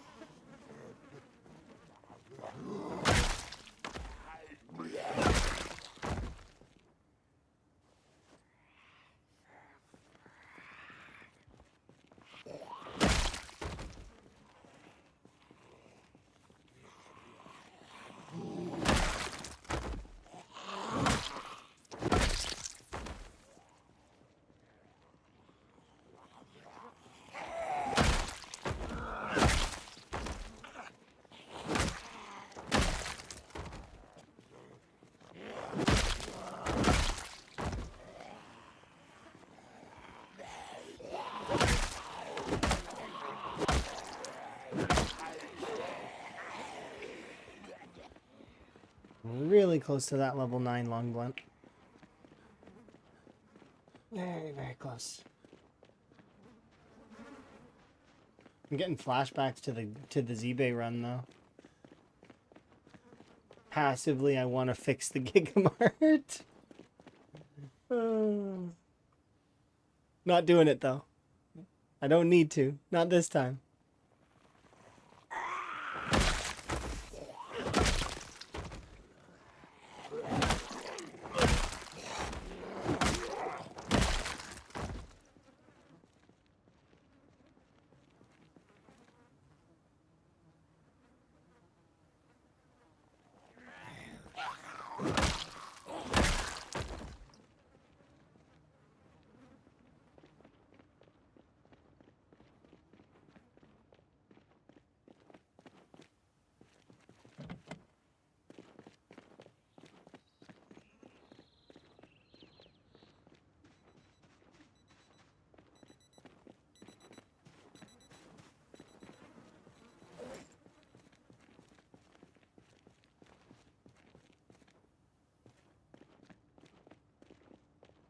Alright, let's run back.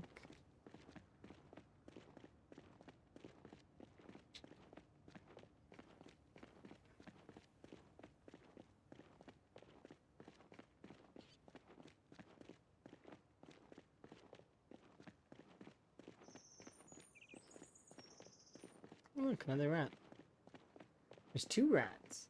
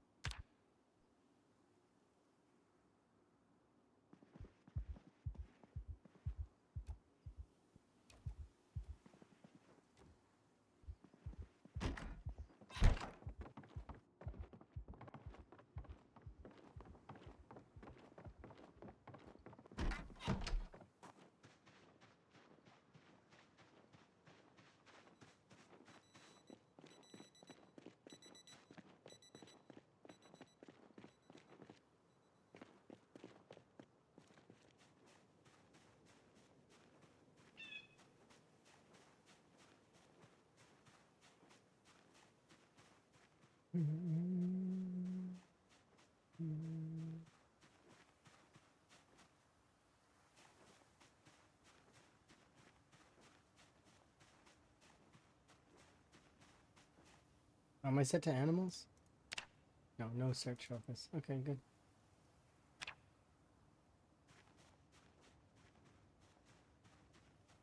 I was set to animals earlier, that's why I thought I might be. Because I set myself to animals when I was looking for frogs. I wanted to find frogs. And we found 3, which is awesome. I love that we can find frogs so much easier now, or at least it feels easier than it used to. We're gonna have 8 million frogs. Nobody can stop me there. I can do whatever I want. It's my sandbox world.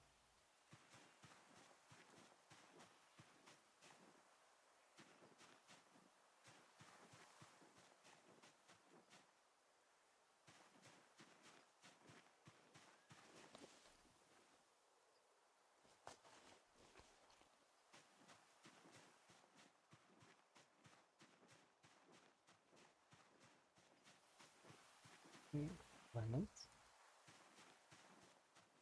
Life gives you lemons.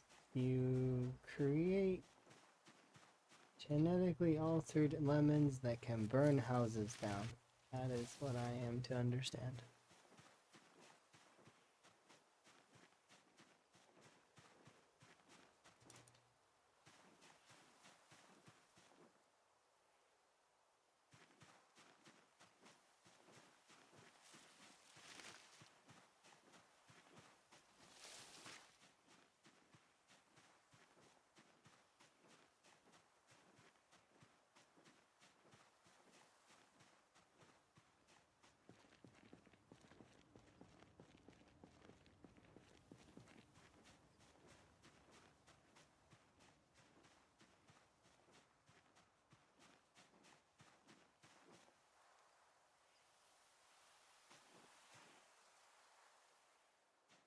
The game didn't like those mushrooms, I guess.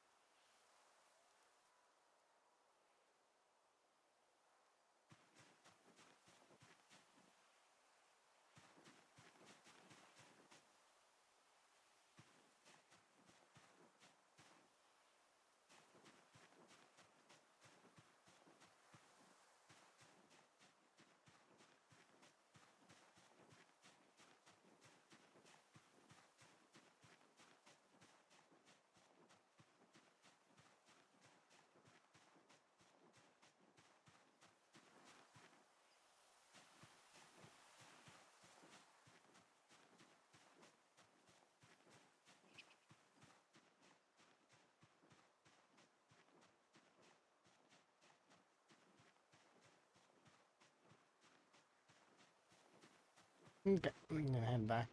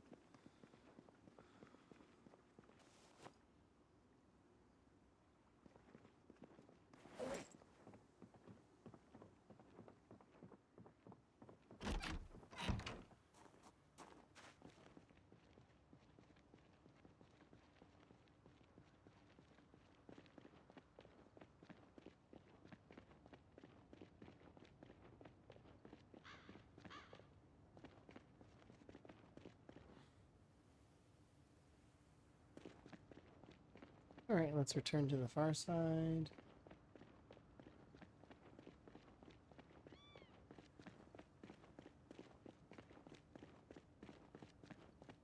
Got about a bat and a half. Should be enough to last for a little while, especially because we're about to level up.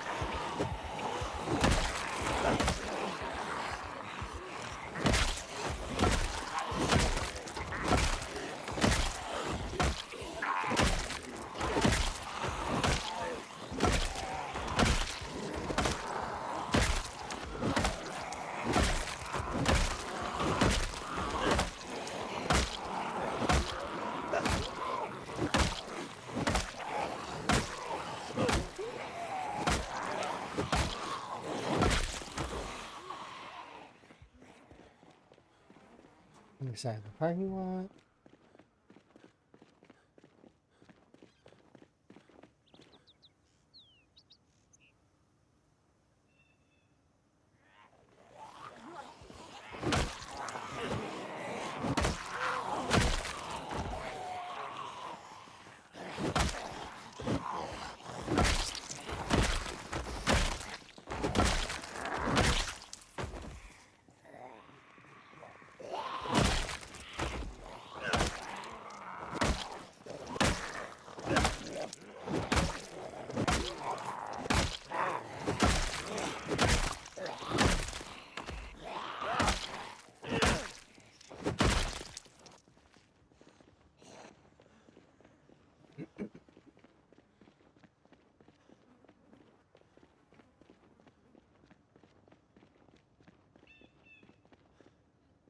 There we go.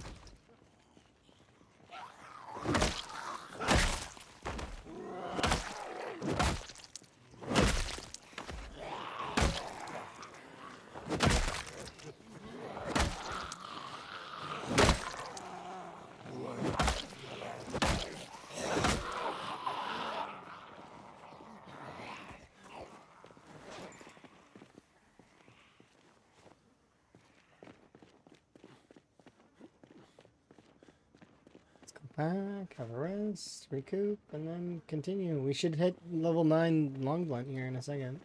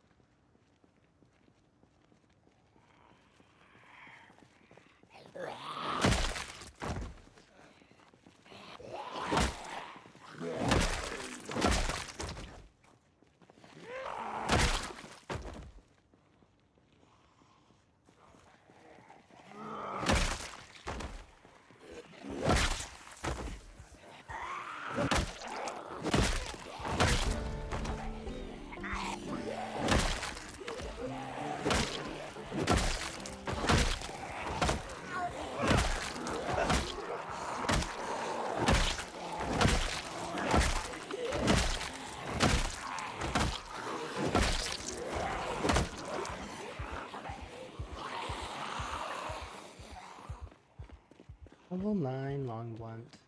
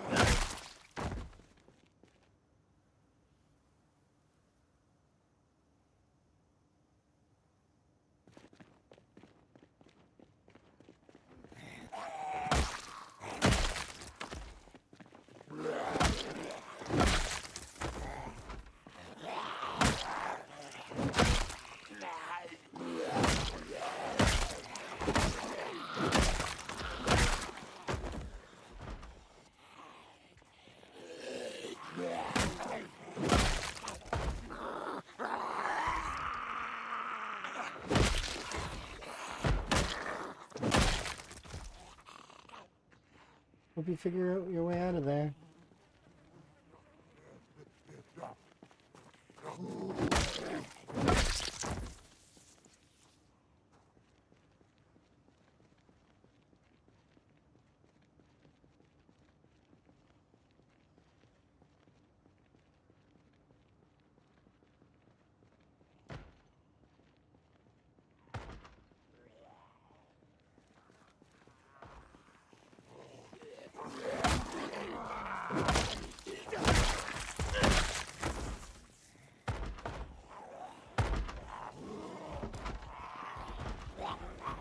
Shoulder bump.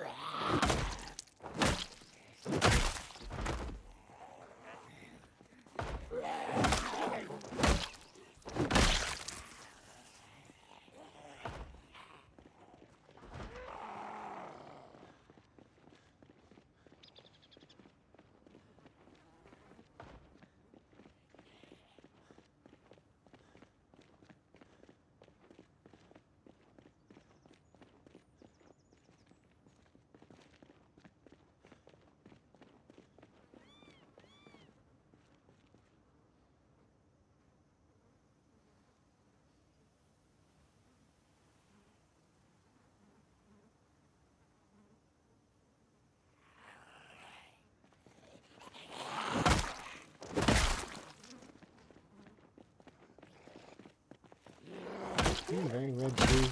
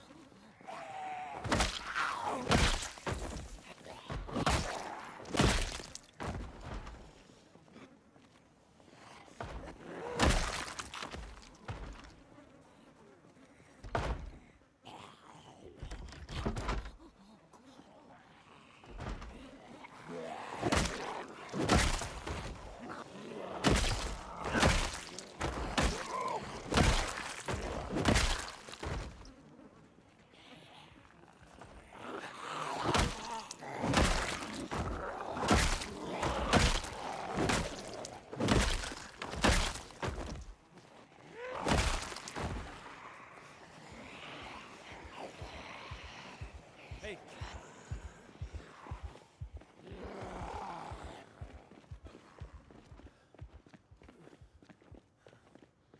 It's a hardware store, isn't it?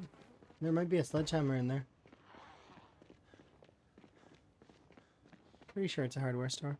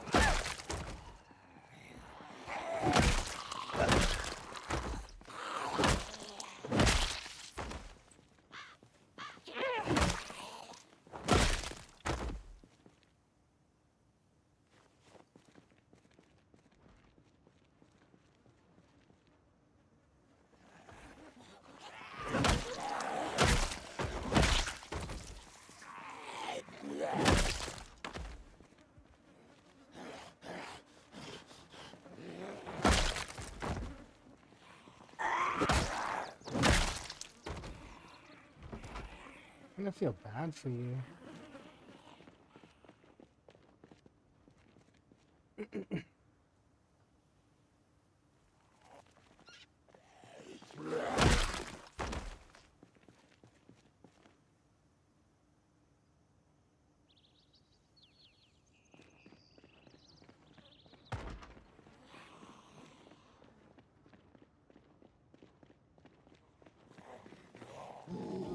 Hello, I'm doing pretty good. How goes your day?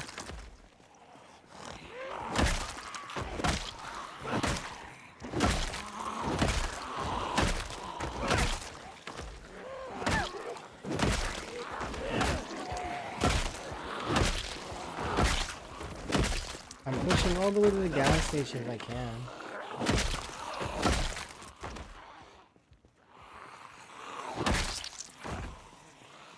A huge plate of food. Oh, I'm jealous. I don't have any food right now. I'm gonna have to get food later. I don't know what I'm gonna have for today. I had tacos recently.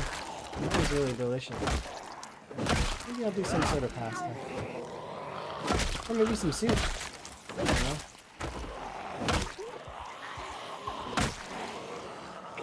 Thank you for me back. Really appreciate it. Back off for a sec though.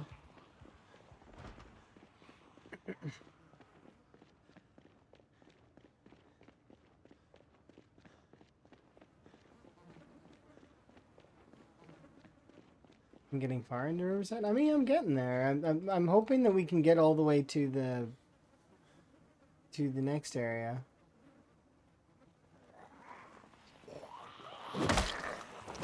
I'm hopeful. It's not easy to push through that section there. There's a lot of like loose corridors that they can get caught in.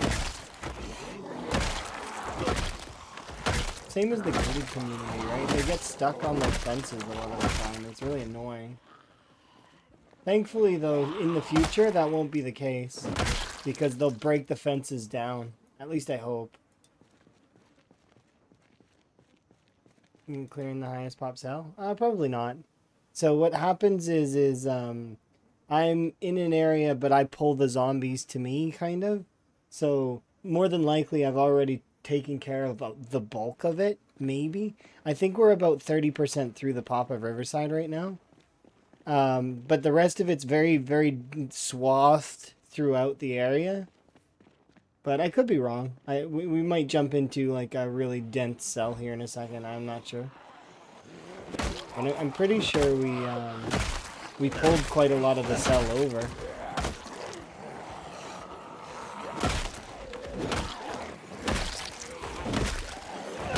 But we'll see. I know where I want to go. And there's few things that can stop me. Outside of the obvious stuff. I want to go over to the fossil oil. So they can't, they're gonna have to move. I kind of want to check out the post office as well. The bookstore's looking pretty bare, but the post office might have something. Oh, that's true. They could have went over to the river too. I'm gonna have to check that corridor. Very true. Didn't think about that.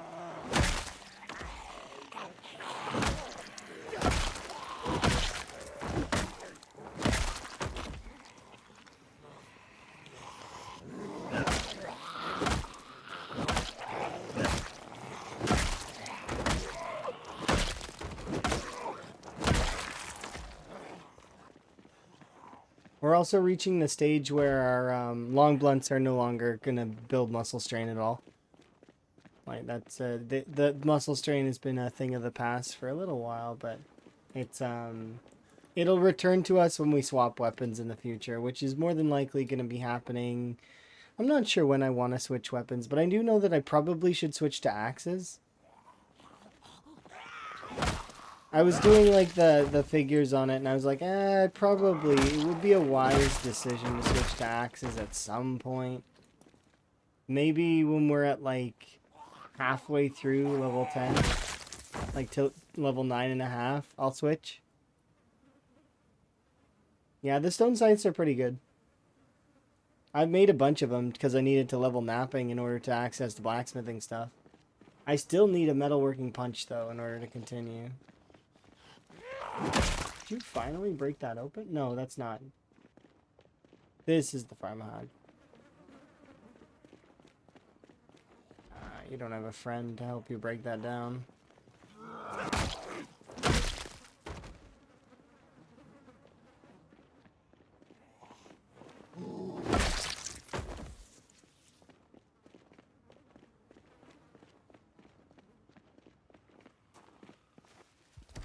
Oh, come on. Pretty please?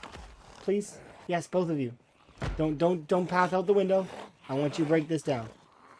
I have a chance to get hair dye. That's very important to me for some reason. I hope we find some good hair dyes.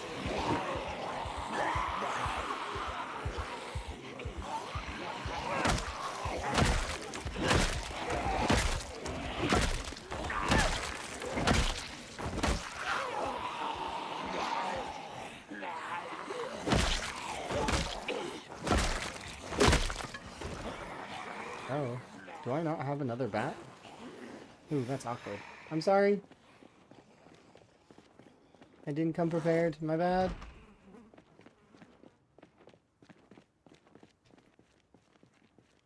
If I use any other weapon, I am going to be dealing with muscle strain. Doesn't mean I can't use any other weapon. I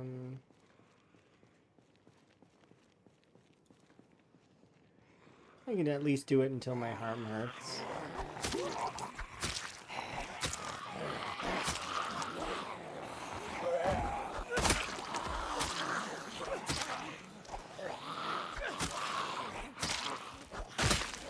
Oh, it's been forever.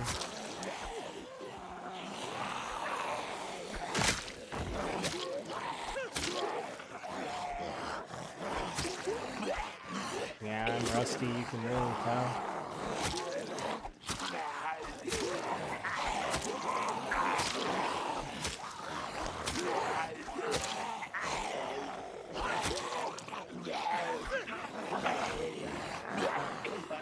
But you can see that I enjoy it more than using the long blunts, probably. Because there is passion there. I do really like the short blades. They're just so fun to use. They get you in that right center spot that's just really good. Passionate stab to the head.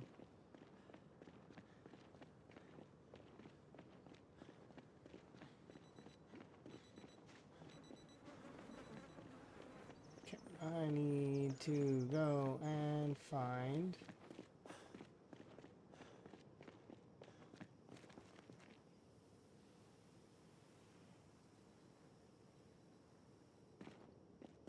We won't be able to use that in any means. Like, I was able to kill like 1 or 2, but it's not viable at the moment.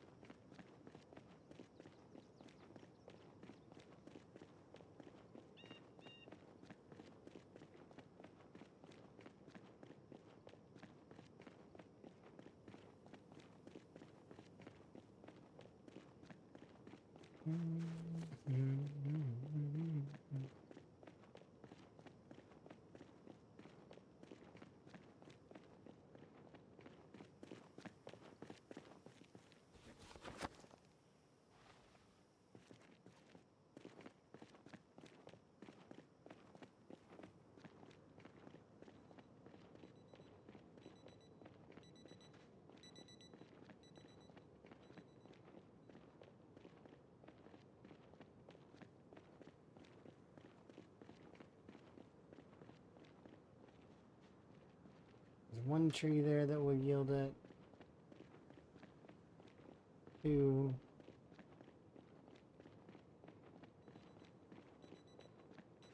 3.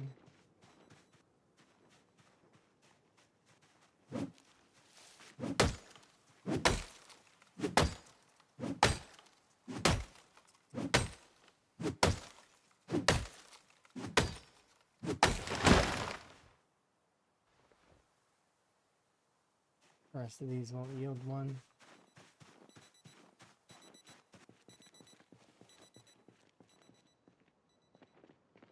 That one would, right? Yeah, I think those 2 both would.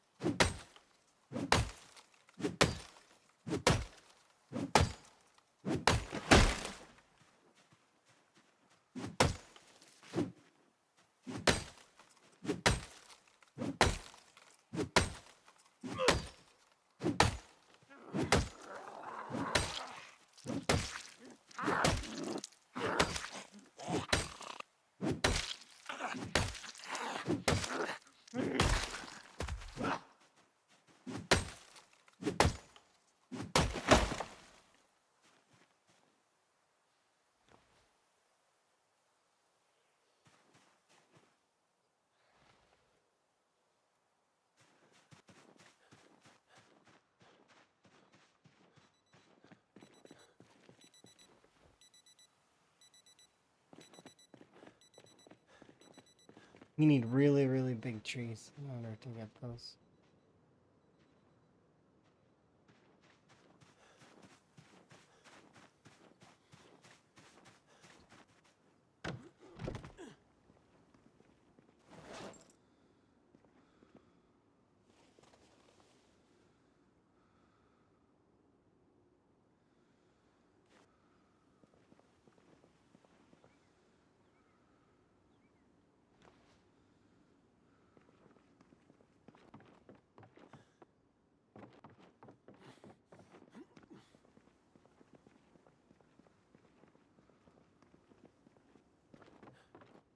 Seriously, again?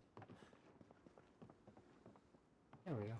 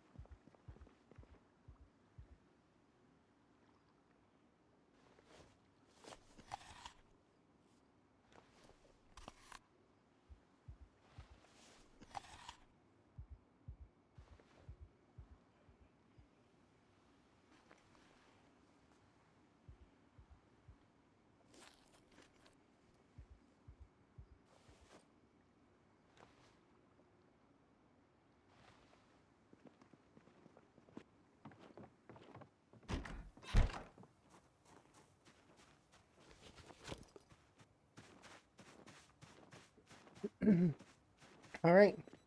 Oh, look, it's on.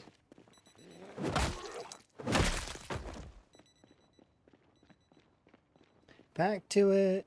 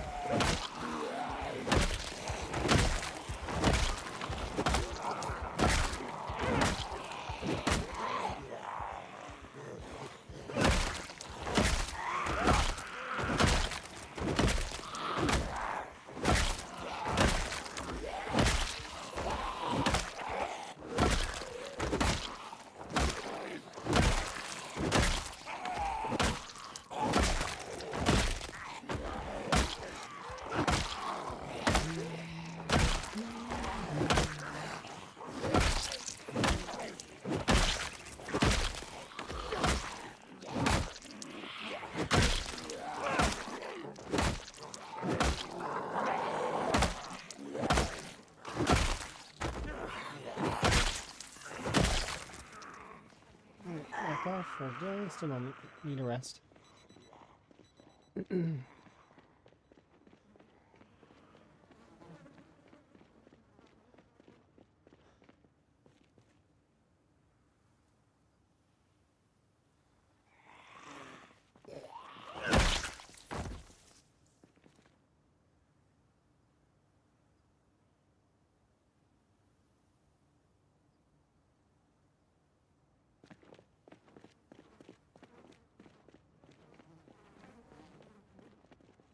Hmm?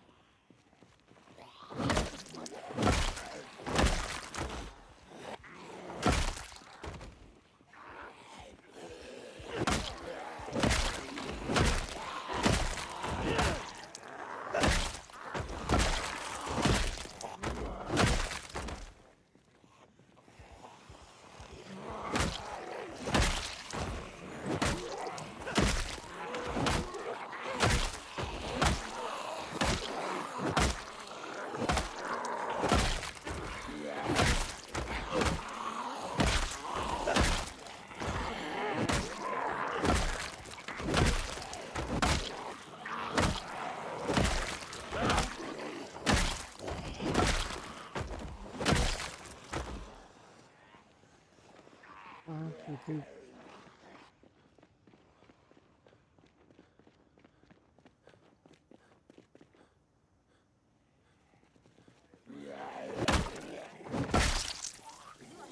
Oh, your gloves have a hole in them. It sucks.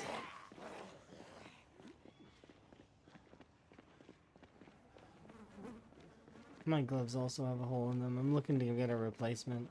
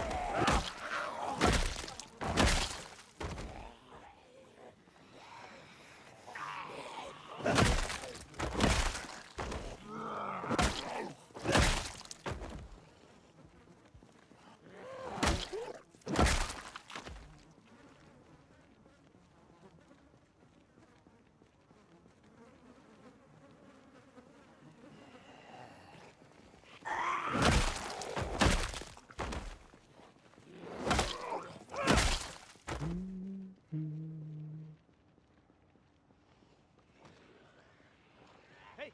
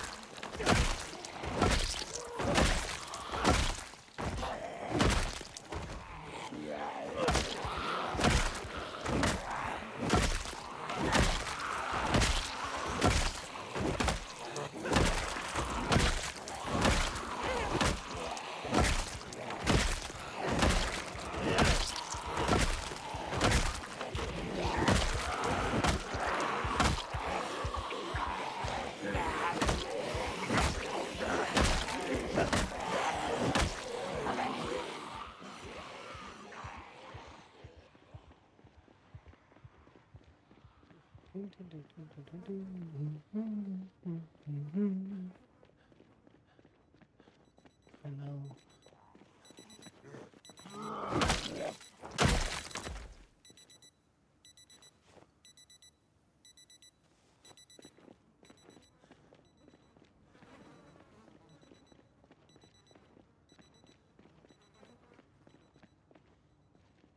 Coop.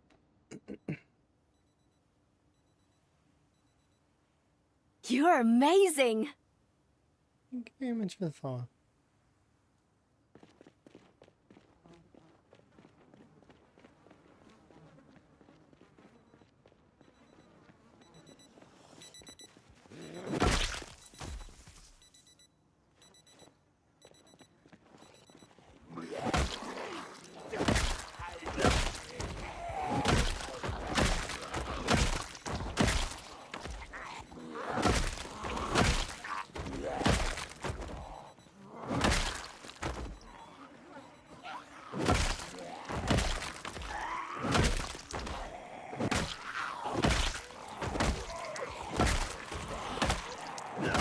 Oh, is it a katana? No. It fooled me. Well done, Umbrella. You know what? I'll pick you up because you fooled me. Well played. I thought you were a katana. Apparently my vision's going.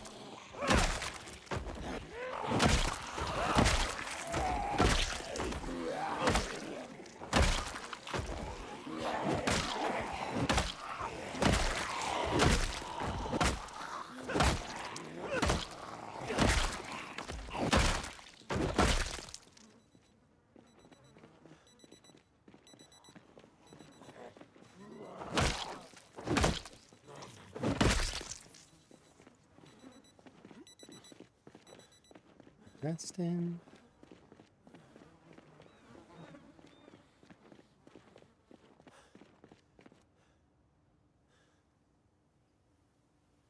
Nice.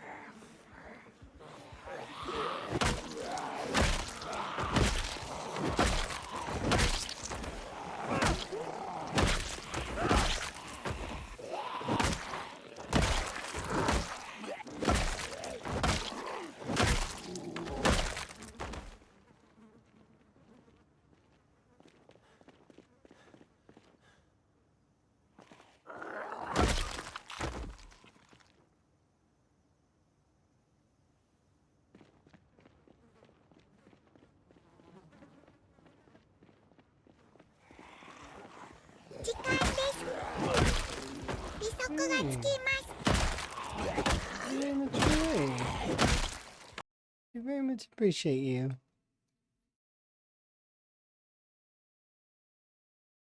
Well, hopefully you're having a good. You had a good stream. Hello. Hello. Hi. Your stream was lovely. That's good to hear.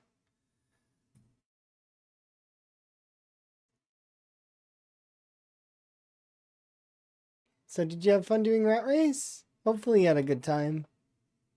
The what was it? I'll do my little intro thing.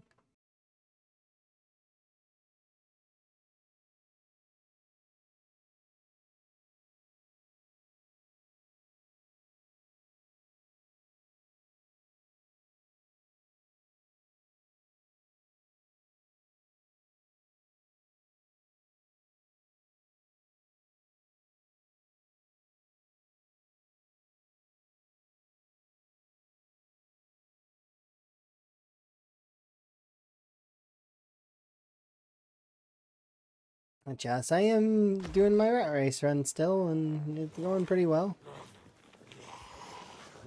It's good to hear that your run is, and you finally figured out hydration. That is very important. It is one of the sort of the important things in the early game, for sure. Yeah, we're getting there. 17k. And then, live for 10 months, almost 11 months, almost a full year, and, you know, we're making progress. Slow but true. This is still my first run to the Rat Race. There's a handful of us that are still on the first run, but it is what it is. We'll either meet our end or we'll meet the goal, one of the two, right? Next stop is trying to stay hydrated during the helicopter. Well, I hope that you have a very calm and relaxing helicopter. There we go. Get rid of you.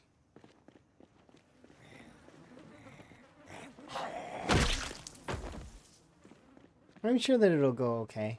Just make sure to be careful. The follow sound distance is the biggest threat on top of the pinpoint hearing on the Time 16. The backpack's neat. Yeah, I really like these new backpacks. They're really cool. I've got several different kinds of them, but this is the one that I decided to wear.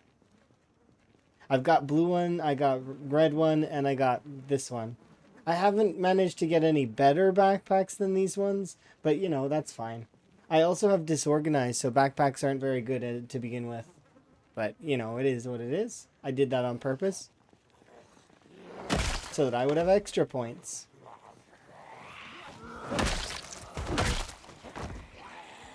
Hey!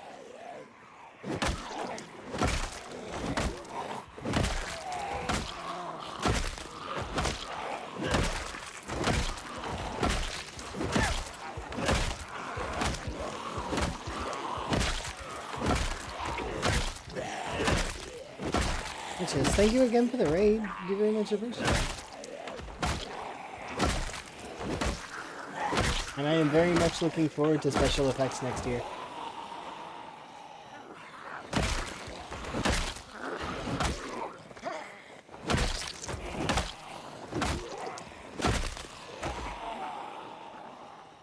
What's my long blunt? We just got level 9. So, level 9 long blunt. It just popped. So, we've got one more level to go, and then we'll be level 10 long blunt, and then I don't know what I'm going to do. I may stick with long blunt for a little while, but we'll see. It all depends, right?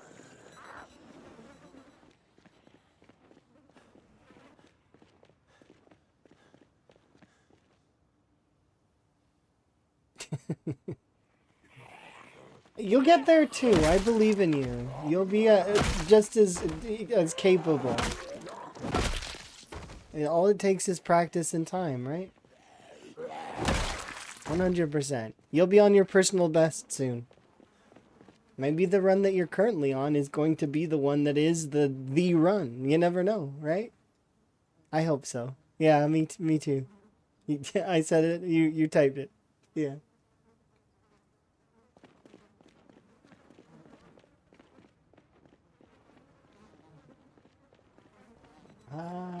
Okay, nap time.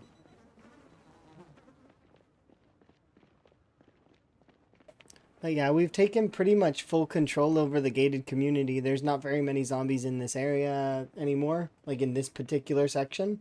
I probably can move forward a little bit in the housing, but I'm being a little bit extra safe. You have to see if you have your personal best written down. It's one of those things that's very interesting. I had people submitting their personal bests to me for quite some time back in Build 41, as well as I also just recorded personal bests out of as a hobby.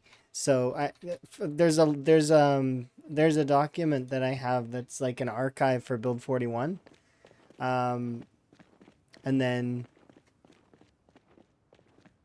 I haven't done one for Build 42 because it's still unstable. So I believe that the next time I'm going to start up doing my scoreboard is going to be in Build 42 stable, once stable is released. So I'll start tracking scores again for fun. And I'll have maybe something that people can submit to so that they can, maybe it'll be a little easier that way for some folks.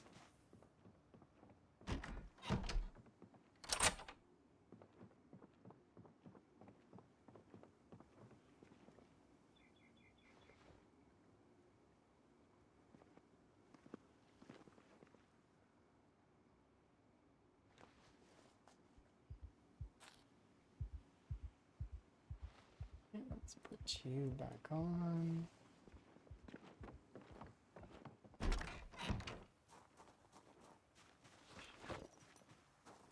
Not too bad, though.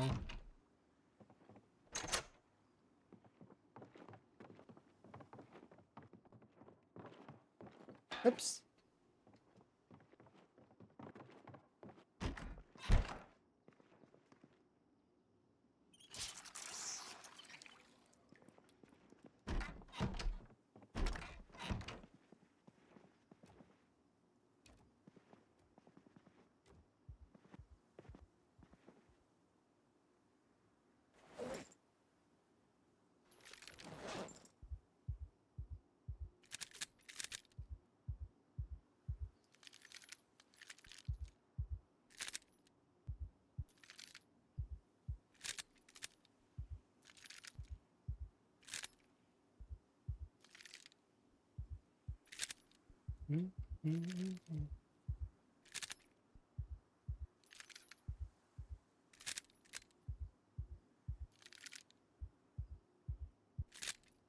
Ah, so that's your personal best. Okay. There's a lot of folks that have hit large numbers in Build 41, but in Build 42, the highest that I know of is Radford in Build 42, unstable, and he was in the hundreds of K. I don't remember the exact number though. But I know that his save got bricked along with our saves, like when the brickening happened. So at least I think it did. I would assume it probably did. Yeah, it happens. It's okay. It's part of unstable. We gotta be ready for if it might happen to these our rat race saves. Maybe it could be possible. But usually, if it's gonna happen, it's because of a really big update that's gonna change core fundamentals of the game. So that's why, right? Like changing the entire foraging map. That's pretty big. Or alternatively, adjusting for new skills. Like if they were to release boyering, for example, which is possibly on the docket eventually, right? If they released the bow and arrow, oh, we would be very much hype, right? It wouldn't be too bad to lose a save for that reason.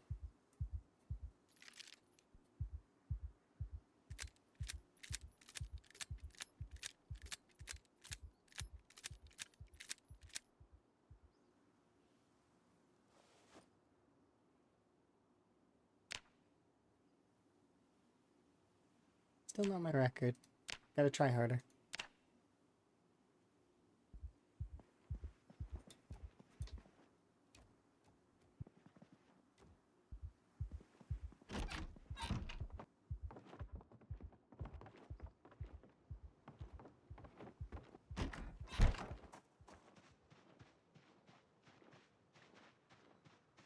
You've been spawning in West Point? The best part about West Point is snagging that early tent early on. If you can grab the tent and a sleeping bag, you are like set. It is so good. And also if your spawn house has a pillow, oh my goodness. That's like it's like perfect. Tent, pillow. Yeah. Oh, you didn't see one on your way out? Very frequently, if you go out at West Point on this route here, this is for future reference in case you, I hope you don't die, but in the event that you do, going along West Point along this route here, or if you happen to spawn along the other side, there along this route here, camping events can happen, as well as, well, along the edges of the main road. But yeah, camping events are great. Yeah, so like this area over here, I seen a camping event in like the backyards over here, right? And I was able to quickly snag a tent because the zombies, the way the heat map's been tightened in West Point is it's very much in the core of West Point now. Meaning that if you are unlucky like me, then you might spawn in the core of West Point and have to really escape. But if you're not unlucky like me and you happen to spawn in one of the outer houses, it's actually not so bad. You can actually have time to loot and relax for a bit until you get out. But yeah, I found a tent along this way, or I can't remember if it was I found a tent or if I found a tarp. I might have found a tarp in the cars that are on here, because there are often cars along this road, and there's usually not too many zombies around here. So you can usually loot these cars fairly confidently. And you can find things like twine, a paper clip, stuff like that in the cars, which is useful.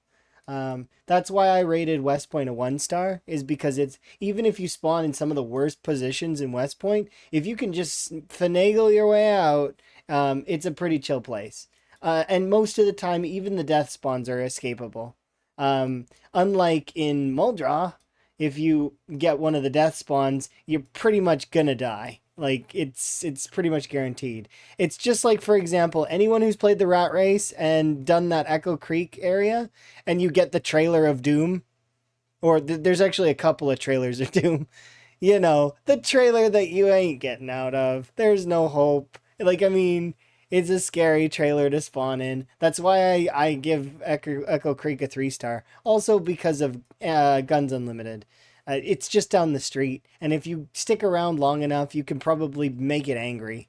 So that in the cultist camp is kind of pumping sometimes, like especially the outward edge where the fruit stand is. But anyways, Riverside I give a 4-star just because some of the spawns are really bad.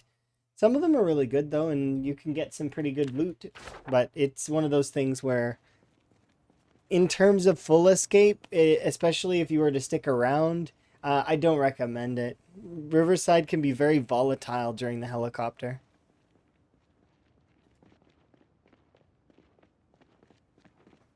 I've seen it been very, very angry during one of my Z-Bay runs. It actually caught me out, and I died in that run because it was impossible. It was like walking through a wall of zombies. But I kind of did it to myself, thinking back.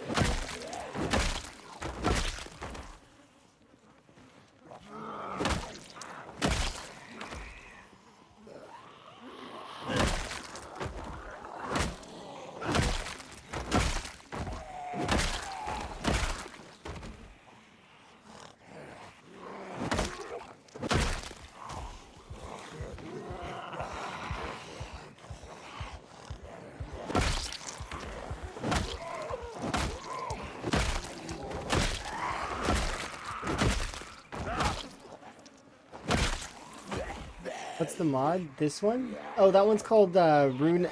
Sorry, this one's called OSRS Retextured. You can do an exclamation point mods, and it'll be on there in that listing. Like a little picture. I try my best to keep that stuff up to date.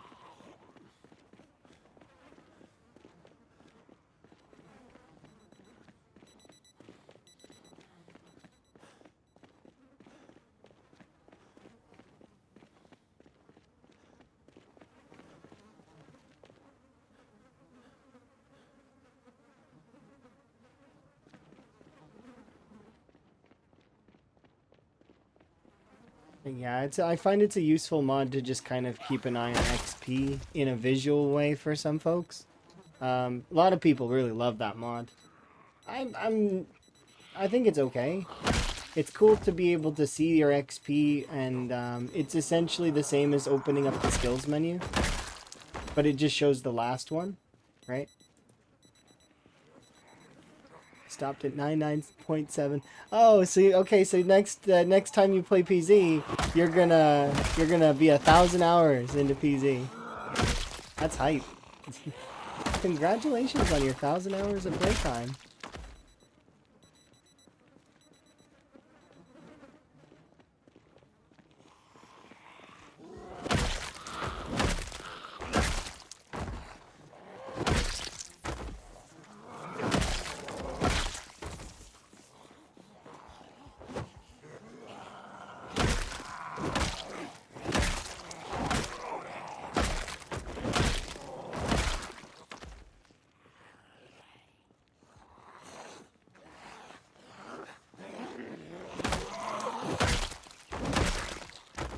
The last few months have been, it feels like a fresh, yeah, it does feel fresh, kind of, to play single player for a bit, especially when you've been very focused on multiplayer.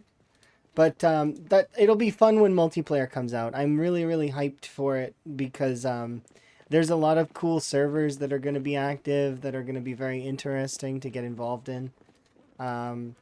And a few folks in the rat race that have mentioned that they might do some form of community server where it's something similar, where like veterans and new players alike can kind of get together and just have a blast, you know? Which will be fun.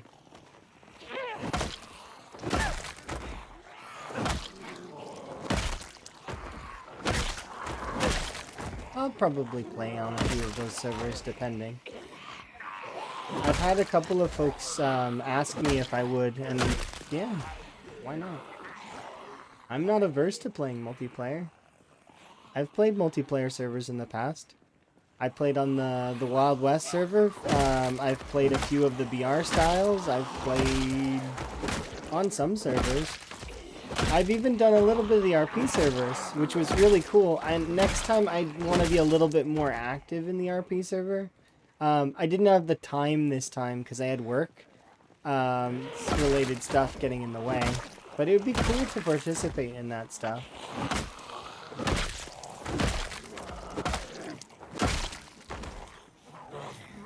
Because PZ is very much like Dungeons and Dragons sometimes. Kind of, right? Because you create a character, the character can have a backstory and a lore, and it would be fun to play it sort of like that. And now that they've added in Dungeons and Dragons dice, I very much want to play D&D in PZ. I've mentioned it to our group a couple of times that we should totally do it. You know, playing Dungeons and Dragons in Project Zomboid. Everybody gets to spawn in with a dice bag and a character sheet. It'd be super cool. Roll for initiative. Oh no, the zombies are here. It's okay, I'm making us snacks. It would be hilarious to play PZ, play D&D in PZ. Don't worry, I got the chips.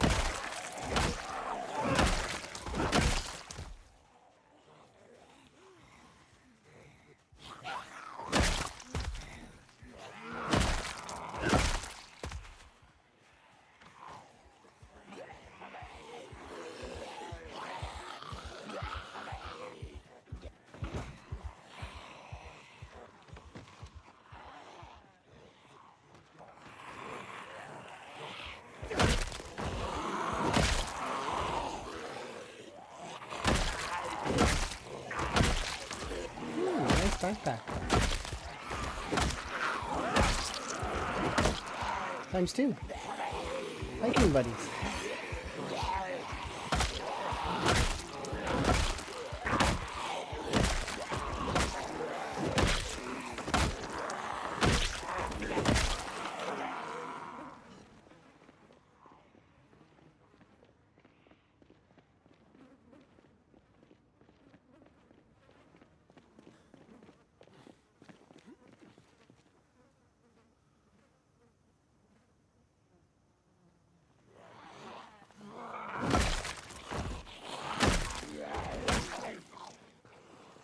You need a pistol in your hip.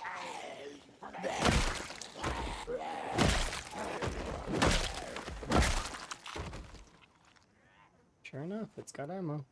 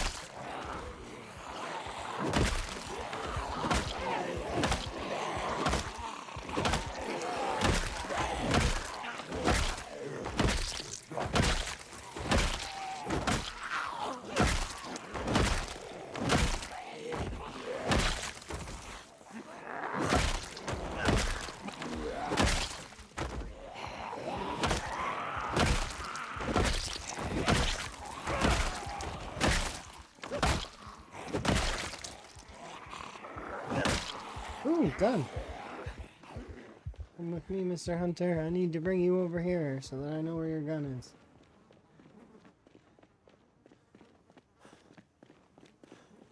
Alright, that is an awkward position that you're laying in.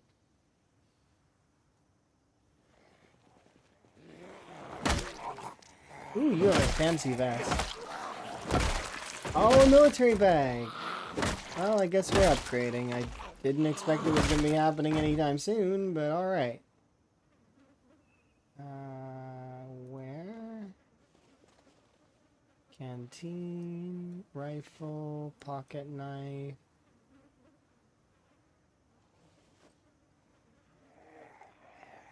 I guess I didn't expect that we would be getting a military bag right now. Well, I'm gonna miss our little area the way that it was. Cause the hiking bag's cool.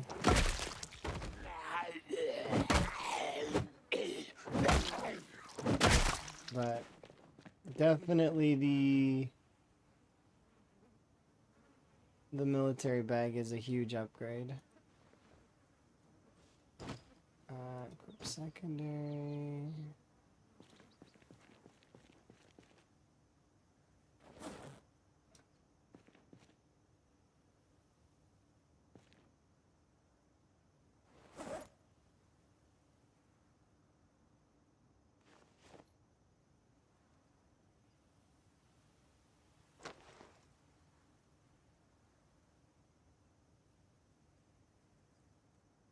Because we're going from 15 to 19, so we get an additional 4, and also the encumbrance is slightly better.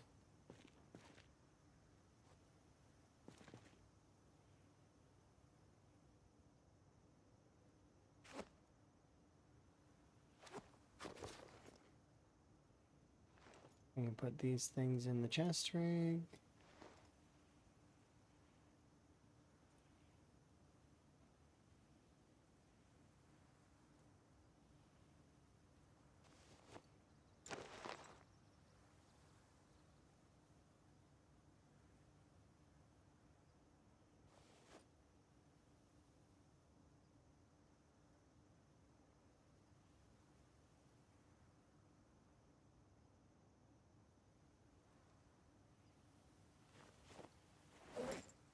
Yeah.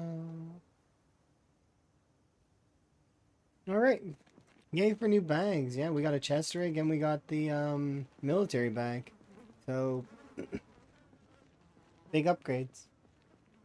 Extra 4 encumbrance as well as so I can actually grab that other bat and we can actually have more bats on us. So that's pretty big.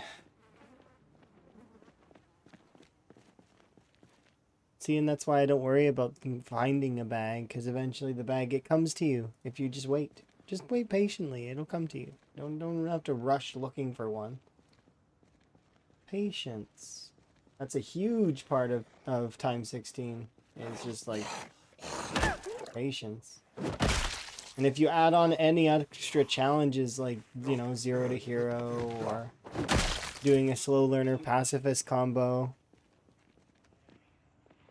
it very much is just more patience, right?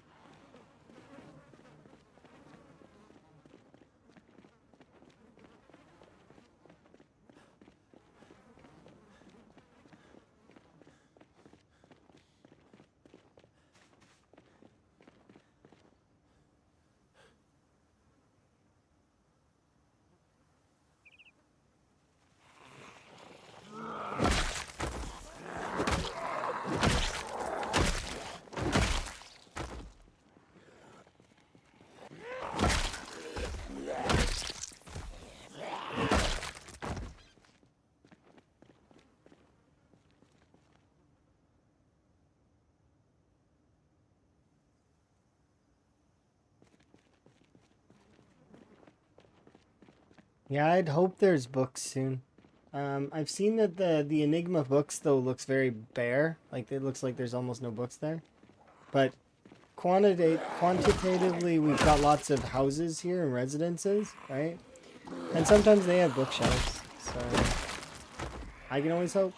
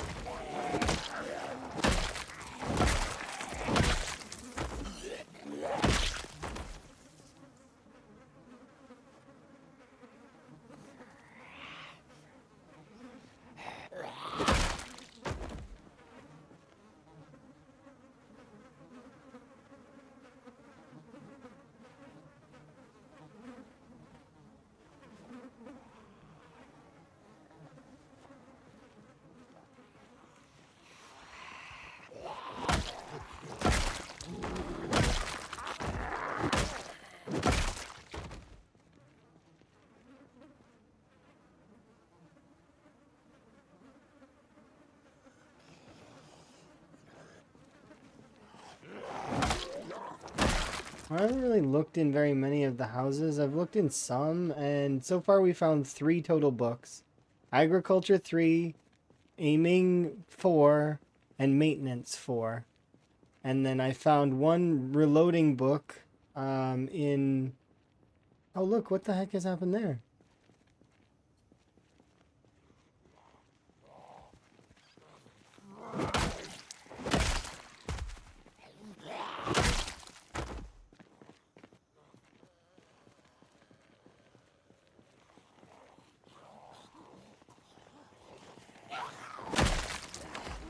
That guy's kidding. You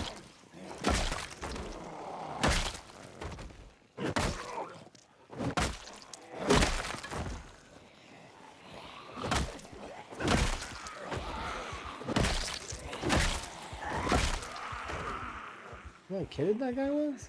Like so many. Chill.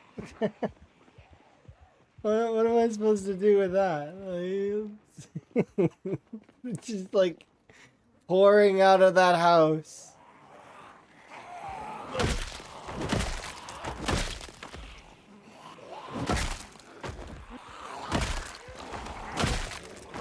See, so far I haven't really seen any loot pinatas, but they did nerf them. So...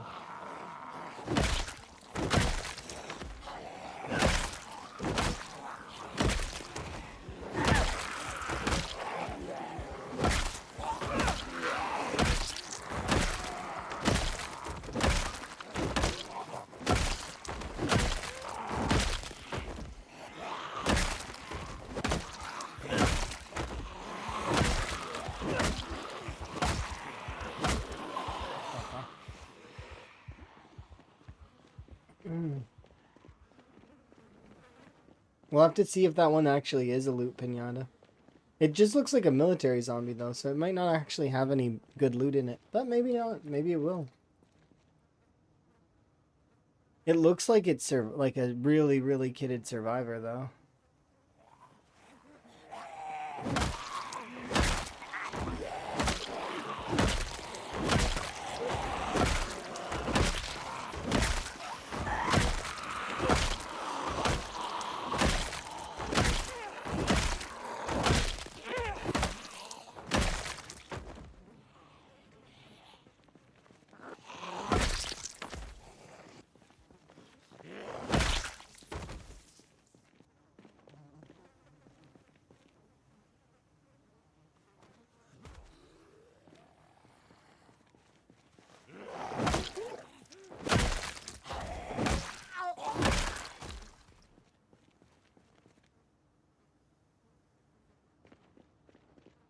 See if we can get back to that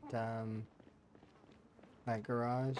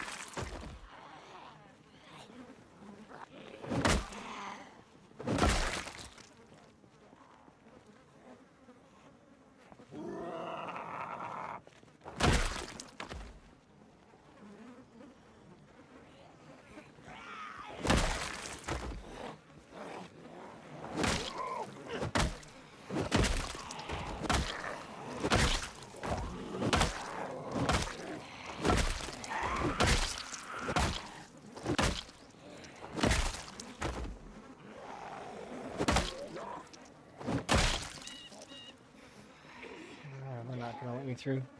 Oh, without resting.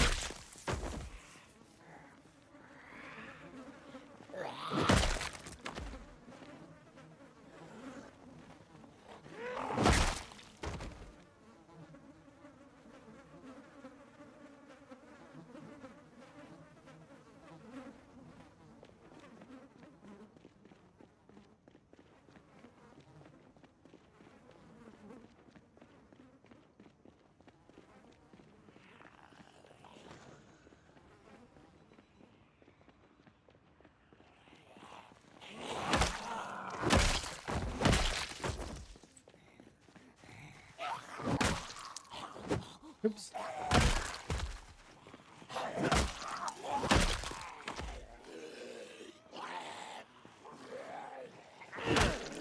didn't get to look.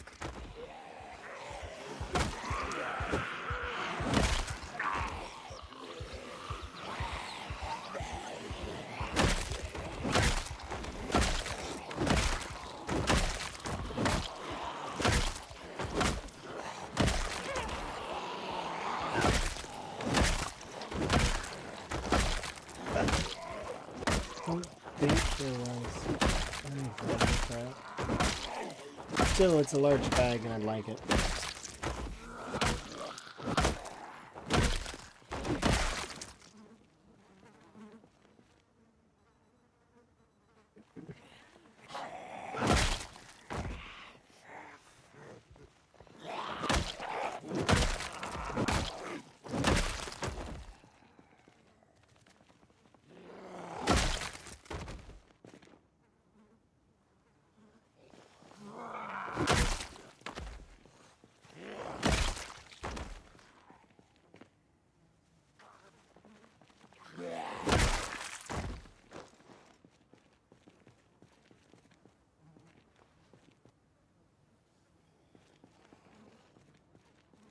Behind the trees.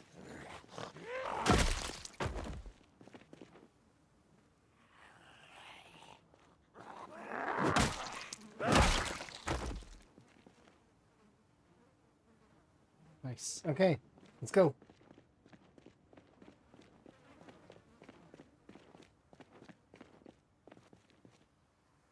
Shotgun, camo, empty bag.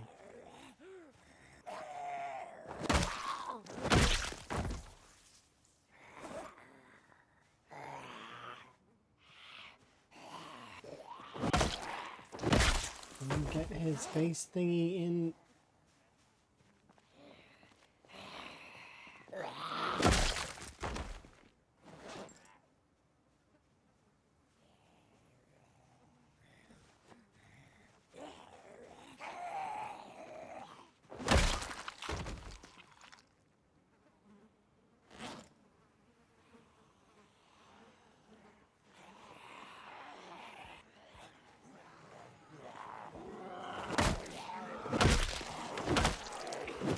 Did drop the bag.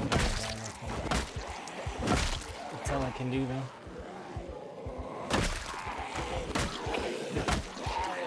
At least for now.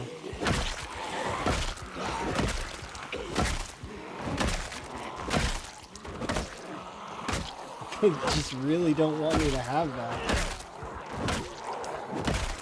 I could have grabbed it though. It's empty though, it's an empty bag.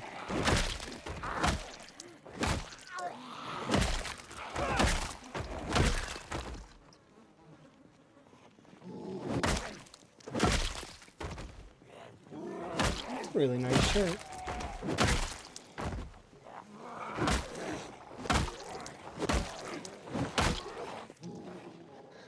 Alright, I gotta back off anyways.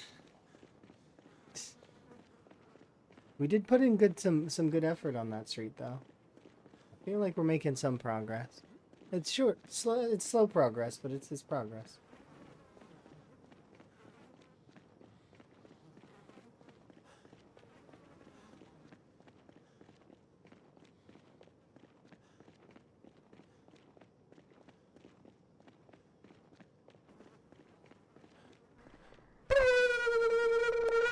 Wellness. Do I need wellness? Yes, I do.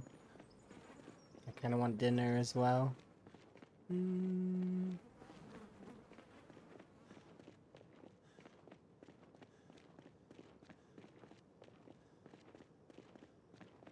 We did put in a good effort today. What's for dinner? I have no idea. I haven't decided. I was thinking pasta maybe, but I'm gonna have to look.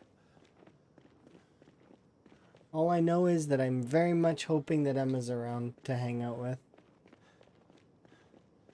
And I feel like I made some major progress today because I was able to post that VOD for the special effects stuff.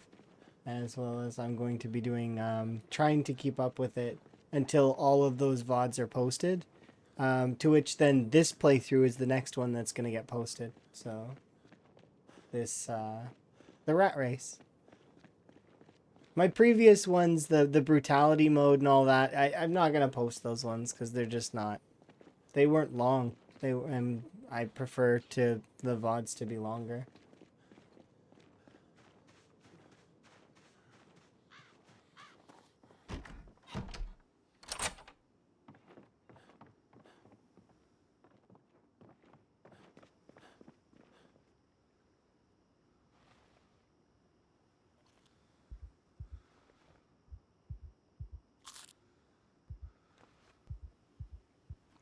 You're amazing.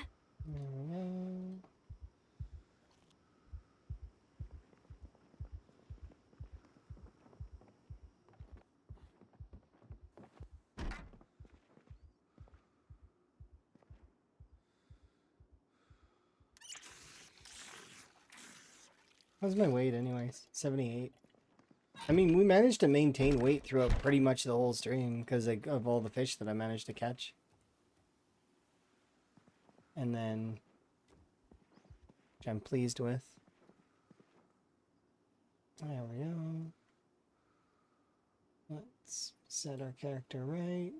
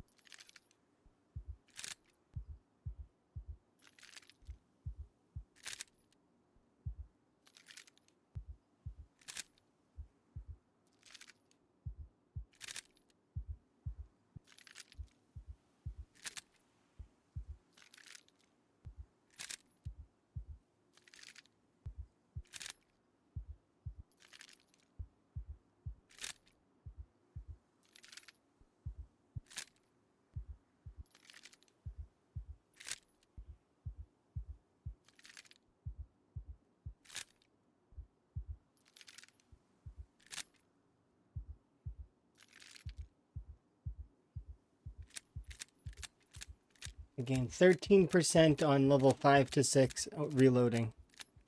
We also went from level 2 all the way to level 5, but that's not, like, the first 5 levels are super duper easy to get. Let's drink half of you.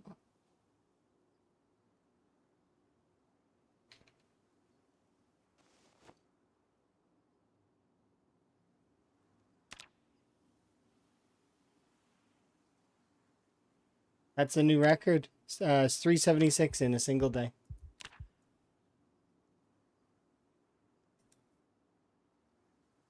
Okay. Perfect. All right, that's a good stopping point in my opinion. Like, I mean, just prior to us hitting 20k, which is not going to be too difficult, and I should be able to easily hit that and maybe go a little bit further next time. But let's see who else is on for the rat race. We'll go and raid out to them so that I can go have some dinner. Let's see.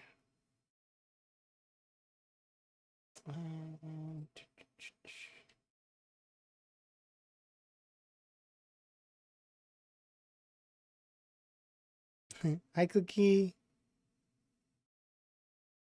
Let's see. Oh, we can raid Lauren. Lauren raids me sometimes, so raiding back is not necessarily a bad call in my book. There we go. There we go. You guys can go and hang out with Lauren.